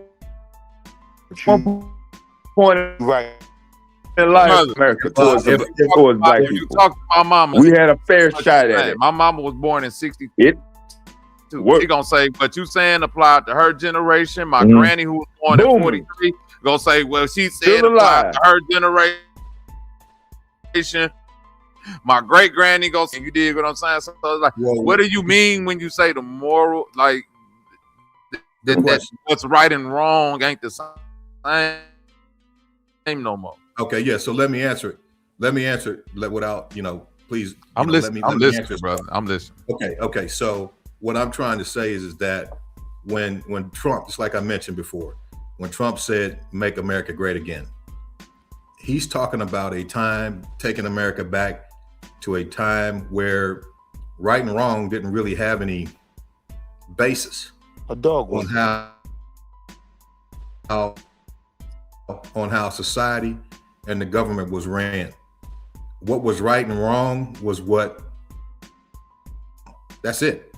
It wasn't based on any type of moral code or moral standard, universal moral law, anything like that, right? Because obviously you look at like the time of your grandmother, that's what I'm talking about. It was that time in the 40s. You know, before the civil rights movement, there was really no morality in regards to how this country responded to the conditions and the treatment of. Asking, so Mike, when did it get to that morality point? What year was that? How am I applying to now? I'm saying that during the time when the civil rights movement took place, that shined a light on an international light on the United States, on how it was treating the black population, of African American population that lived here. That's why you got the Civil Rights Bill, Voting Rights Act, you know, different things happen to, you know, with the NAACP, you know, even though we didn't really, affirmative action, even though we didn't really benefit from that. But make the connection to now. Equal Opportunity Employment Commission, you know, so what I'm saying is now we're going back to make America great again, to where there are no decisions made based on what the right decision. What the decisions made on? The decision is going to be made on what's right is what I say is right. Ain't that how it's always been that way though, brother? No, brother. No. I was born in '82. I might not be since I've been a young man. It's always been it. Yeah, that's like why I understand. So that's all you know. No, I'm saying what you saying right now. You saying it. Your grandmother. Yeah, what year was the government? My grandmother didn't grow up under that. Gave black people a fair chance. They grew up on grandmother and my grandmother up on the worst shit when it comes to America. That's what I'm saying. Listen to me, brother. Listen. I'm listening. What I'm saying is that when he talks about making America great again, he's talking about taking it back to the time that our grandparents grew up. Oh, you saying we finna be in some worse shit? Okay, I got you. So you saying, nigga, he trying to bring it back. He trying to bring it back to. He trying to bring it back to the nigga. Get your that nigga spit on the ground. Knock his ass out. Yeah, I got you. But what I'm trying to tell you here's where the argument gets bad, Mike.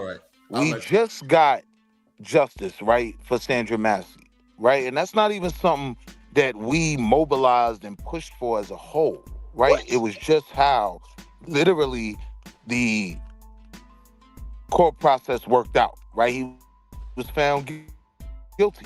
So to say that it's the same as that time before, like, nah, we weren't getting any justice then. Niggas damn sure protested that Massey murder though. That damn sure had some noise behind it. They ain't just do that without no noise behind it. It was some noise behind it. So far, what I'm saying is there was nothing like BLM, right? It's honestly nothing like the immigration. I mean, well, the time is different now too, right? The time is different now. What I'm trying to say is that the way that the government is moving back to a time where there is not going to be decisions or right and wrong determined on any type of moral standard, universal moral truths and standards. But how do you say that in a world where, in a very similar case, where a cop could have just said, I was in fear of this boiling pot, we did get justice, right? He is supposed to go do 20. I think he might do like 5. Am I saying it's there? Am I saying what I'm saying is that the transition is going on in government. That's what's happening right now. And you know, and the bottom line is, here's a prime example, right? It's not what's right and wrong. It's what I tell you it is, right? That's what the reality is. I mean, we got federal documents, we got witnesses, victims. 400,000 children in the United States come up missing every year. I don't know, Mike. There is massive amounts of evidence. Well, Mike, I always get uncomfortable. Huge, man, just be quiet. Let me finish, brother. God damn. All right, hurry up. I mean, you go ahead. Let this nigga talk. Go ahead, man. Go ahead. You since you know so fucking much, go ahead and say what you got to say. I was simply gonna ask you a question, right? Like, well, stop fucking interrupting me. All right, good. Habaragani. Yeah, because it was goofy what you're saying. Like, I always have an issue. You shut up for a minute. It makes sense when we compare these instances, right, in modern society with what was going on back then. Nah, they're not comparable. Hey, man, let me say something to you. Every time I come on here, you're on here running your motherfucking mouth. Why don't you shut the fuck up sometime and maybe you'll learn something? I always shut up when you're in it. I know you know about it. I shut the fuck up. When you're talking about nuclear fusion, I don't say nothing. But on this topic, you're wrong. He said that shit and dropped the mic on your ass. Yeah, why might crash out on me? When he talking about nuclear fusion, I say nothing because he's got a fair scope on that. He don't know what the fuck he talking about right now, is all I'm saying. I'm always uncomfortable when we're comparing the things going on now to our situation in the past. Nah, it's not the same. Yes, Trump is blowing a dog whistle by talking about make America great again, 60s, 20s, 1870s. I hear the dog whistle, right? But when you look at what's actually going on, you can't make a direct comparison, is all I'm saying. Yeah, I mean, once Trump get out of office, everybody be trying to make America great. It's just the again part that niggas got a problem with. That's exactly the part I have a problem with. When you say again, now you got to tell me when are you talking about? When was it great the first time? I wasn't joking. That's a fact. I get the point you were making that the goal is going to be to make I agree America with you, Taz. great. I want to make America great. I think this should be a great country. I fucking live here. But once you say again, nigga, hold up, nigga. When you talking about, nigga? Like, what time frame you talking about, white boy? When the dope was pure. Do you think? That was when America was great. If now I'm just asking, no need for a crash out, fam. I gotta start prefacing every goddamn thing. And under that same moniker, it would be viewed that way. Without me again? They say again, it'd probably still be smoke. I don't think so. I think it'd be smoke, psycho, but not but not the same. It's not as much. Probably not the same energy, right? But he'll get some I smoke. think it does matter who's saying this shit. Once you say again, you put yourself in the box. Yeah, for me it's arguments, right? That things can be better. Going backwards, once you add again, that is kind of problematic for me, whether a Democrat says it or Republican. But I like that, as if Kamala Barack said it, not as much pushback. I don't think the connotation of it would have been the same. No, I don't think so. Well, maybe not. You might be right. The white community, the black community, you don't think black community gave him smoke? I think so. See, I do I'm think remembering it because of the pushback he got. Remember, they were saying he was anti-American and shit because of a speech he gave. And, they were saying he was weak and he didn't really love the country for real on the other side. But on his side, it was just, a normal speech or whatever. I can't remember exactly what it was. I had to find it. Remember him being called anti-American.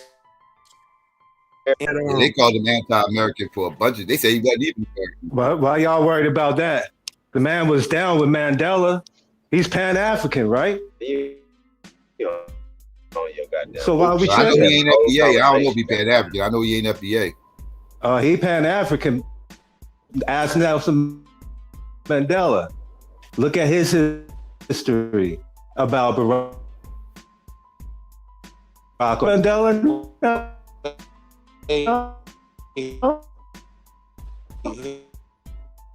Here's the problem. Like, shut up. Right, and did his speech. Barack Obama ain't have nothing to do with that. Like, what are you talking about?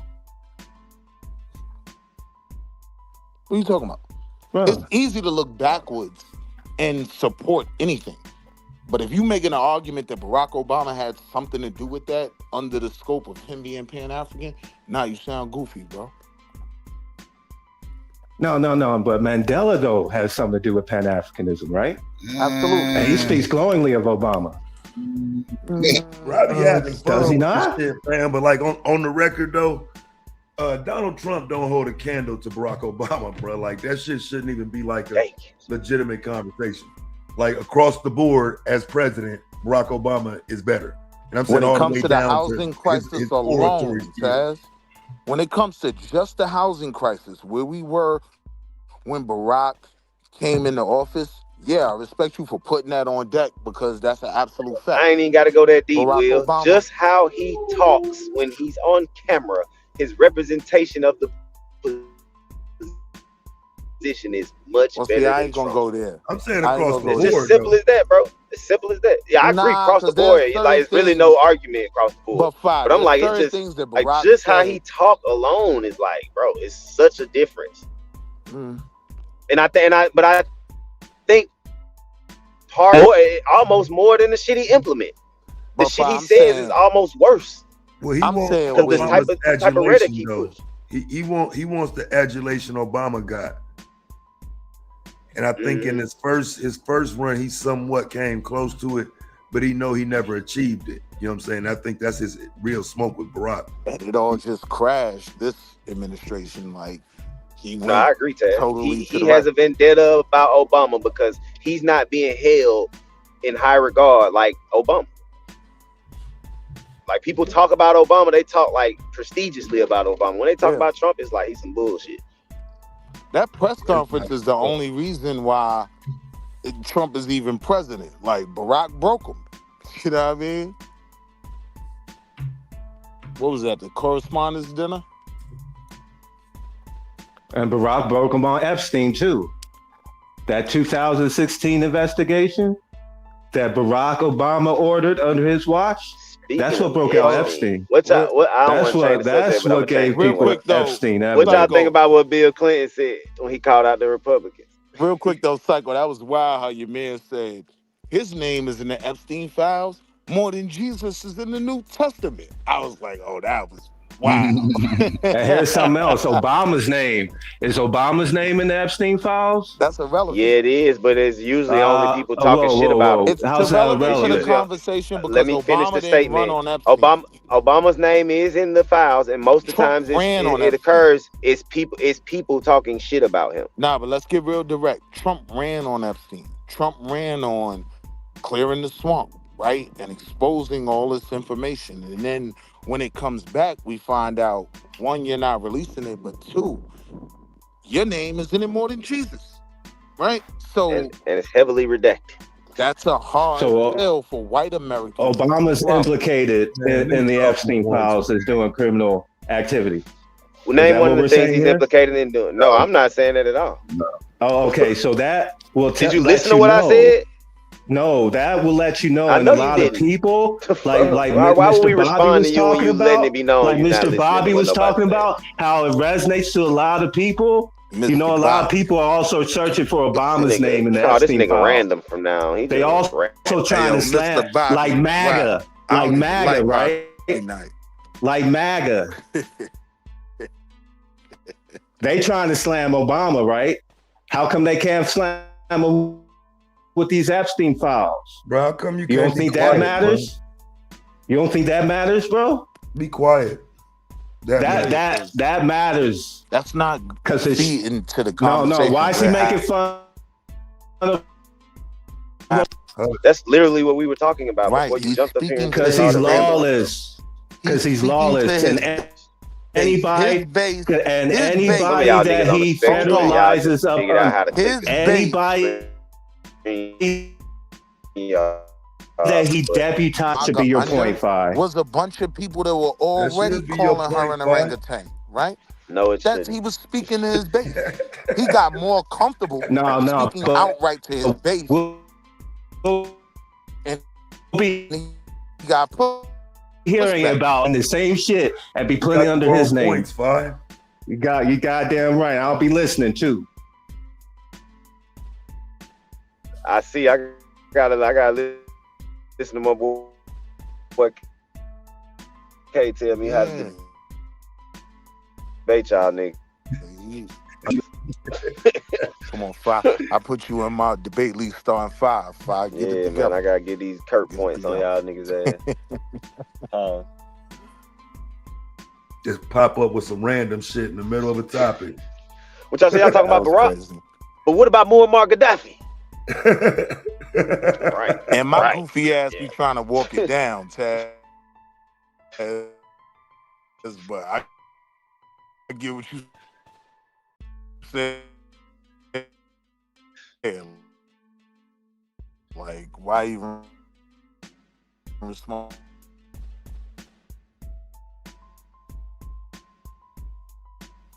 Nah, you ain't walk that down, gang. I promise you.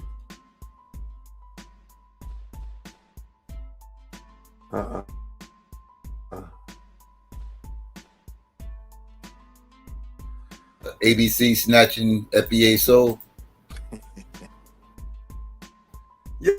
Yeah, I think it's, you know, I had started seeing a bunch of people. I think that's an L for him. I think he's kind of spot on with that. Just because they hinged a lot on that, and like you say, at some point it does begin to look like you just want to be acknowledged by white people. It ain't even about they still got lineage. Taz. They still got Tucker Carlson. It's just, you want some white people to notice you. It ain't all that other shit y'all talking about is somewhat, just on the internet. But y'all was happy some white people even acknowledged your existence. That's kind of crazy. Tucker Carlson said, and there's this group called FBA. I love those guys. Tariq Nasheed and them, I love them. Yeah, yeah. And they. I don't agree with everything they say, but I like that they out here calling out these other black people and blah blah blah blah blah, talking shit about black people. They love it. I love them guys. So now, when you're dealing with someone that is outright against reparations, right? Borderline, completely racist, right? How do you view him speaking about your group? Highly, right? He was saying, "Oh, I love these guys. They're funny," right? How are you goofy enough to think that was a win? But that's where FBA is. Yeah. They're trying to be validated. Anybody mainstream acknowledge them, they losing their shit. They act like it's a national holiday. Psycho. We got a social media president. Do you remember that happened with Eidos too though? When it was in Yeah. I saw you put that in the chat. I don't remember that happening. But you know what's crazy? But when they referenced Eidos in New York Times, it was about reparations though. Yeah, it was. It wasn't hung up in this whole, we different than these tethers and all this whole other silly nonsense and everything else. Yeah. It was centered around reparations. These motherfuckers get mentioned. It's not ever mentioned in reparations. None of these motherfuckers, none of these entities. I forgot that white lady who mentioned them before, Cooper or whatever fuck her name is. Mentioned them. It had nothing to do with reparations. Tucker Carlson mentioned them. Psycho, that's part of my. It had nothing to do with reparations. Even ABC, there was 2 black motherfuckers up on there talking about that shit. None of the motherfuckers talking about reparations. None of this shit. Psycho, that's part of my pushback of FBA. Y'all a spin off of Eidos and not even doing the stuff Eidos was doing. Yeah. They don't care about that. I don't know, fam. I'll tell you one thing. I hear a lot of criticism about Colin Kaepernick on this panel, on the same panel. Let me mute out. And look.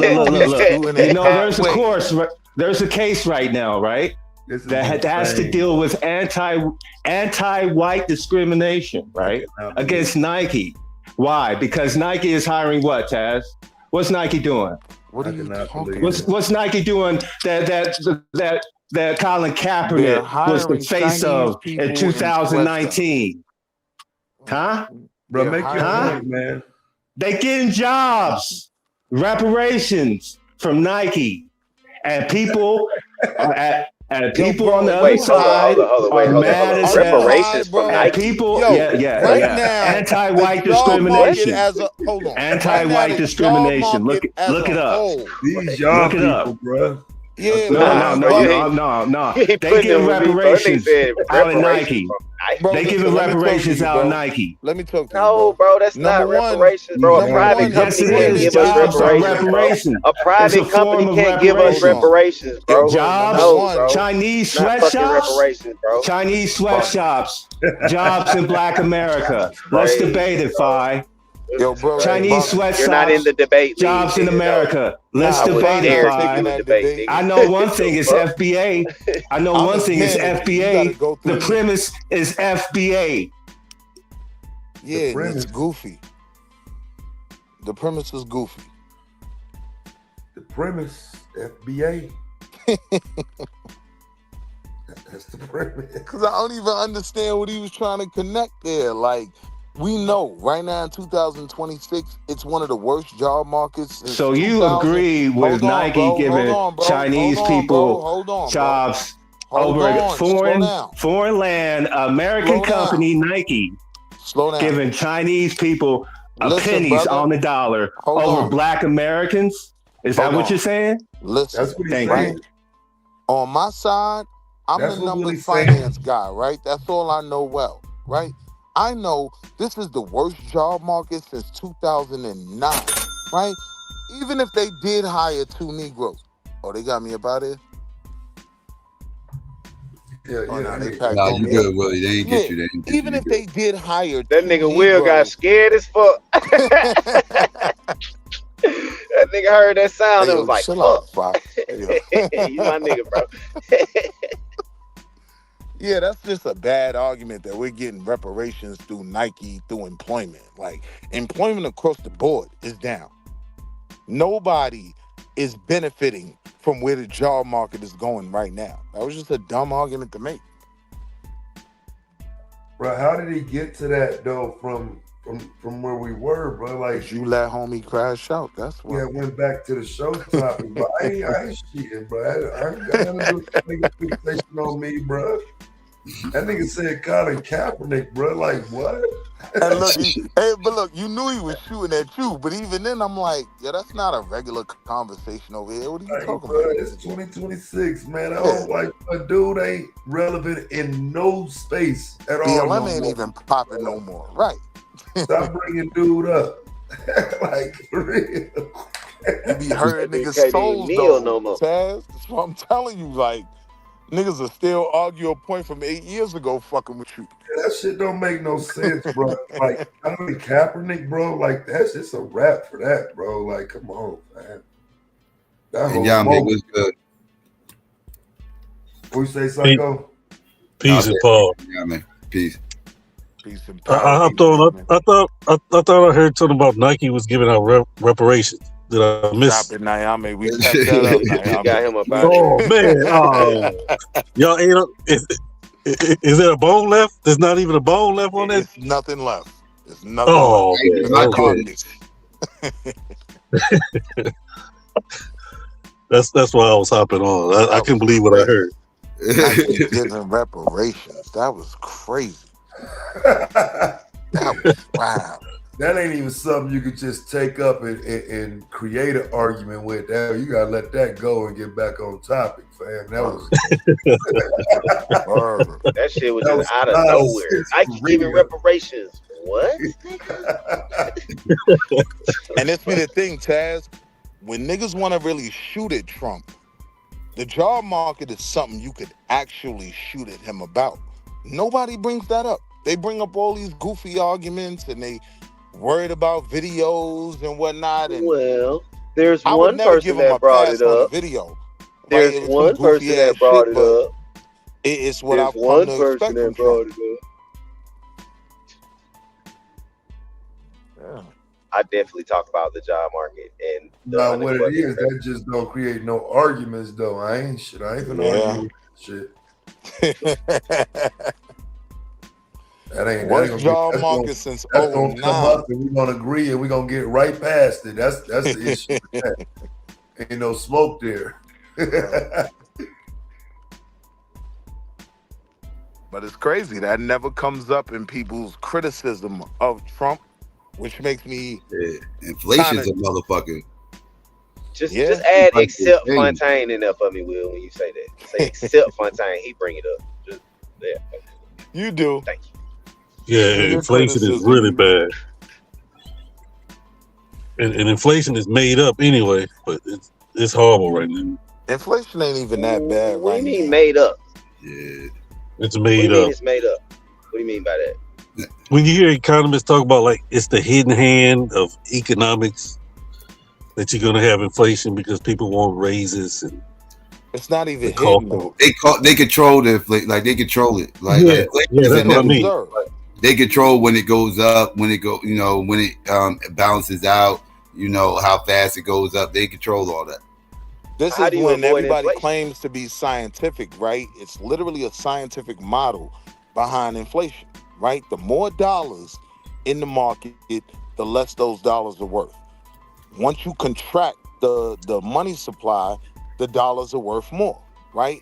Because of inflation has been chasing us since the housing crisis. We had to save Earth. You know what, Willie? Let me ask you, Doug. I heard you the other night talking about this crypto crash and everything else. Like, what's your opinion about this crypto crash again? All right. So, peace to the sister Pacho, and I apologize because I understand how she took my comment. Right. My point was this: when people talk about this whole crypto wave, right, and they talk about it being integrated into systems like banking and treasuries worldwide, number one, it's not really even being implemented like that, right? Yeah, some countries are getting involved in it, but if you talk about their economics, it's literally 0.5%, right? But number two, this whole crypto blockchain wave, it still does not circumvent what they all claim is a fiat currency, right? If the market goes to zero, your Bitcoin is going to zero too. If the job market is nasty, right, your Bitcoin ain't gonna be worth nothing. Why? Because GQ ain't gonna be buying a bunch of Bitcoin, right? He might short it. Like these things are still intertwined. So when I hear people making those arguments and then going as far as saying that a mutual fund is not an asset, I gotta challenge some of those things because that's my only lane. That's the only time I get to sound smart. And that's always been my criticism about crypto, as far as like you were saying, like you need fiat currency to buy this cryptocurrency, right? That's not going to be used for trade. Is brought as an asset, right? People buy crypto with the intent of making more fiat, right? They want to make more fiat money, right? So I gotta buy into this fake money in hopes of getting more fiat money. So what's the purpose of the fake money besides outside of being the middleman? And why do I have to? Why is the goal for me to recruit as many people as I possibly can in order for me to make money? So this is when I called her sister polite, right? Because I wasn't putting it on her specifically, but this whole pro crypto. Yo, that's fucked up. Yeah, bro. I called her sister polite. I crashed out, right? But the point was, this whole crypto wave, right? And sis cool too. That's listen to what I'm up. saying. This whole crypto wave and the people that promote that, when I listen to them, they don't even really understand. That was crossing the line, bro. Nah, she was crashing on me, Taz. Nah, that's why I started with an apology. I agree, bro. Well, that's I started with up, an apology. Let's be clear, right? But for me, when I'm listening to people make these crypto arguments to the people, and yeah, crypto is the wave, I know what it is. You're going to tell everybody to buy what you're buying because it's going to increase your investment, right? But when we start to break it down and what these things really mean, like anybody can come out. Trump came out with a Bitcoin. It damn near went to zero, right? Anybody can make a Bitcoin right now. When you're talking about cryptocurrency, there was something that backed it. What originally backed it was data mining, right? Now niggas is talking about crypto having nothing to do with data mining or any of that. So it's really backed by nothing. But then they'll talk about fiat currency. But at first they tried to push it off as an actual currency. And then once the cat got out the bag that is not really an actual currency, then they try to put all the hat in the bag with the blockchain shit, right? Now they try to sell you on the blockchain and the blockchain technology, and which sucks up so much energy that it's not even, beneficial or whatever. They don't even use natural energy for it and everything else. So like, yeah, this is why I never dealt with crypto. I never got into the crypto shit because I just never got into it. From my study on it, right, Psycho, at one point, it was a legitimate currency backed by something. And what it was typically backed by was data mining. You got these tech geeks that got 1 million servers in their garage, right? Target, Walmart, they can't process. They don't have the data space to process all their transactions, right? So bet, we're going to give you 5 cents per transaction that you do, and we'll pay you in crypto, right? And that was the original play. And that made sense. I could see how the money is made. I'm just saying, with the crypto talks we have now, when people just start throwing out Ethereum and this, that, and the third, no one can answer me what backs the investment. Like, I can tell you, if I tell you to buy Apple, it's because they just sold 50 million iPhones. I know where revenue's coming from. Right. It's no tangible. It's nothing tangible. It's based off an idea. It's based on an idea. That's speculation. That's speculative. That's and all honestly, it is. I would let them live if they weren't acting like the dollar is this fiat currency backed by nothing, right? So when you're making that argument from a crypto standpoint, well, what is crypto backed by? Belief. Yeah, that's it. It's worth whatever people say it's worth. Right. It was worth 120,000. It was worth 120,000 in October. Today it's worth under 70. But isn't the dollar now backed only by belief? No. It's backed by the military. The dollar is backed by the full faith and credit of the U.S. It's backed by the military. What is full? Yeah, but like we just said, the full faith and credit. What is faith and credit? What is that? Got you. That's so the belief, full right? faith and credit of the U.S. government is the fact that we have a Standard & Poor's, S&P, AAA rating, right? What does that mean? That means if you buy something from America, you're explaining belief. You're explaining belief. That rating. Name the tangible thing that backs the dollar. Yeah, Name the tangible thing that backs the dollar. Taxes. What backs it is the fact that. What backs it is the fact That's what I'm saying. The military is not something tangible. It's not like gold. I can't hand you the military, Psycho. If you come to me and say, "Yo, I want to trade in my $50 for what it's worth in the military," you can't do that. Or the U.S. Treasury hasn't gotten paid. That's what backs. That's what the full yes, faith and like credit. You said, faith, belief. Yes, belief. I mean, belief that we can take care of that debt. The belief that we can handle that debt. It's no longer gold. I would say more trust. We trust that we can handle it. That's belief. Like why are y'all trying to act like these words don't mean belief? But is it about belief when we know if I buy a treasury, I'm gonna get paid? I know that. You don't. You believe it. No, you believe it. You trust, like you said. Until someone buys a treasury and doesn't get paid, I know that. Let me read this definition to y'all. The definition of trust: firm belief in the reliability, truth, ability, or strength of someone or something. Correct. You believe you're gonna get what you're talking about, and I'm not wrong. Right. It's a little different. I didn't say whether you're right or wrong. I said you believe it. That's all I said. It's a little different than blind belief. I trust. I didn't use the word blind. My bad, young man. I'm just saying I didn't use the word blind. No, I know you didn't use the word blind, but it's a little bit different than okay. I believe in this deity coming back in 2 weeks. In Harry Potter, in the I totally agree. I'm not using belief in that. In that what I'm telling you is, you can go back 50 years. No one that has ever bought a U.S. Treasury hasn't gotten paid. At that point, yeah, the belief is valid, right? I believe the sun will rise tomorrow because I watched the sun rise every goddamn day of my life. Yeah, you're gonna get paid if you buy a U.S. Treasury. I agree. Like, you have reasons to believe. You have reason to believe that you have a firm belief. That's trust. That's a firm belief. I totally agree. I'm not disagreeing with y'all. I'm saying that it's the same as what y'all just said. Now, with cryptocurrency, you don't believe it because it's not firm. You have no reason to trust it. Correct. That's the difference. Do But you still do believe it. trust You them? still believe it or Do you disbelieve trust it. It's them? just one you Do trust and one you don't. innovation? Do you trust innovation? Do you trust STEM? Do you trust mathematics? Do you trust technology? Do you trust that? Because that's what's back That in nigga crypto. Random back on the panel. We got this nigga Random back up here. Protocol is what Pacho was talking about. If you get into protocol, you could get into lobbying, and then lobbying leads to policy. And policy can create government that's friendly to crypto. Duh. Yeah, but shout out to Pacho, by the way. That made no sense though, bro. When we're talking about what backs these things, right?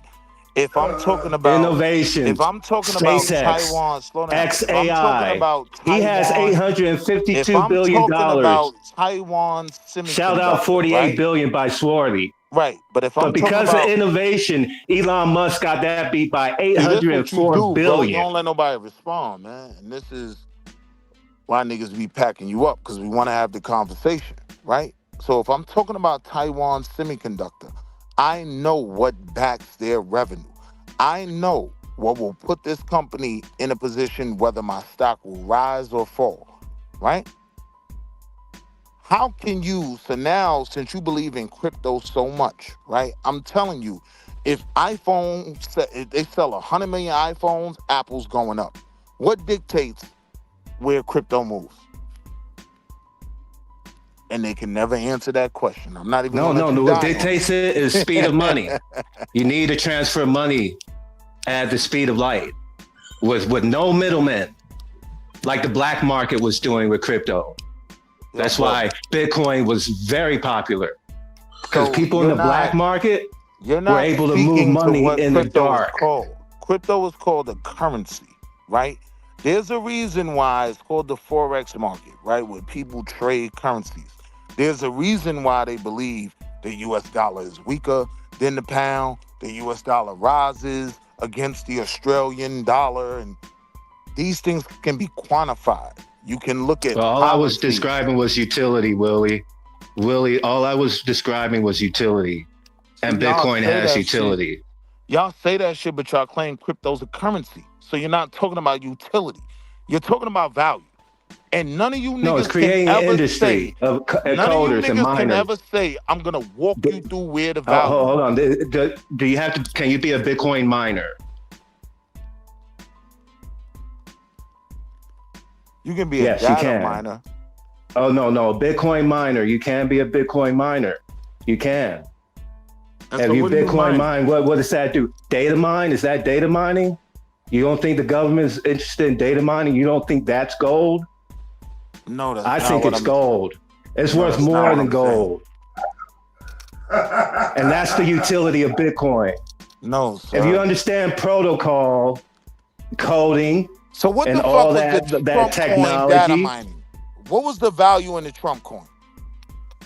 the utility is that you have utility is that you have UAE giving Mr. Trump $500 million. Damn. What? Yeah, that's utility for Mr. Trump. Mr. Trump is telling the utility of his Trump coin. He was able to make the UAE give him $500 million. You do know that I Show Speed, who is doing this thing in Africa right now, right? He just took a bag because someone said, Do you think the government can touch that $500 million? Hold on. You do realize he took a bag because someone said, yo, just promote this Bitcoin. And he ain't know shit about the Bitcoin, but all right, y'all gonna pay me 200,000 bet. I'll take it, right?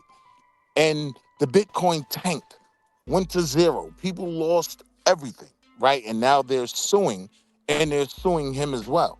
What I'm asking you is, if you want to know where the value in Apple comes from, I will take you through the quarterly numbers of every laptop sold.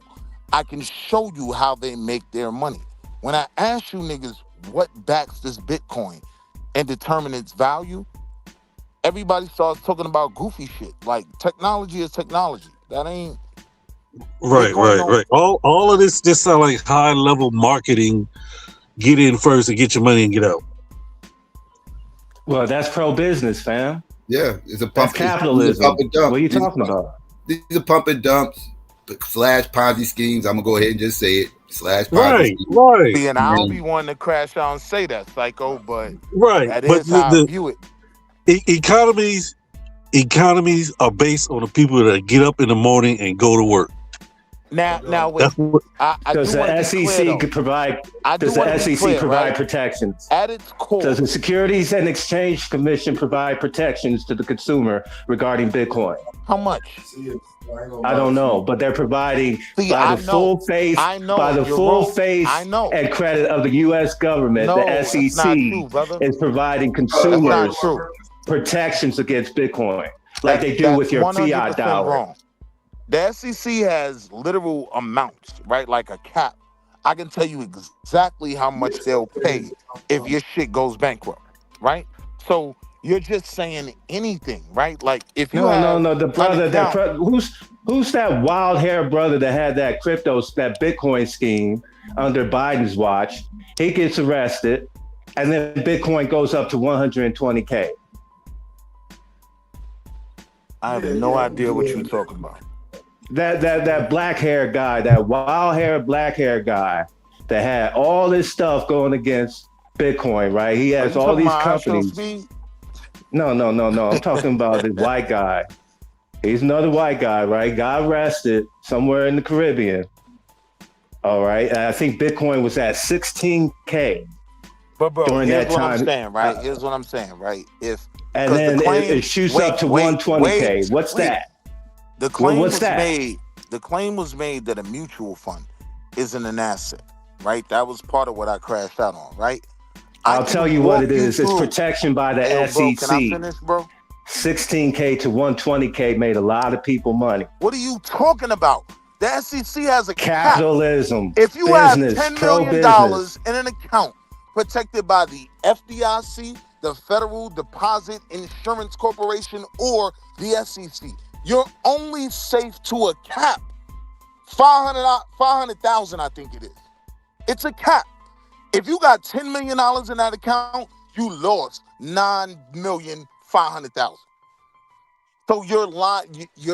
I ain't gonna say you lying, right? But you're telling the people the wrong thing, right? Your money isn't just protected by these corporations. They have very specific parameters.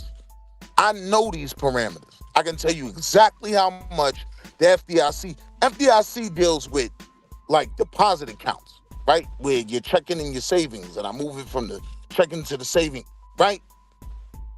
So when you're talking about the SEC, first of all, the SEC, number one, is just a regulatory commission. They don't even protect the money. That's number one. You're not even talking about the right corporation when you talk about the level of insurance that's on an investment account. SEC just makes sure that I'm not scamming nobody and can stay in the business. Right? If you want to be a financial advisor, you have to get registered under FINRA, right? Which is which is connected to the SEC.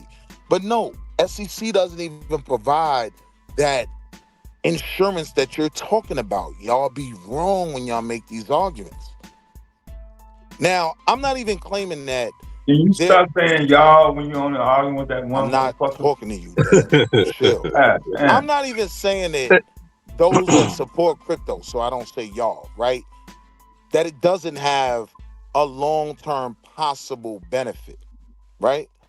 Like, I do understand how this currency can work in the future, but what I'm saying is everybody telling people to dump their money into this, they're not qualified to put you at that level of risk, because 9 times out of 10 you're gonna buy a Trump coin and you're gonna be broke. You could have bought Apple, the stock would have split, you would have had 2 shares for 1. That's my only. How does that affect the black community? How does that help the black community? So now, good question, Naomi. We're involved in the markets more than ever before, right? Like my good brother GQ. When Trump was coming in office, I thought he was gonna kill. I thought there was no way the stock market was gonna continue to rise. I shorted the market. Lost a couple dollars, right? I had different options where stop losses I could sell and I'll only lose 10%, right? But the point I'm making is this is a conversation now between black men. GQ in particular is very involved in the market. Many of us are involved in the market, so we have to be careful where we're putting our money. And I always tell clients this simply, right? Like, and I got this from Malcolm X. Like, talk to the people. What did Malcolm say? Talk to the people in a way they can understand, right? Like, when I'm dealing with clients and whatnot, I don't deal with clients no more, but I'm saying, I say keep it simple. Understand how the revenue is being made and how you will get paid. There's a reason why people buy Campbell's soup. Campbell's soup is called a dividend stock, right? Like companies like GE, they pay dividends, right? These aren't the conversations that are being had when it comes to crypto. And so when people keep talking fast enough, it will spin people into just agreeing. And I'll be watching that shit and I'll be like, damn, niggas don't know what it's literally credit default swaps all over again. At one time, credit default swaps was the cool thing to do, right? Till the housing crisis. And then they were pointed at as everything that ruined retirement accounts around the world. Right. Do you remember the fractional gold investments and all that? Yeah, absolutely. It's like they come in waves. First, it's the white people do it. They take all the big revenue, and then they pass those schemes to people like Boyce Watkins, and then he brings it to the black community, and then we get the little bit of crumbs. Right before it tanks. Exactly. That's exactly what I'm saying. Right before it tanks. Crazy, and I mean, right? Like when you look at the whole Bernie Madoff thing, right? Which stay with Sam Bankman-Fried. Stay with Sam Bankman-Fried, my man. Hold on, bro. Go ahead. Qualifying a whole lot of people. I'm qualifying something else that I said that niggas thought I was crazy when I said it, right? When I said I could step outside of my blackness, right? I can look at the world from other angles and see what's affecting other groups of people. Right? Chill, Fi. So what I'm saying is, even with the whole Bernie Madoff scandal, people didn't even own the assets that they thought they owned. They were just blind, just believing because I'm told that his accounts always go up, I want to put all my money with him.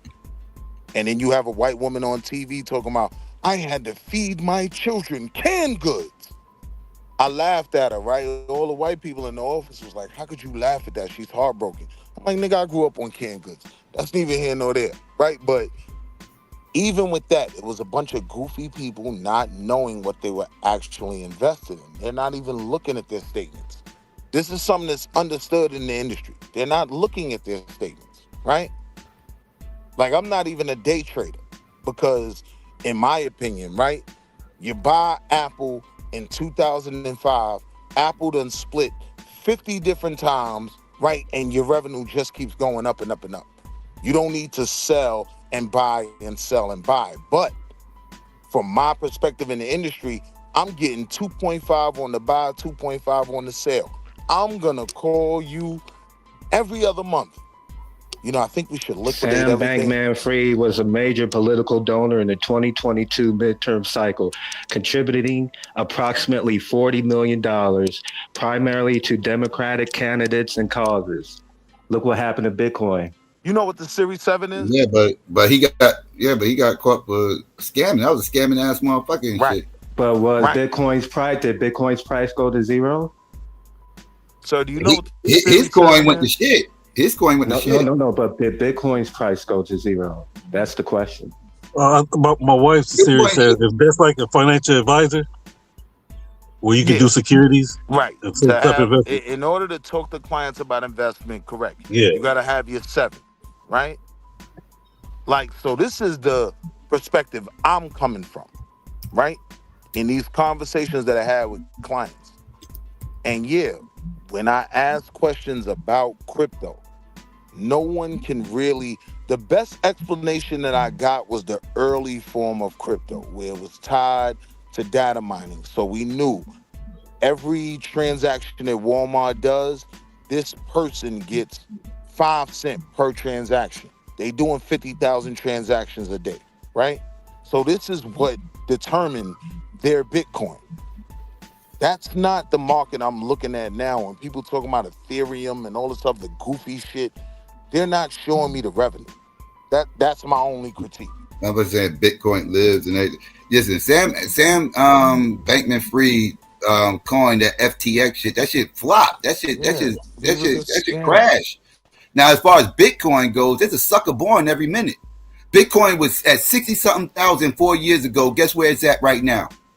60-something fucking thousand. It's just volatile as hell. It was just at 120 in October and everything else. And before that, and that was only because Donald Trump got in office, they had a big ass motherfucking increase because that shit crashed and burned in 2024. No, if you're the government looking to adopt it, don't you think that lower price is a better adoption price? Can you give me a government that has adopted it? Venezuela? Yeah, I can give you one. They failed. It was a fail, but I can give you one. But did the U.S. confiscate it? One of those South American countries adopted that shit. How about Greenland? How about Greenland's use? What's Greenland's use, especially with Bitcoin mining? Utility, right? Yeah. You set up Bitcoin mining factories in Greenland instead of the U.S. Also, Trump is bringing U.S. manufacturing jobs when we talk about Nike bringing Black Americans jobs. So that's why that last point about Nike ties in to last. So that's not just some random shit. But let's go back to Bitcoin. Let's go back to Bitcoin. The U.S. adopt Bitcoin? Psycho, out of all the countries in the world, right? First world nations, second world nations, and all of that. The best example that they can give of a country that used Bitcoin and tried to implement it, not even as their main currency, right? Just a small portion, but they invested more than most.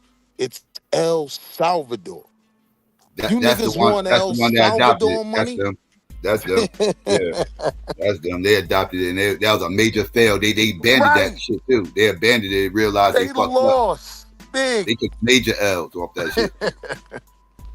No. The thing is why remember Odell Beckham took a hell of a loss. That's the black market. Remember Odell Beckham black market got his contract and said, "Don't pay me in fiat, pay me in fucking Bitcoin, dumb motherfucker." And took a no. If she went out in 2025, and she went out about November 2025, she made a killing. How about July in 2025? She made a killing. She made a killing, listen, bro. You get that's the point of a Ponzi scheme. You get in early, you can get paid. But if you get in late, Wall Street works. I'm giving y'all free game. You're gonna lose everything. If you get in late, you're gonna lose everything. That's how you buy low, you sell high. Man, I'm so glad you're being honest. I'm so glad you're being honest. I'm giving y'all free game right now. I hope people are listening out there. That's how you. But black people are always at the tail end, though. Walmart Willie is hiding the fact of that. My issue is when they claim that it's separate from what's going on in the market. What I'm telling you is, right, if the stock market crashes, people are going to start selling their Bitcoin, right? You're going to see a tank right there as well. It's not separate. No. If the market crashes, you don't think Bitcoin may be the next dollar? No, you don't think Bitcoin may be the next dollar? If the dollar crashes? You brother. You double talking, bro. He didn't say if the dollar crashed. He said if the market crashed. That's the thing. Most people that are in the space don't make the claim that it's a replacement or separate from the market. It actually that is trails the claim market. to be being made. That's you're doing selective hearing when you do that. You can clearly follow the data and see that it follows the trend of the market. Bitcoin just over the last 18, 24 months, Bitcoin just went from 16,000 to 127,000. Because the market has at been the same time. No, exactly. So right, that means so we're in agreement. It's following the trend so of the market. Understand what I'm saying? Me and you are in agreement. When this crypto conversation is made, it's made as a move away from fiat currency. That's what they always say. Well, I don't know who they is, and I don't know why they're saying it. When you start, you're mixing apples and oranges when you start doing that. Lately, the conversation that has been tried to been had, is about adoption and use case. You made a analogy about Taiwan Semiconductor. The thing that makes Taiwan Semiconductor attracted to an investor is, and this is also just as speculative as using a Bitcoin or XRP or ADA or an Ethereum, is its potential, is its use case and an application. But Now, here's what's not as speculative, right? If I know Taiwan Semiconductor has a contract with Lenovo, and Lenovo wants to build 50 million laptops and they need 150 million semiconductors, I can track the revenue, right? I know what is going to be the bottom line. No one can ever walk me through that with crypto. They can't. They I'm never trying. do. Wait, I'm really trying right now. You know, since we're talking about chips, let's talk about Nvidia. Nvidia almost flopped had it not been for AI, because they were making chips to be the Ethereum miner. You always talk about data mining, but that's actually the process of how they settle the transactions on certain types of blockchains, depending on whether it's a proof of work, a proof of stake. NVIDIA was never in jeopardy of going under. They're the largest Bitcoin miner server as well. NVIDIA was, the bigger conversation was mergers and acquisition. Who was going to buy them? No. We can go back to 2000, and this is 26. So maybe 23 or 22, when Ethereum switched from a proof of work protocol to a proof of stake, meaning I don't need your damn chips. They didn't know what they was going to do. And then that fall, near the end of September, that's when the shit took off. Yo, GA, I was selling NVIDIA in 2010. Yeah, you probably was. And there was a big demand for it during COVID. There was a shortage. They wanted them, but they was going to put those chips online through data mine. GA, in 2010, I didn't even know COVID would be a thing. Yeah. And in 2010, and with Bitcoin, wait, come on, the bro, largest please. server is NVIDIA. No. God damn. The largest server is NVIDIA. No, and really, in 2010, NVIDIA had the whole video card space for the computer market. Correct. So they moved from there, bro. They're now the main driver for AI these days. Correct. See, I'm just saying, you throw these little comments in there to somebody uninformed. I'm agreeing with you. Okay. I'm calm down then. So what is your question? I didn't have no question. I'm telling you, everything you pointed out is how I can track NVIDIA's revenue. I know where the money's coming from. I can look at contracts that they have with different companies, how much these companies are gonna spend, right? One of my worst investments was A1 Electronics. A1 made batteries, right, for the autonomous cars and all of that. The whole sale was that the US was going green. They put all this money into any company that was trying to push green technology. A1 got a big bag from it. So my whole pitch was they can't really lose. They got all this money, right? What happened was they didn't get the Tesla contract. Tesla decided to build their own batteries. A1 went to zero damn near, right? Okay, but isn't that the nature of the market? I'm saying I can track these things with these companies.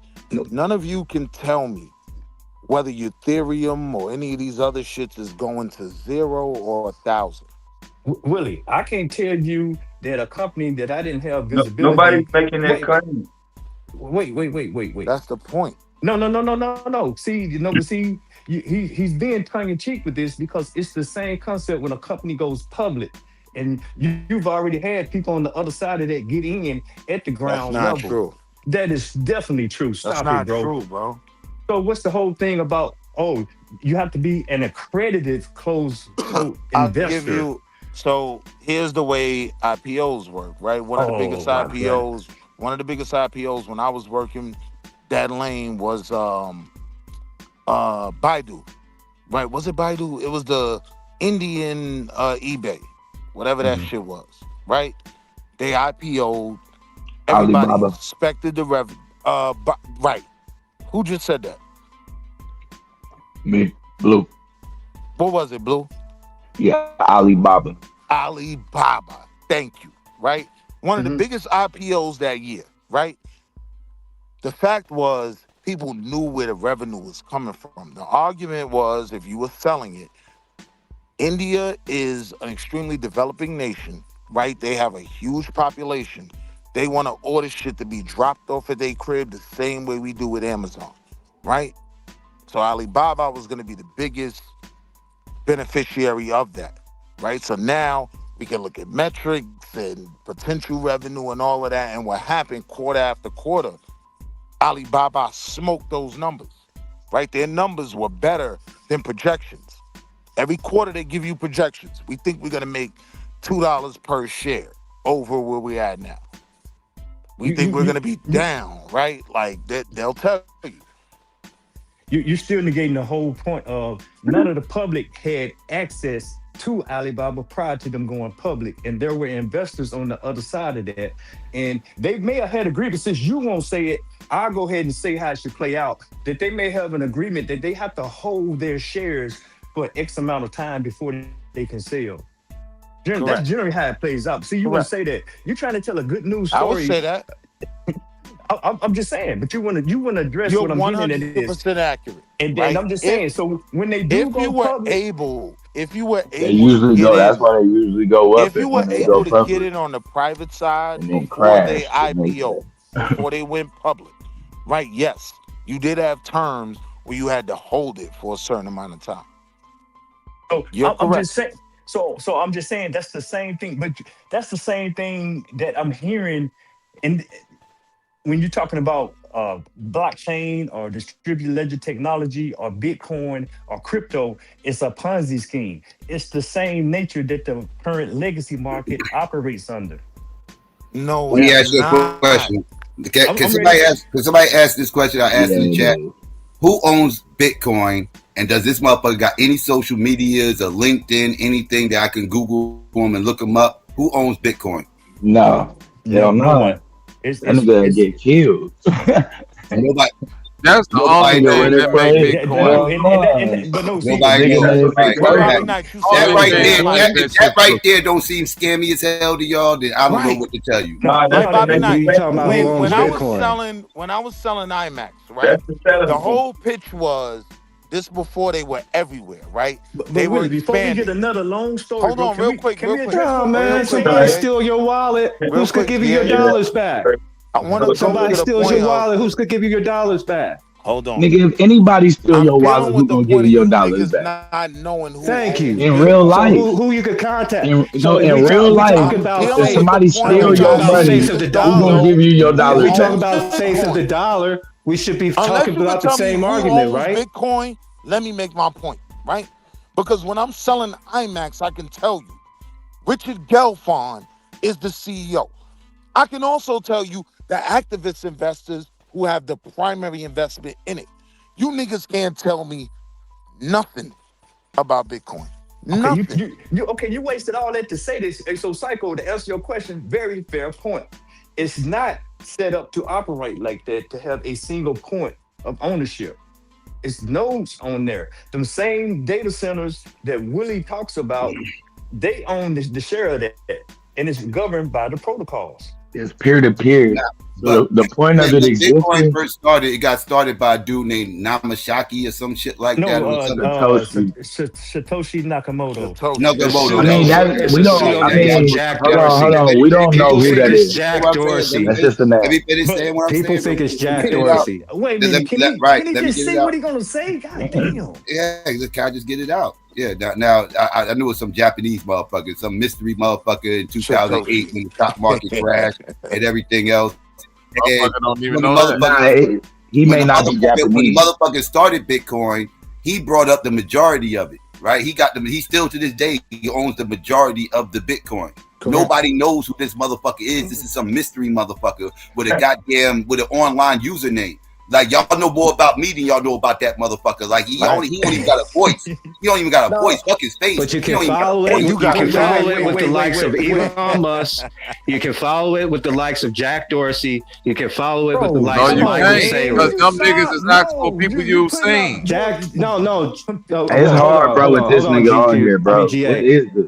Jack Dorsey is not one of the major holders of Bitcoin. Are you saying that? I don't give a fuck who you saying about Jack Dorsey and Elon Musk. Them niggas is people that's actually been seen. We don't even know who Cuz is. Jack Dorsey is part of Cash App. He's part of Cash App. Go ahead, G.A. Just Cash I App know right who now. he is, nigga. Damn, I'm fucking Yeah, we know who started Cash App. We know who started PayPal. We know who started Bill. We can look all this stuff up. Nobody knows nothing about this. No, yeah, you're not supposed to know because it's technically like just think the point of it when people were first using it, it was really for shit that you was buying that you ain't had no business buying. So if you was making a purchase across country, you made your purchase through Bitcoin 9 times out of 10. Right. Or I mean, whether it's you don't have no business or you just don't want to be traced, either or. That's how you make the purchase.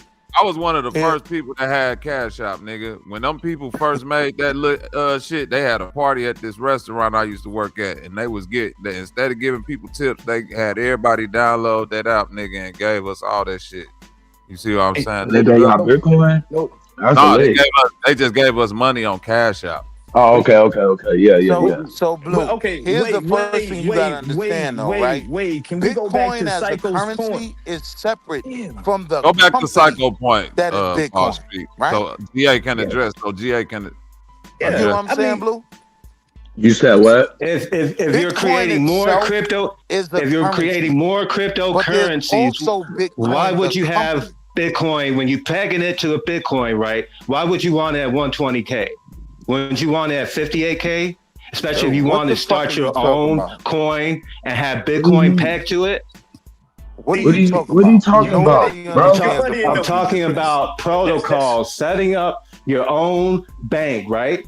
If you want to set up your own coin, what would you have pegged to it? Bitcoin, right? Because Bitcoin's obviously a technology that's working well. It's priced very high. You can get in, and it's probably could be a little bit more stable than other coins. I don't think solving the issue with black people is creating our own currency. I don't even see how that helps us. I mean, you could, creating your own coin you would tether off of the main three. But that ain't. I could. Right? No, one of the main things there's about a lot Bitcoin, of people looking to create their own coin, not just me. About cryptocurrency, not just Pacho. When it was set up, it sidesteps taxes in a certain way. It sidesteps being directly attached to those currencies that are attached to treasuries, right? Nations, right? So it was kind of this thing that just floats in the atmosphere, and there could be a benefit to that. But I'm dealing with this, right? Bitcoin, the company, is not Bitcoin, the currency, right? It's like a nigga making a company called the dollar, right? Man, y'all niggas be running the stop signs like a motherfucker. I mean, to be honest, we kind of hold on real quick, because Wall Street, he is right. I want GA to address the identity thing. We ain't even got that point. So I already said that was a fair point. No, it ain't trying to take it slow. We trying to what good is it? Let's walk it down. Yeah, that's what I was saying. No, you can't be. You can't. What you was doing? Let GA address what I said. Go ahead, GA. Yeah. So the anonymity of its inception, clearly fair point, because nobody knows who the hell it is. There's an urban legend out there. There's a single individual. There's a collective of individuals. Nobody knows. Just know the network is live. It's governed. It's not governed by this individual. It's governed by nodes on the network. Well, what about the Bitcoin question? No. Stop. We're getting there, Willie. So that was the first point that I just wanted to come back and revisit. And secondly, you said nobody knows how much he has. There's a thing. Oh no! People know how much he has. He has the majority of Bitcoin. That's what I'm saying. No. There's a thing called the Genesis block. And the only way you can track a wallet, but you can't say that there's somebody's who owns that wallet unless you do some further research.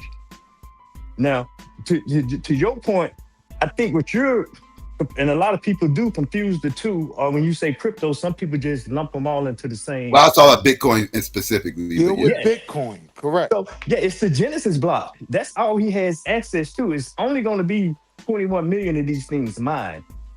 So we can go to wallets and see how it's dispersed on the Bitcoin network. Yeah, And I know. all of- I understand how the blockchain works. Yeah, okay. it keeps So- records of all that and everything. Yeah. Yeah. So I'm just saying But it doesn't give names though, right? Like it'll give like where the wallet came from, but nobody knows who that wallet is Nah, it exactly. ain't supposed to give no name. But you would know. I mean, so another thing to your point is just literally how the FBI is able to pinpoint a country or to pinpoint somebody and confiscate their Bitcoin. So the anonymity to that is just they lose me at this point. So clearly they know more than what they're saying that they know, or they know something, some type of loophole in there to be able to track it, to track down your identity to your wallet. You would think. But see, that's what makes me wonder what's really going on, because it's like, how is this dude able to stay a mystery like this? As big as Bitcoin is, how is this motherfucker able to stay a mystery like this? Because of the way the way it was created. The way it, like the point of it, that's why I was saying the point of it even being created was so that you could buy shit without being tracked. That was the point. Like to track everything that you do. So without it was a chance for you to be able to. Anyone know who Dennis Jarvis is? Not off the top of my head, no. I don't. Dennis Jarvis was the CEO of the Bitcoin company. This is the point I'm making, right? There is a Bitcoin company and there is the currency of Bitcoin, right? Most people having these conversations do not separate the two. That's problematic in itself. I don't even agree with you. You had to elaborate on that, Willie, because you know the Bitcoin is forked What I'm several saying times is this, since right? inception. Litecoin, It's like me creating a company called the Dollar. Bitcoin And Cash. the CEO of that company is Wall Street Willie, right? That doesn't mean, so now people are thinking that what I'm doing maintains the dollar market, when in reality, no, it's the Federal Reserve, it's something else, right? When you talk about Dennis Jarvis, right? He was the head of a company called Bitcoin. But Bitcoin Are you talking is about also a Bitcoin vehicle. Cash, BCH? Is that what you're talking about? Yes. Okay, so you said currency, and that's not the same thing, bro. Yeah, it's not the same That's thing. the point I'm making. No, it's not No, the same that's not the thing. same thing, bro. You had That's points. literally the point I'm making. Okay, and I'm trying to fix your point. Because Bitcoin Cash, you had some people, every time that they decide to make a change or an improvement to a blockchain, all the vested people, which were the miners, they would take a vote on how to move with that. The dude that you're talking about, he wanted Bitcoin to stay pure, blah, blah, blah, blah, blah. The majority wanted to move. Right? Better not going to be centralized and decentralized and all this other stuff. Exactly. Right. And if you look at a low entry price point, there's going to be adoption. And it's going to ride that way. The point is to stay decentralized. Rinse and repeat. All right, let me ask the crypto people. What's y'all opinion about Ryan Cohen? What's y'all opinion about him? Ryan Cohen. Yeah. I'm not sure who that is. What's the significance? I know that name. That's the motherfucking bad body. What's that? Bad Body and Beyond shit. He was part of the GameStop price hike. He's what's known as an activist investor, right? Wait a minute. He's a component of all the crypto stuff and everything else. He's the activist investor. What activist investors do, they try to shake up the market, right? Like one of my favorites was Nelson Peltz. Okay, right? Can you talk to the point, man, and not give us a story, bro? Respectfully. Yeah. So you saying he put the money into GameStop? No, Yeah, no, he was he's the an reason activist behind the investor. GameStop hike that pump it up, and then he was behind the Body Works. Yeah, it's called an activist pump it up. investor.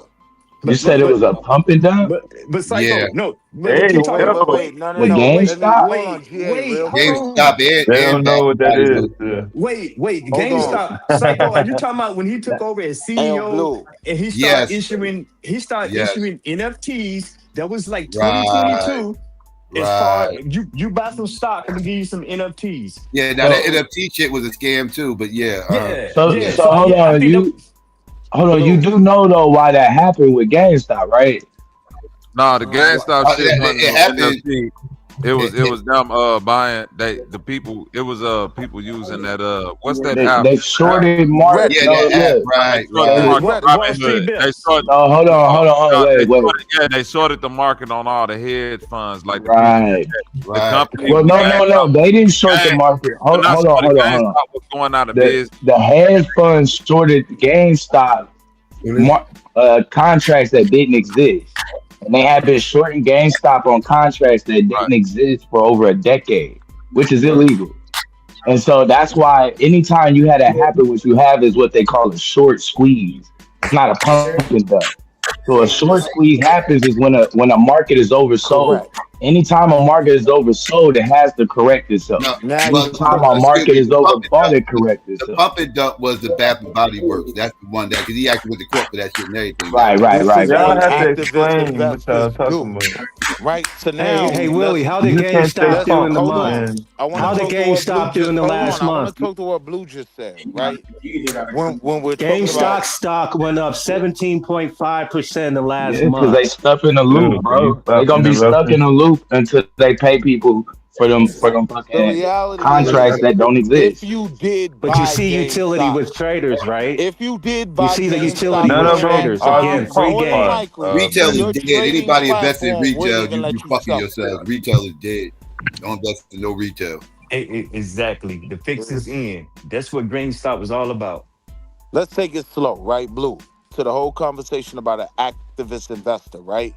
This is what they do. They Nobody brought that up. They come in, they buy up a portion of a company, and then they control the decisions that are being made. So one of my favorite dudes was Nelson Peltz. He came into Wendy's and he was like, yo, if y'all change up this, that, and the third, you gonna make bread, right? This is what activist investors do, right? That's who Cohen, he's an activist investor, right? But with Cohen, it was tied to something that was kind of shady with the pump and dump with Bed Bath and Beyond. Are y'all going to explain what pump is? Somebody like basically make you. They drive up the market. They drive up the market, and then they sell before the price. They purposely drive up the market so they can sell for a higher price. Right. But it's really other people have able to do that. Is people with money. Shares, and you're looking at the market going up, and you're saying, Hey Willie, is that a utility though? And then is that a utility for traders? Would that be a utility for traders, Willie? What does that mean? The pump. Is that a utility? You need it. Yeah, bro, you need it. That's a crime. Okay. I mean, it sucks, but you need that. Making money. Bro. We print money. We print money. I mean, unfortunately, bro, you need people that to come in and think that they finna make $1 million off of GameStop that I bought at $1, and they finna come in at $50 and rent it up to $200 so I can sell. We need that. I mean, that's just what it is. That's the way the market works. All right. Here's what I'm saying, Blue. Stay with me, and I want you to Google this, right? Google the name Eddie Lampert, right? Eddie Lampert was an activist investor. What he did was he bought up a bunch of Sears stock, right? He said, yeah, this company's going under, right? But we can separate the real estate because Sears has all these brick and mortar shops, right? So we can sell all of this shit and our money can be up, right? We can sell shit online after that, whatever. But if we sell the brick and mortar, right, it can be a benefit to clients. That's what activist investors do, right? They come in, they buy a majority share of the company. They collaborate with other investors and whatnot. They buy up 51% of the company. Now they determine the decisions that are made. So if Now, Eddie Lampert has a conglomerate of people that own this amount of shares. When they come to the, quarterly meetings or whatever, and they say, yo, we just want to sell the real estate. That would increase the stock price $7, right? That's what activist investors do. Okay, hey, can I make just three comments, points of what's going on right now with crypto, and I get the hell on out the way. So I really just came up to have the crypto discussion and not get into all this other investment stuff.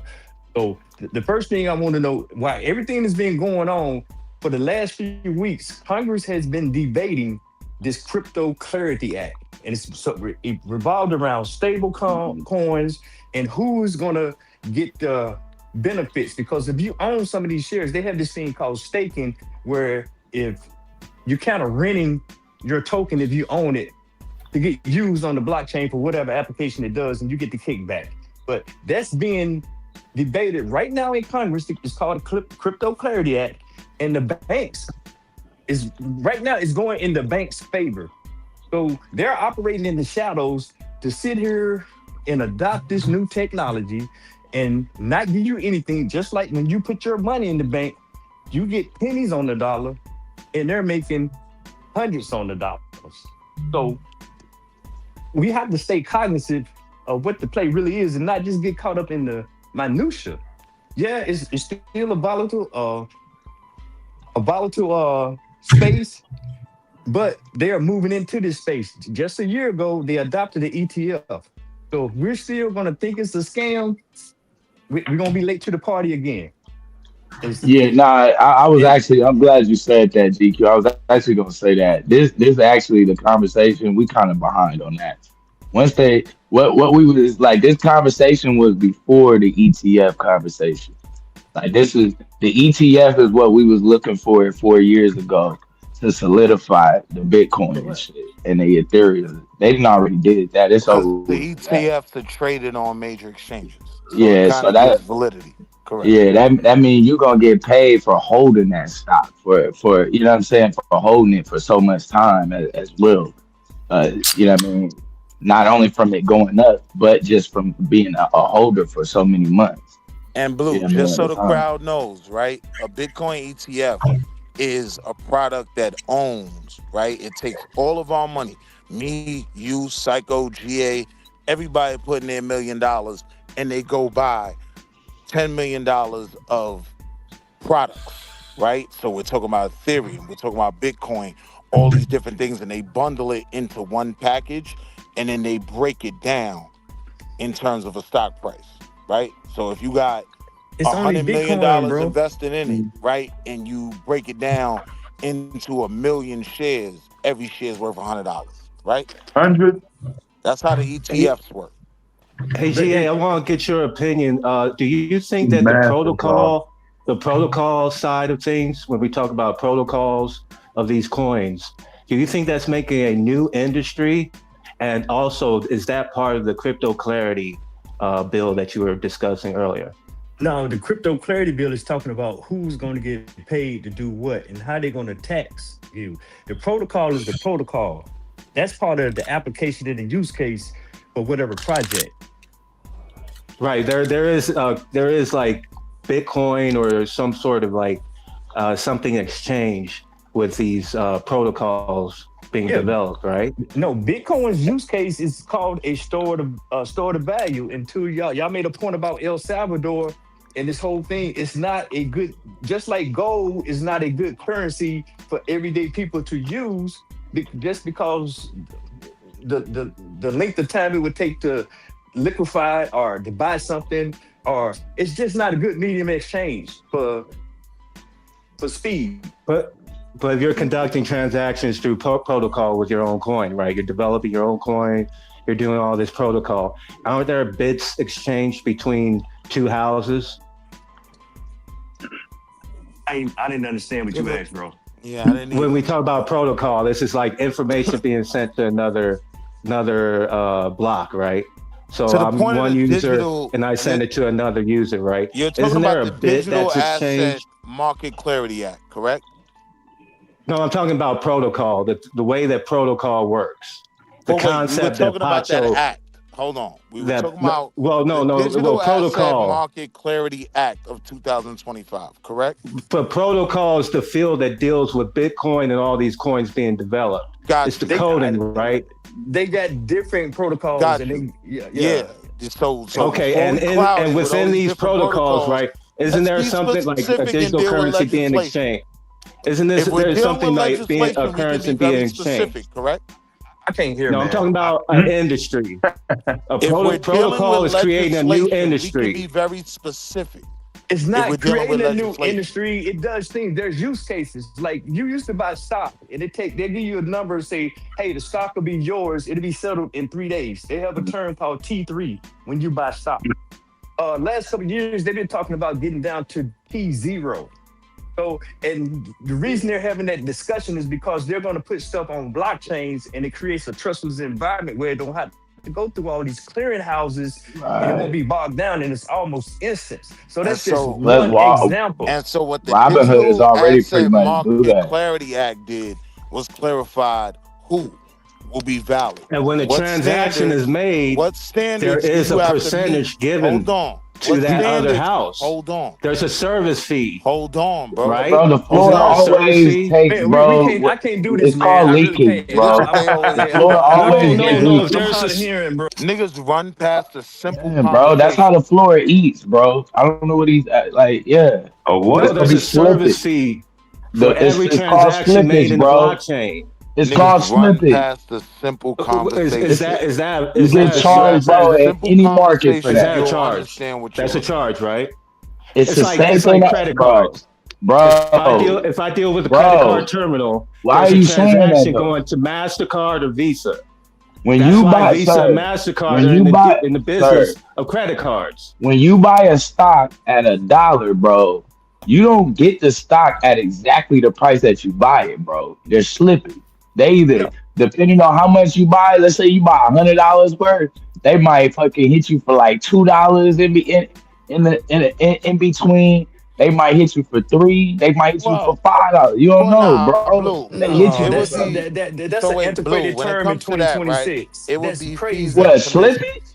That would be the only that's thing. antiquated. That would be Yes. the only thing that spins your stock price, right? If you buy Apple at $100.53, your cost basis is $100.53. Now, if you're But this what I'm saying though. You can try to buy it 9 times out of 10. The market is moving. The price that you see ain't in real time. You're usually getting a price that's at least a few seconds off. Even a few seconds can be the difference, bro, between $1, $5, $500. That's one of my issues with crypto. It's so volatile. Like No, hold on, no, but that's the stock market. that's in any market. That's what I'm saying. If I buy Thor, markets, crypto is way more volatile than most markets. it's just like trading. It's just like trading any currency. shit don't even apply to crypto. No, Like oil, it's commodity. not You don't know like nobody that crypto. trade Walmart, currency? Willie. It's not. Come on, Walmart, Willie. Hold on, It you is like oil. It is like you gold. hold on. You don't trade currency. No, I'm talking about currency. No, you're People right. who trade currency. Again, let's go slow, right? The foreign exchange. Someone brought up the Digital Is it Asset that volatile? Market Clarity Yeah, Act. yeah. That's how Can people we make talk money about off that of it for a every second? morning. No, it can't be Can we volatile talk about because the they'll The dollar, send the bro. world Look economy at the into shot. dollar What are you compared. talking about? That's the most The stable dollar Asset goes up Market and down Clarity every Act. day. Not that volatile though. That shit don't lose. That shit don't lose half its value in Do 4 y'all months. have y'all or do y'all ever trade It does not lose half its value in 4 months. The fastest market you gonna get in is the foreign trade market. What is a PIP? Yeah, but you're doing with pips. Or trading currency, bro. You in a real deal. That ain't no game plan. Hey, just leave the jargon alone, man. Sako, you're right. Yeah, because none of this should apply. Niggas are talking fast and goofy. Wait, 1 second, Willie. Nobody wants to slow the conversation. 1 second, Willie. 1 second, Willie. 1 second, Willie. What you say, GA? I said you're exactly right. It's the most volatile. When you have corrections, if it drops 10 points too fast, they will do a halt. Crypto is not doing that. And the swings go from 70 to 90%, 30, 40. That's the nature of that market because it's highly speculative and it's the highest of risk. So You don't want to be in a halt. So again, I had my don't get in money there if you tied don't up have. in a halt, bro, and literally I'm supposed to be making money, and can they we talk talk about the about Clarity because the Act? market is too volatile, we're gonna stop it, and so therefore I done went up from up 5 to all of a sudden, bro, I'm only pulling out at 200 because they didn't halt it, and when they started it Got back caught up up, that that shit GameStop shit. dropped $20. You got caught up that GameStop shit. Nah, not GameStop. They do it every morning. Oh, Every okay. single morning, they halt at least 3 or 4 stocks to try to No, stop that's you from not making true, money. I started bro. Are you investing serious? in GameStop, Psycho, Every That's and that single was not back in morning, true, they will January. halt bro. at And you least know, I pulled at out a least 2 or portion of 3 it stocks because that's I made going up. 17.5% on each dollar. So Yeah, even That's yeah. Lena just I said was she just got invested in halted on GameStop. AMD, bro. They'll get you every day, bro, and fuck you out your money. Only difference is in Bitcoin, they ain't finna halt the stock, nigga. Your ass is, hey, you lose your money, you lose your money, you make your money, you make your money. It's win or lose. Ain't nobody there trying to pretend like they saving you. They ain't really saving you. They stopping it so the people with real money can fix the situation and get their shit right while you get fucked over. That's all that happens.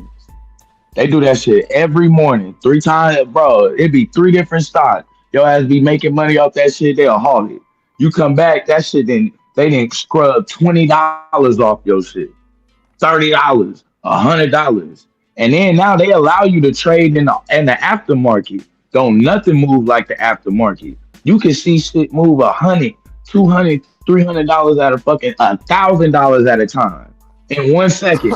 And you can put Blue. in, nigga, you trade aftermarket on Ford, that shit'll go from fucking $10 to $100 to goddamn 12 to $1. Your ass gotta know when to get in and out. But Blue, again, right? I'm always the dumbest nigga on the panel, right? So I keep things simple, right?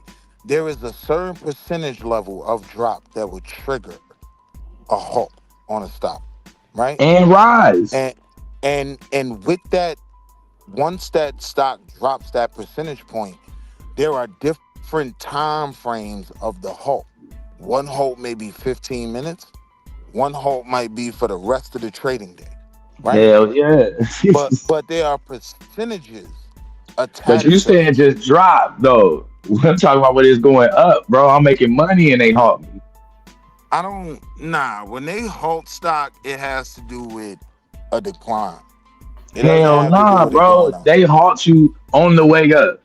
And I done got halted a bunch of times on So the way up. with That's with the GameStop shit. Blue, They did that with the GameStop shit. They right? stopped motherfuckers from buying it. They on the Yeah, website. they halted. Yeah, matter of fact, I forgot about that. They did. They halted that shit and just like, hey, which is why they gonna be stuck in the loop because they gotta pay that money. But Like here's the you, thing, though, right? you can't do the That invisible shit. that wasn't a typical halt, right? Like when you deal with halts in the market, it's usually because of a major decline in the stock.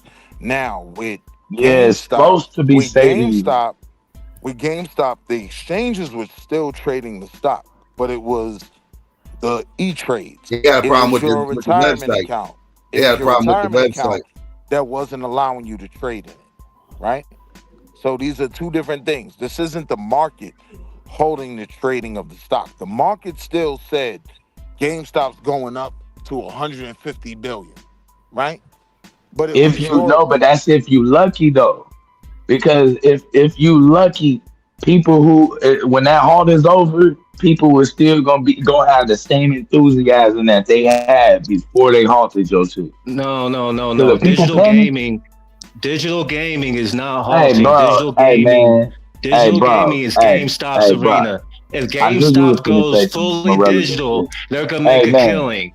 And if you get GameStop at a low price That and ain't the ride the wave point, bro. back We ain't up, just talking about look at GameStop. We saying in general. the technicals of GameStop and tell me, do you think that it's gonna go to zero? Because it has rebounded.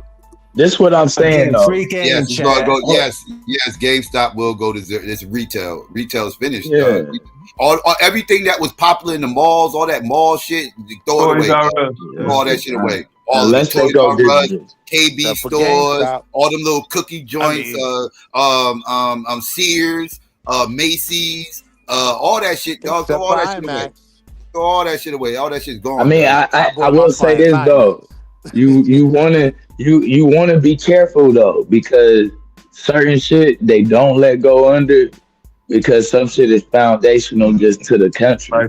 Like And what? then That shit going under. like All that retail, nah, like all Roblox. Men's warehouse. Roblox gives you GameStop, all that shit is going under. Old Navy. Roblox gives you the this is Roblox what I'm gives you saying the though. formula. If a stock If You never know GameStop how goes to stock is going. Roblox, if a where there's stock no declines, overhead, they're gonna make a killing. if a stock declines 7% from the opening price, that triggers a 15-minute halt.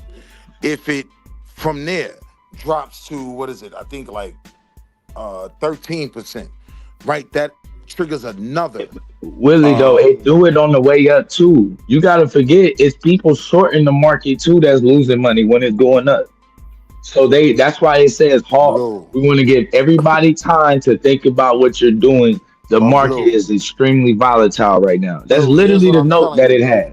Hold on, let's take it slow. What I'm telling you is, if Apple reports an amazing earnings report and the stock goes up 40%, the stock is not halted, right? Bro, Apple is only like 0.1% of the market. You could use We any talking stock, about bro. every morning but this is what I'm saying. Every morning you wake up, there's a stock that is going to go up 500%, 800%, almost 1,000%, and there's going to be stocks that lose 500%, 1,000%. You have an opportunity every single morning. If you get up at 3, 4 a.m. To be clear, to literally change your life, halts are and they attached will to a halt decline in you the stock. in the middle of it, Halts whether it's are going attached up to or a down. decline in the stock, right? No, but Halts aren't attached. but this what I'm telling you. I've been halted on my way up.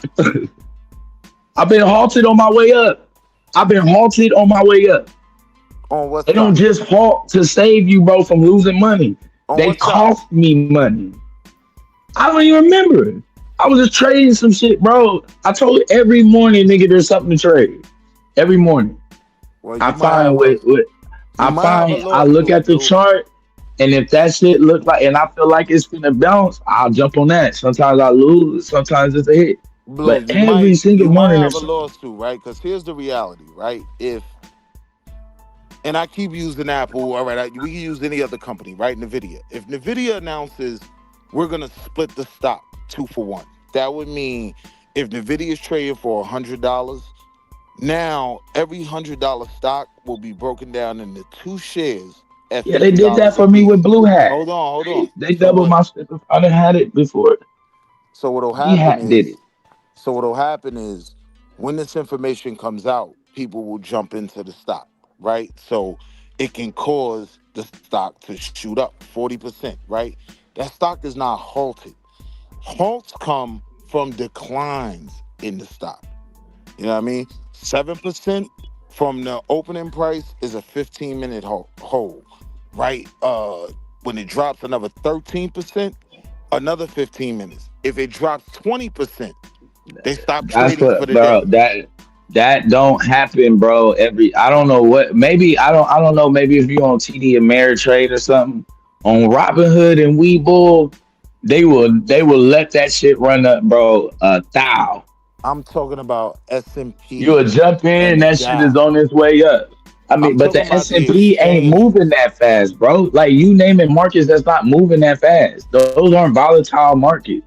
Like Apple ain't moving enough money, bro, like that, bro, But where you that's finna the change your point, life though. like that When we're overnight. talking about halts, these halts are initiated by these Volatility. exchanges. It's an exchange that declares this stock is halted. No more trading for the day, right? If you're dealing with like a Bear Stearns, right? Like it's an exchange that says, Yeah. all right, we're not trading no more on this stock for the day, right? Yeah, I done had that. I mean, I think they did it I'm not sure if GameStop did it for the whole day.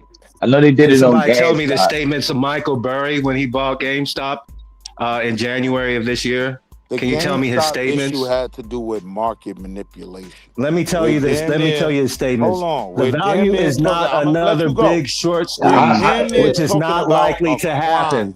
This is from Michael Berry. The value is not another big short squeeze, which is not likely to happen. End quote. I like at the end What of did the that day, mean? Wait, hold you on, trying Blue. to Hold you on, trying Blue. to make Hold on, money, Blue. man. What did that mean?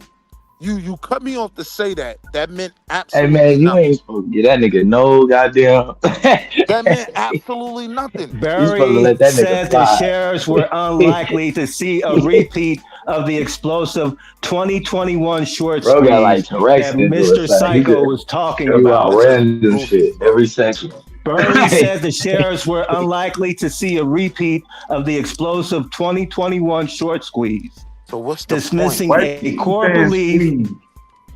Now It's a you short. so That's what we're so talking about. what Pump it happened with dumb. It's a GameStop? It squeeze. happened, is, bro. man. What happened in That's for the GameStop? black folks over here, bro. What happened in GameStop happened in like 1910 or some shit like that. It's like a rule, bro. When you short a bunch of Blue. stocks that don't exist, what'll happen is they'll end up having to So pay people for individual stocks. Like Blue, one dude got wait. paid like fucking So like Blue, 100 bands for a stock he hold had on, back Blue. then, Before we go and it there, wasn't even right? worth that. Let's keep the audience with us, right? Like, cause when you're saying shorting, a lot of this stuff goes over people's head. What shorting is, right? To just keep it simple. Let's say I have Psychopathia stock, right? I believe Psychopathia stock is going to go down today, right? I have 100,000 shares, right? I sell them at the top of the market, right? First thing in the morning. I'm planning on this stock going down, right? So I'm borrowing the stock from the bank. I'm selling it all. So now I'm in cash. If it's $1 a share, 100,000 shares, I'm 100,000 in cash, right? If that stock goes to 50 cents per share, right? I've made 50 cents, right? Because all I have to do is buy the stock back and give it back to the bank. So if I sold it at $1 a share, it goes down to 50 cents. That 50 cents is my profit. That makes sense? Now, what happened with GameStop was what's known as a short squeeze. When people are shorting a stock, right, you have what you call short. It's not called short calls, but it's called Contract, yeah, they're called. I mean, they're short calls, but they're or a put.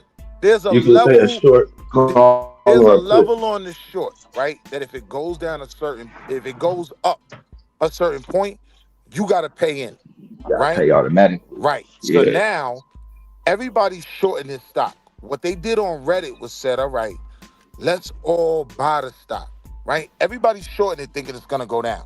They're trying to make money for the stock going down. We all buy the stock. The stock goes up. That creates a short squeeze. Because now, right, if you're shorting the stock, and so you think it's going to go down from $1 a share, if it goes up to $10, you got to pay that stock back at $10. That's a short squeeze, right? So now, when we're dealing with GameStop, that's what happened. A lot of people got on Reddit. They said, yo, let's just buy the stock up. Let's run it up. And it killed the shorts.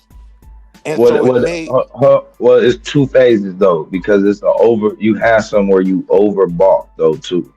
So, it was oversold. The market was oversold, meaning that they were selling shit that didn't exist. So you were shorting. You can't short contracts that don't exist. That's what allowed the perfect storm for the short squeeze. So no, it's not that you buying something that don't exist, right? You're depending on, you bought this stock at 20, you only make money if it goes This is down. what I'm telling you, though. This is why they had to be bailed out, bro. They shorted contracts that did not exist. There's only so many shares a company has. You can't short more shares than a company has. That wasn't what happened shorted with GameStop.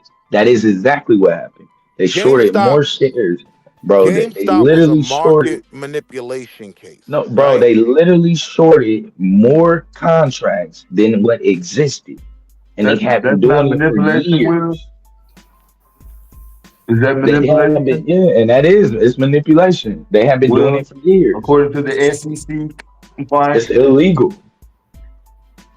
You can't just keep shorting the stock. Yeah. According to who, Dev? According to who?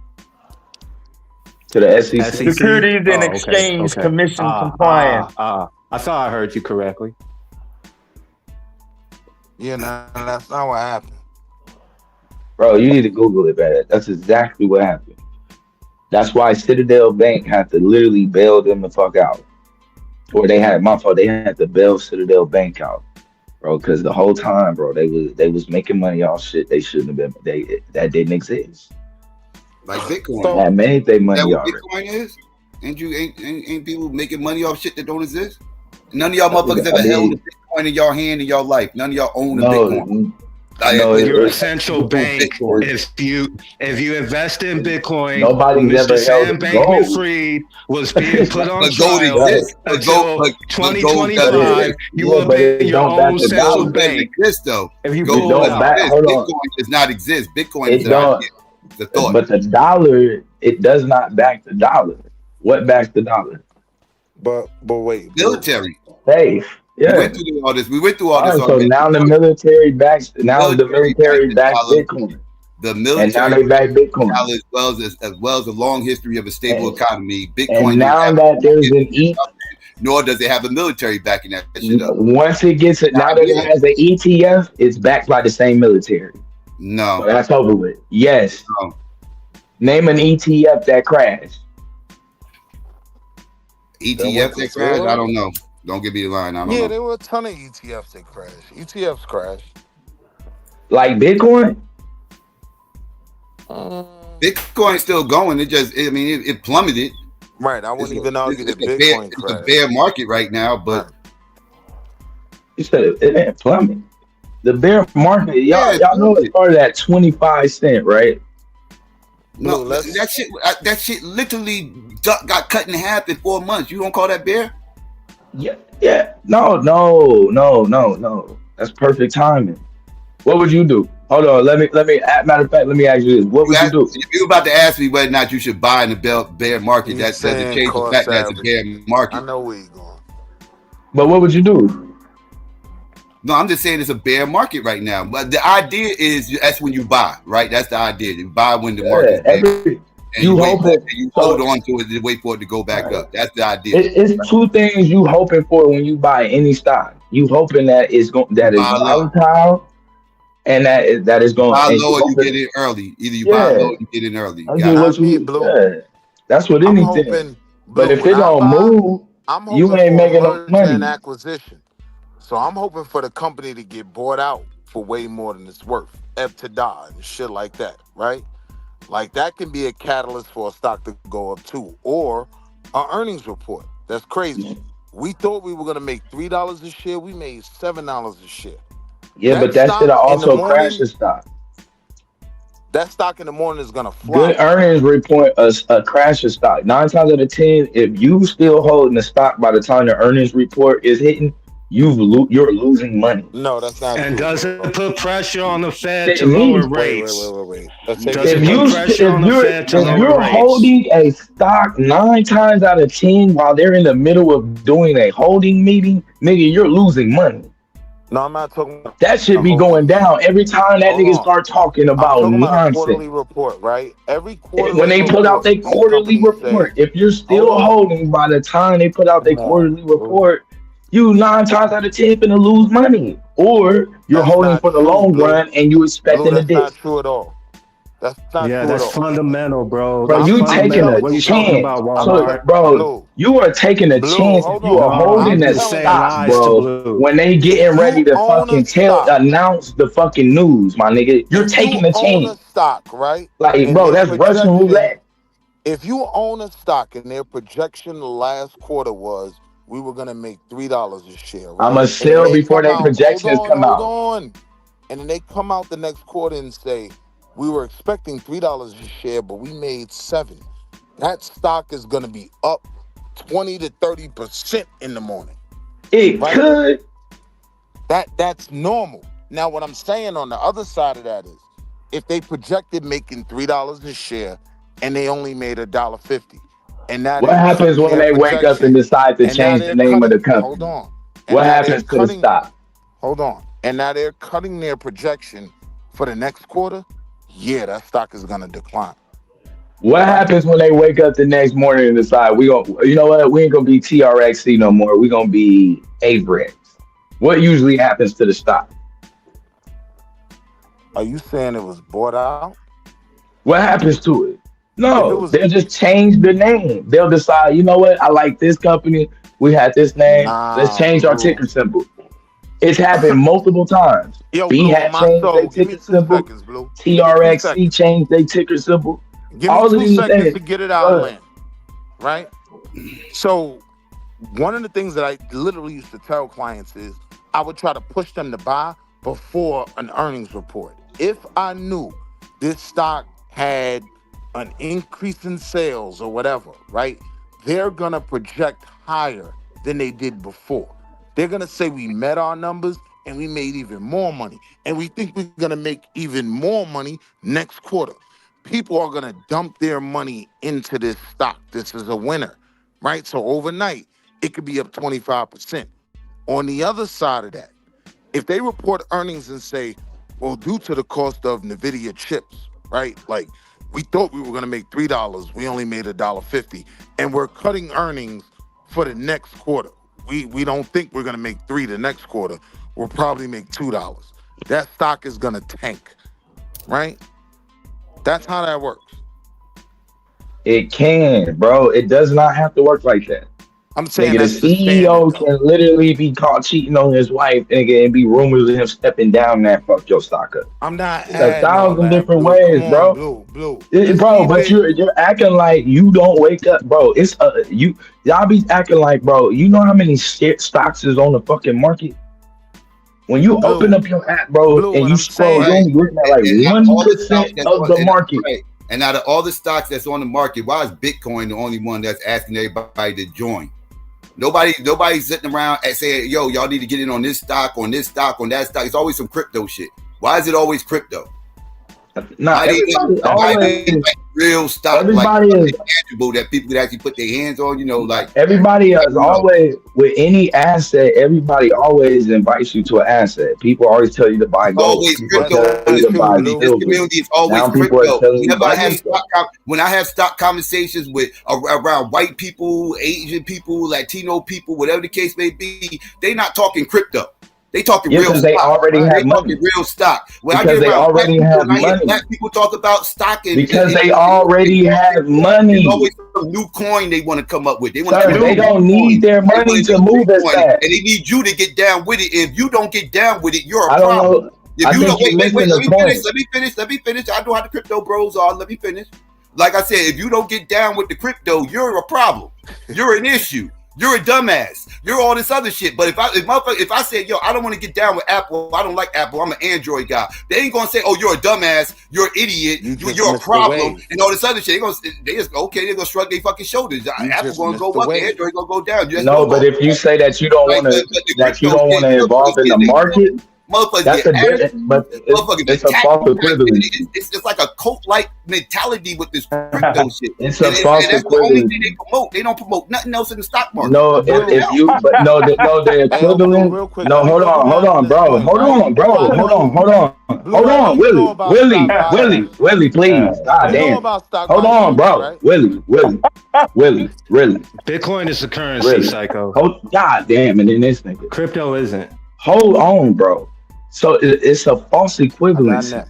Comparing Bitcoin, which is a market, to Apple is two different things. It would be equivalent to you saying, I don't want to invest in the market, and how people will react to that. So if you compare, how people are reacting to when you say, hold on, bro, no, stop. How people react to you saying you don't want to be in the crypto market is the same way people are going to react when you say you don't want to invest in stocks. It's the same thing. All right, so it ain't gonna be no different. So somebody. So you saying I don't want to invest in Apple compared to Bitcoin, compared to Fubu, compared to Ford? That's not the same thing. You not wanting to be invest in the crypto market, and not wanting to invest in the regular market. And the reason why people are usually going to say something is because the reasons are usually going to be based off of something that don't exist. All right, Blue, let me make this point So uninterrupted, right? hold on. Let me land one more place. So when you say that other people that you talk to, they never talk about, I guarantee they never gonna talk about volatile stocks either. They only gonna introduce you to stocks that only move at maybe 5 to 10%, 12% a year. Why? Because they All right, real already have quick, Blue. fucking money and they don't need their money to grow that fast. They just need growth.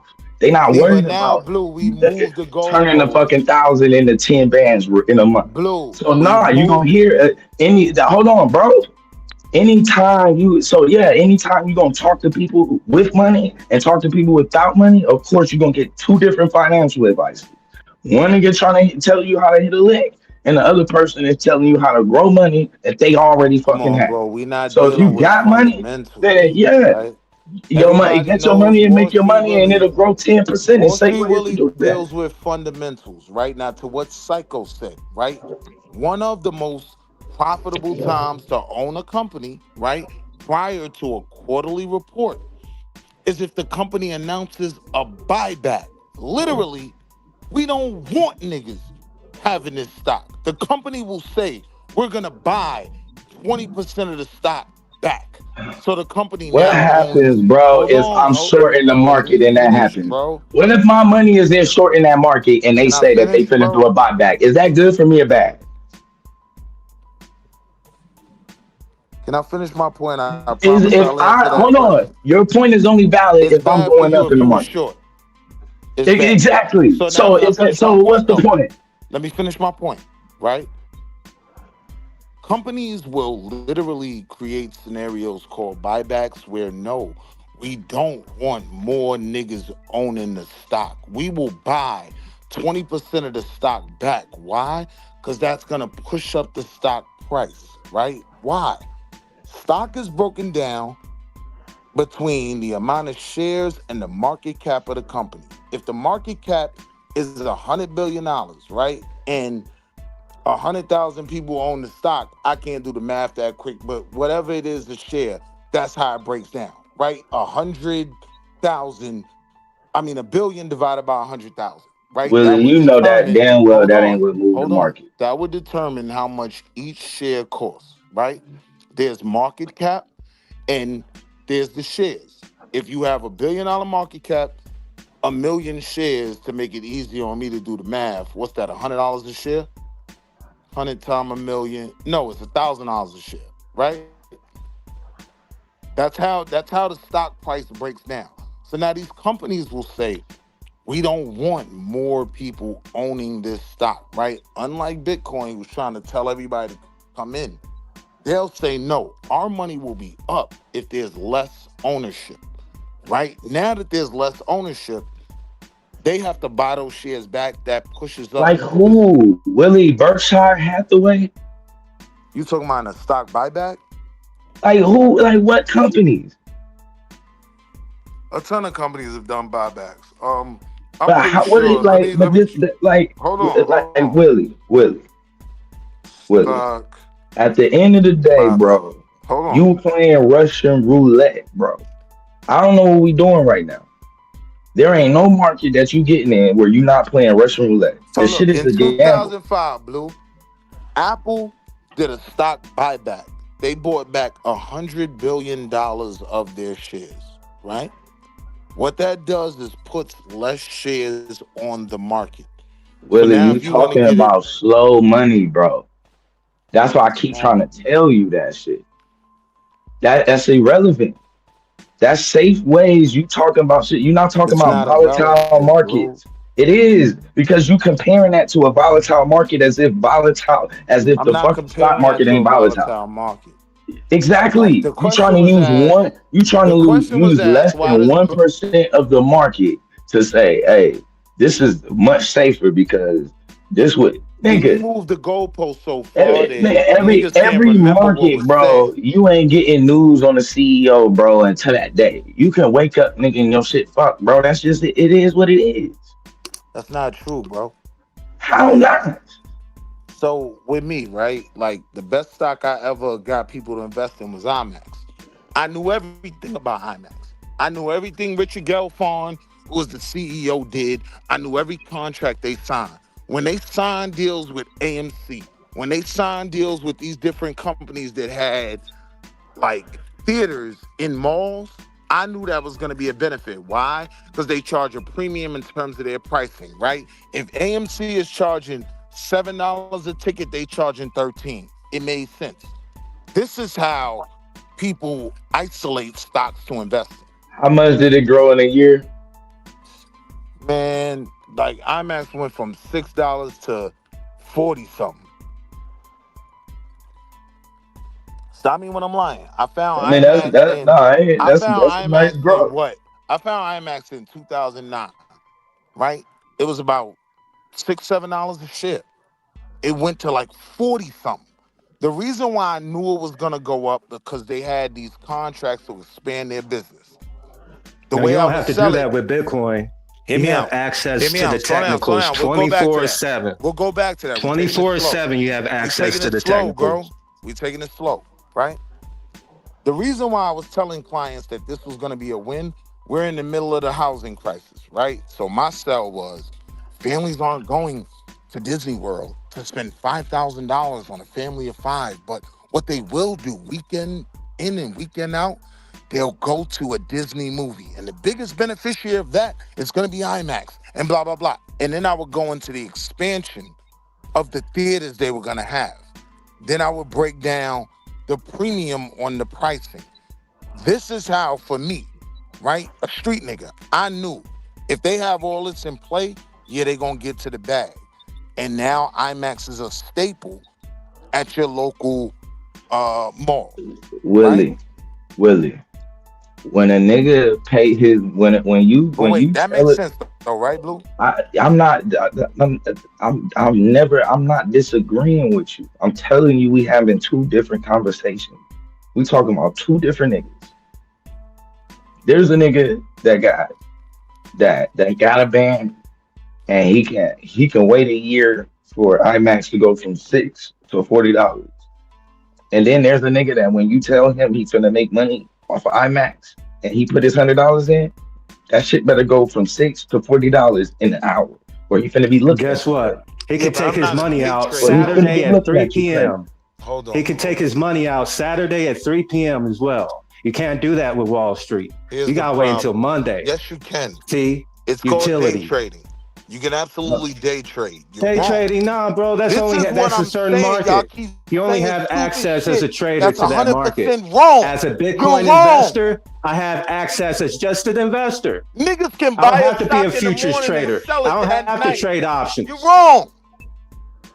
You're wrong.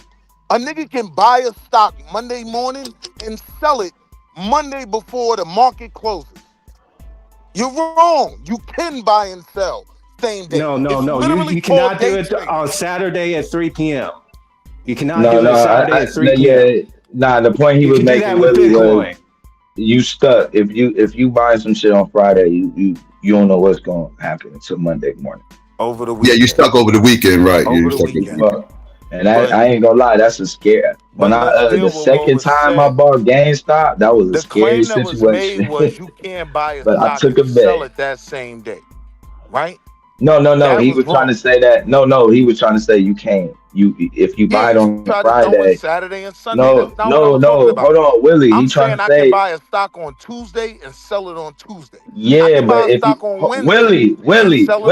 Willie, come on, man. He's saying that if you buy it on Friday, nigga, you gotta wait till Monday. Yeah, that's goofy. I'm not dealing with the weekend, my nigga. Bro, that is what it is. Wait. What if you bought something on Monday? You did. Hold on. Hold on, bro. If you bought it on Monday, you didn't plan to sell. Hold on, Willie. 2 days a week. Willie, goddamn. 5 days a week, nigga. Nigga, you ain't just selling, nigga, in a week, and you might have been waiting to goddamn sell in a month. What happened, nigga? If nigga, it happened Friday after the market, some bad news come out. Yo, bro, you are talking about Saturday and Sunday. What I'm telling you is the markets don't. Oh my God, man! God damn, bro. Until you was done. So just everybody got to sell before the market closed. Then that's what you saying. If you buy a stock on Monday, make sure you sell that shit by Friday. Is that what you saying, Willie? No, that's not what I'm saying. Okay then. So if you holding a stock, bro, longer than a week, nigga, you gotta wait until Monday to sell the stock. And if bad news come out over the weekend, you fucked. So I can even go into scenarios where that's not even true, but that's not what I'm dealing with, right? What I'm saying to you is the claim. So you can still so what can you do on Sunday morning, bro? Hold on, bro. The CEO just slapped his wife live on TV on Friday night. Free game, chat. On Friday night, you know the market Slap finna crash, Walmart. bro, by Monday. What can you do until Monday morning, bro, when the market open? L Blue, can I make the point, right? I just want to know, Willie, what can you do by Monday morning questions before I if can the make my CEO point. slapped his wife on Friday night?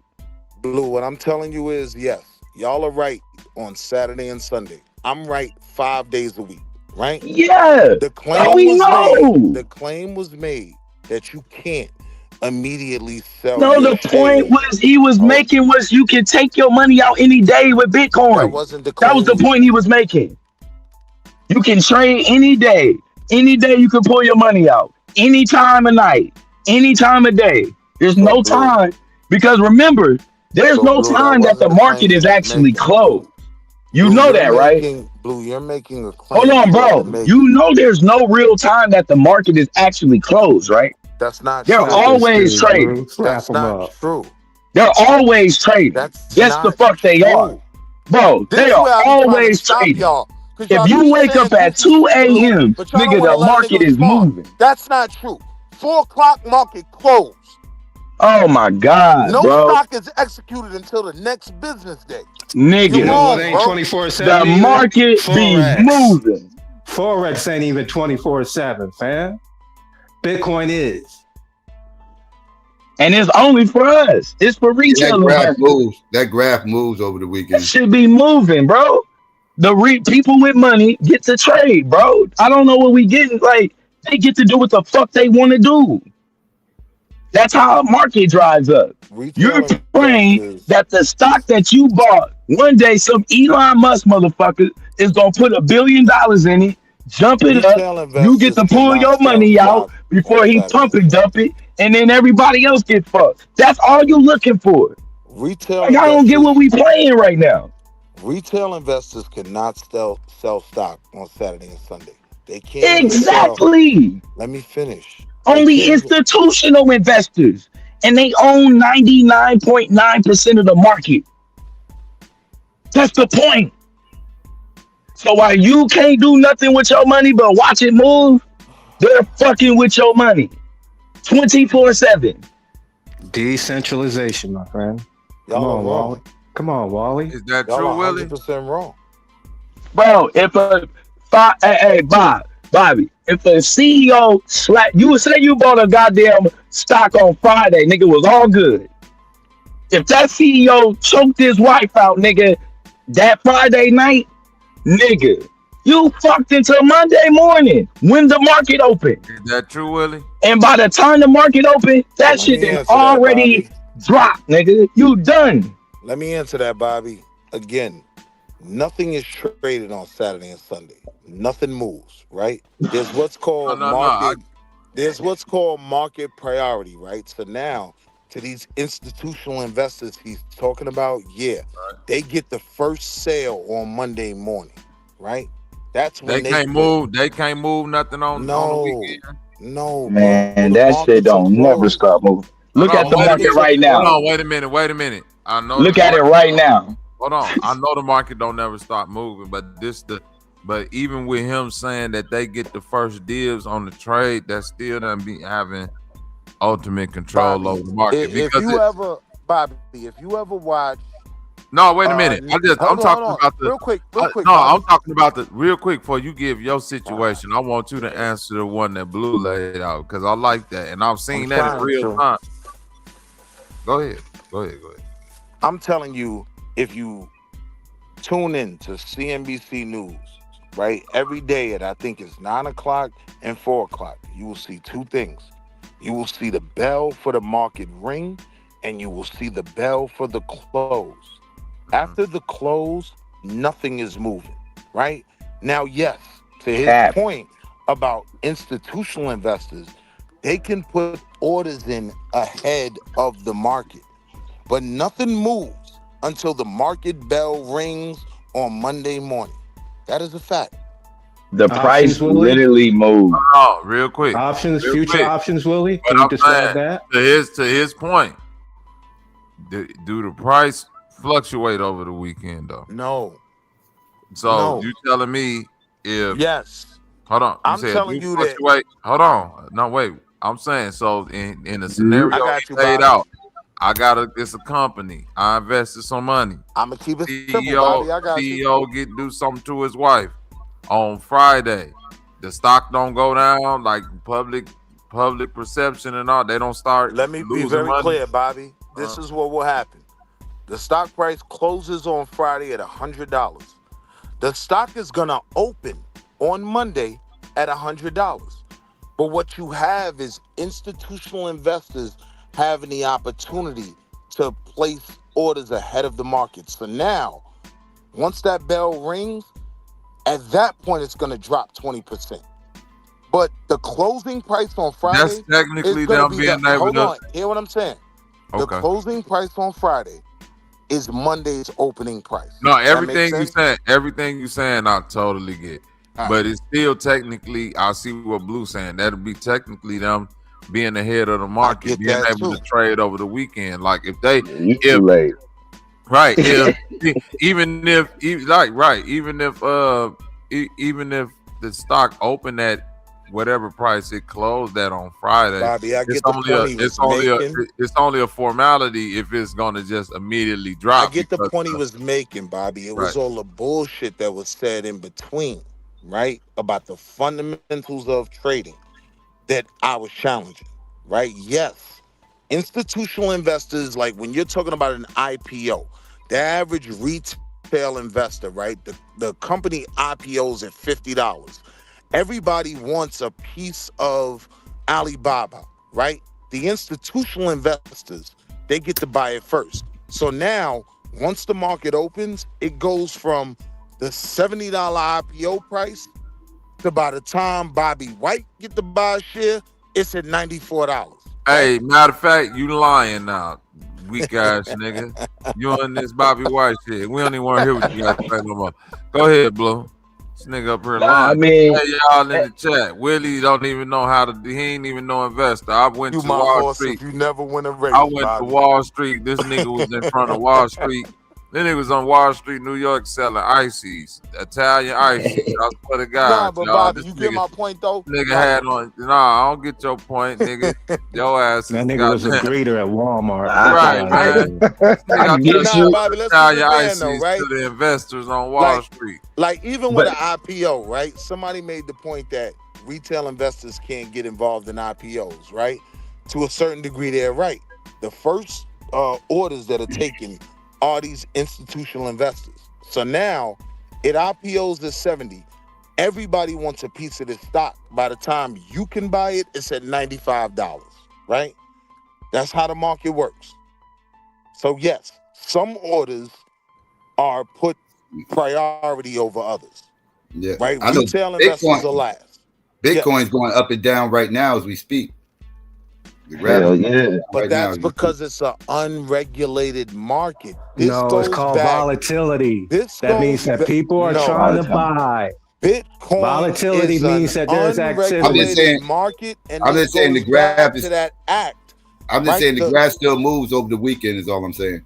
Yeah, hell yeah. But that's gonna change though, with Bitcoin now being regulated, right? That goes back to the Clarity Act we were talking about. Right? What they gonna do is they trying to open up the market in general 24 hours.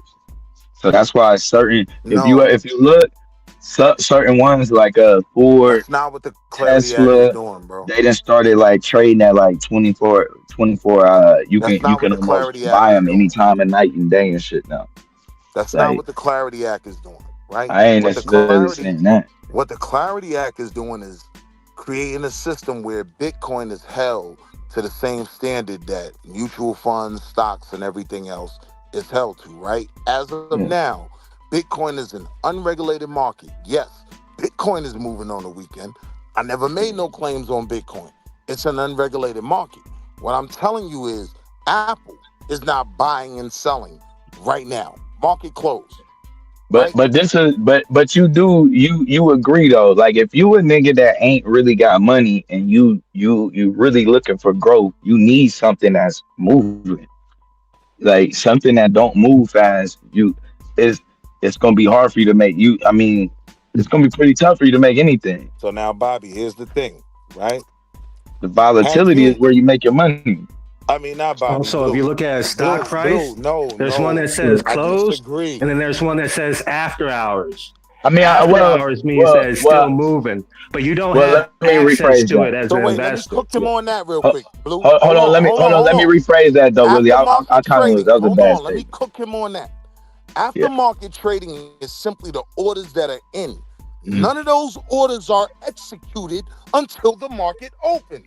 As an options trader, can you? But if they the first ones that's executed, Willie, that's another void.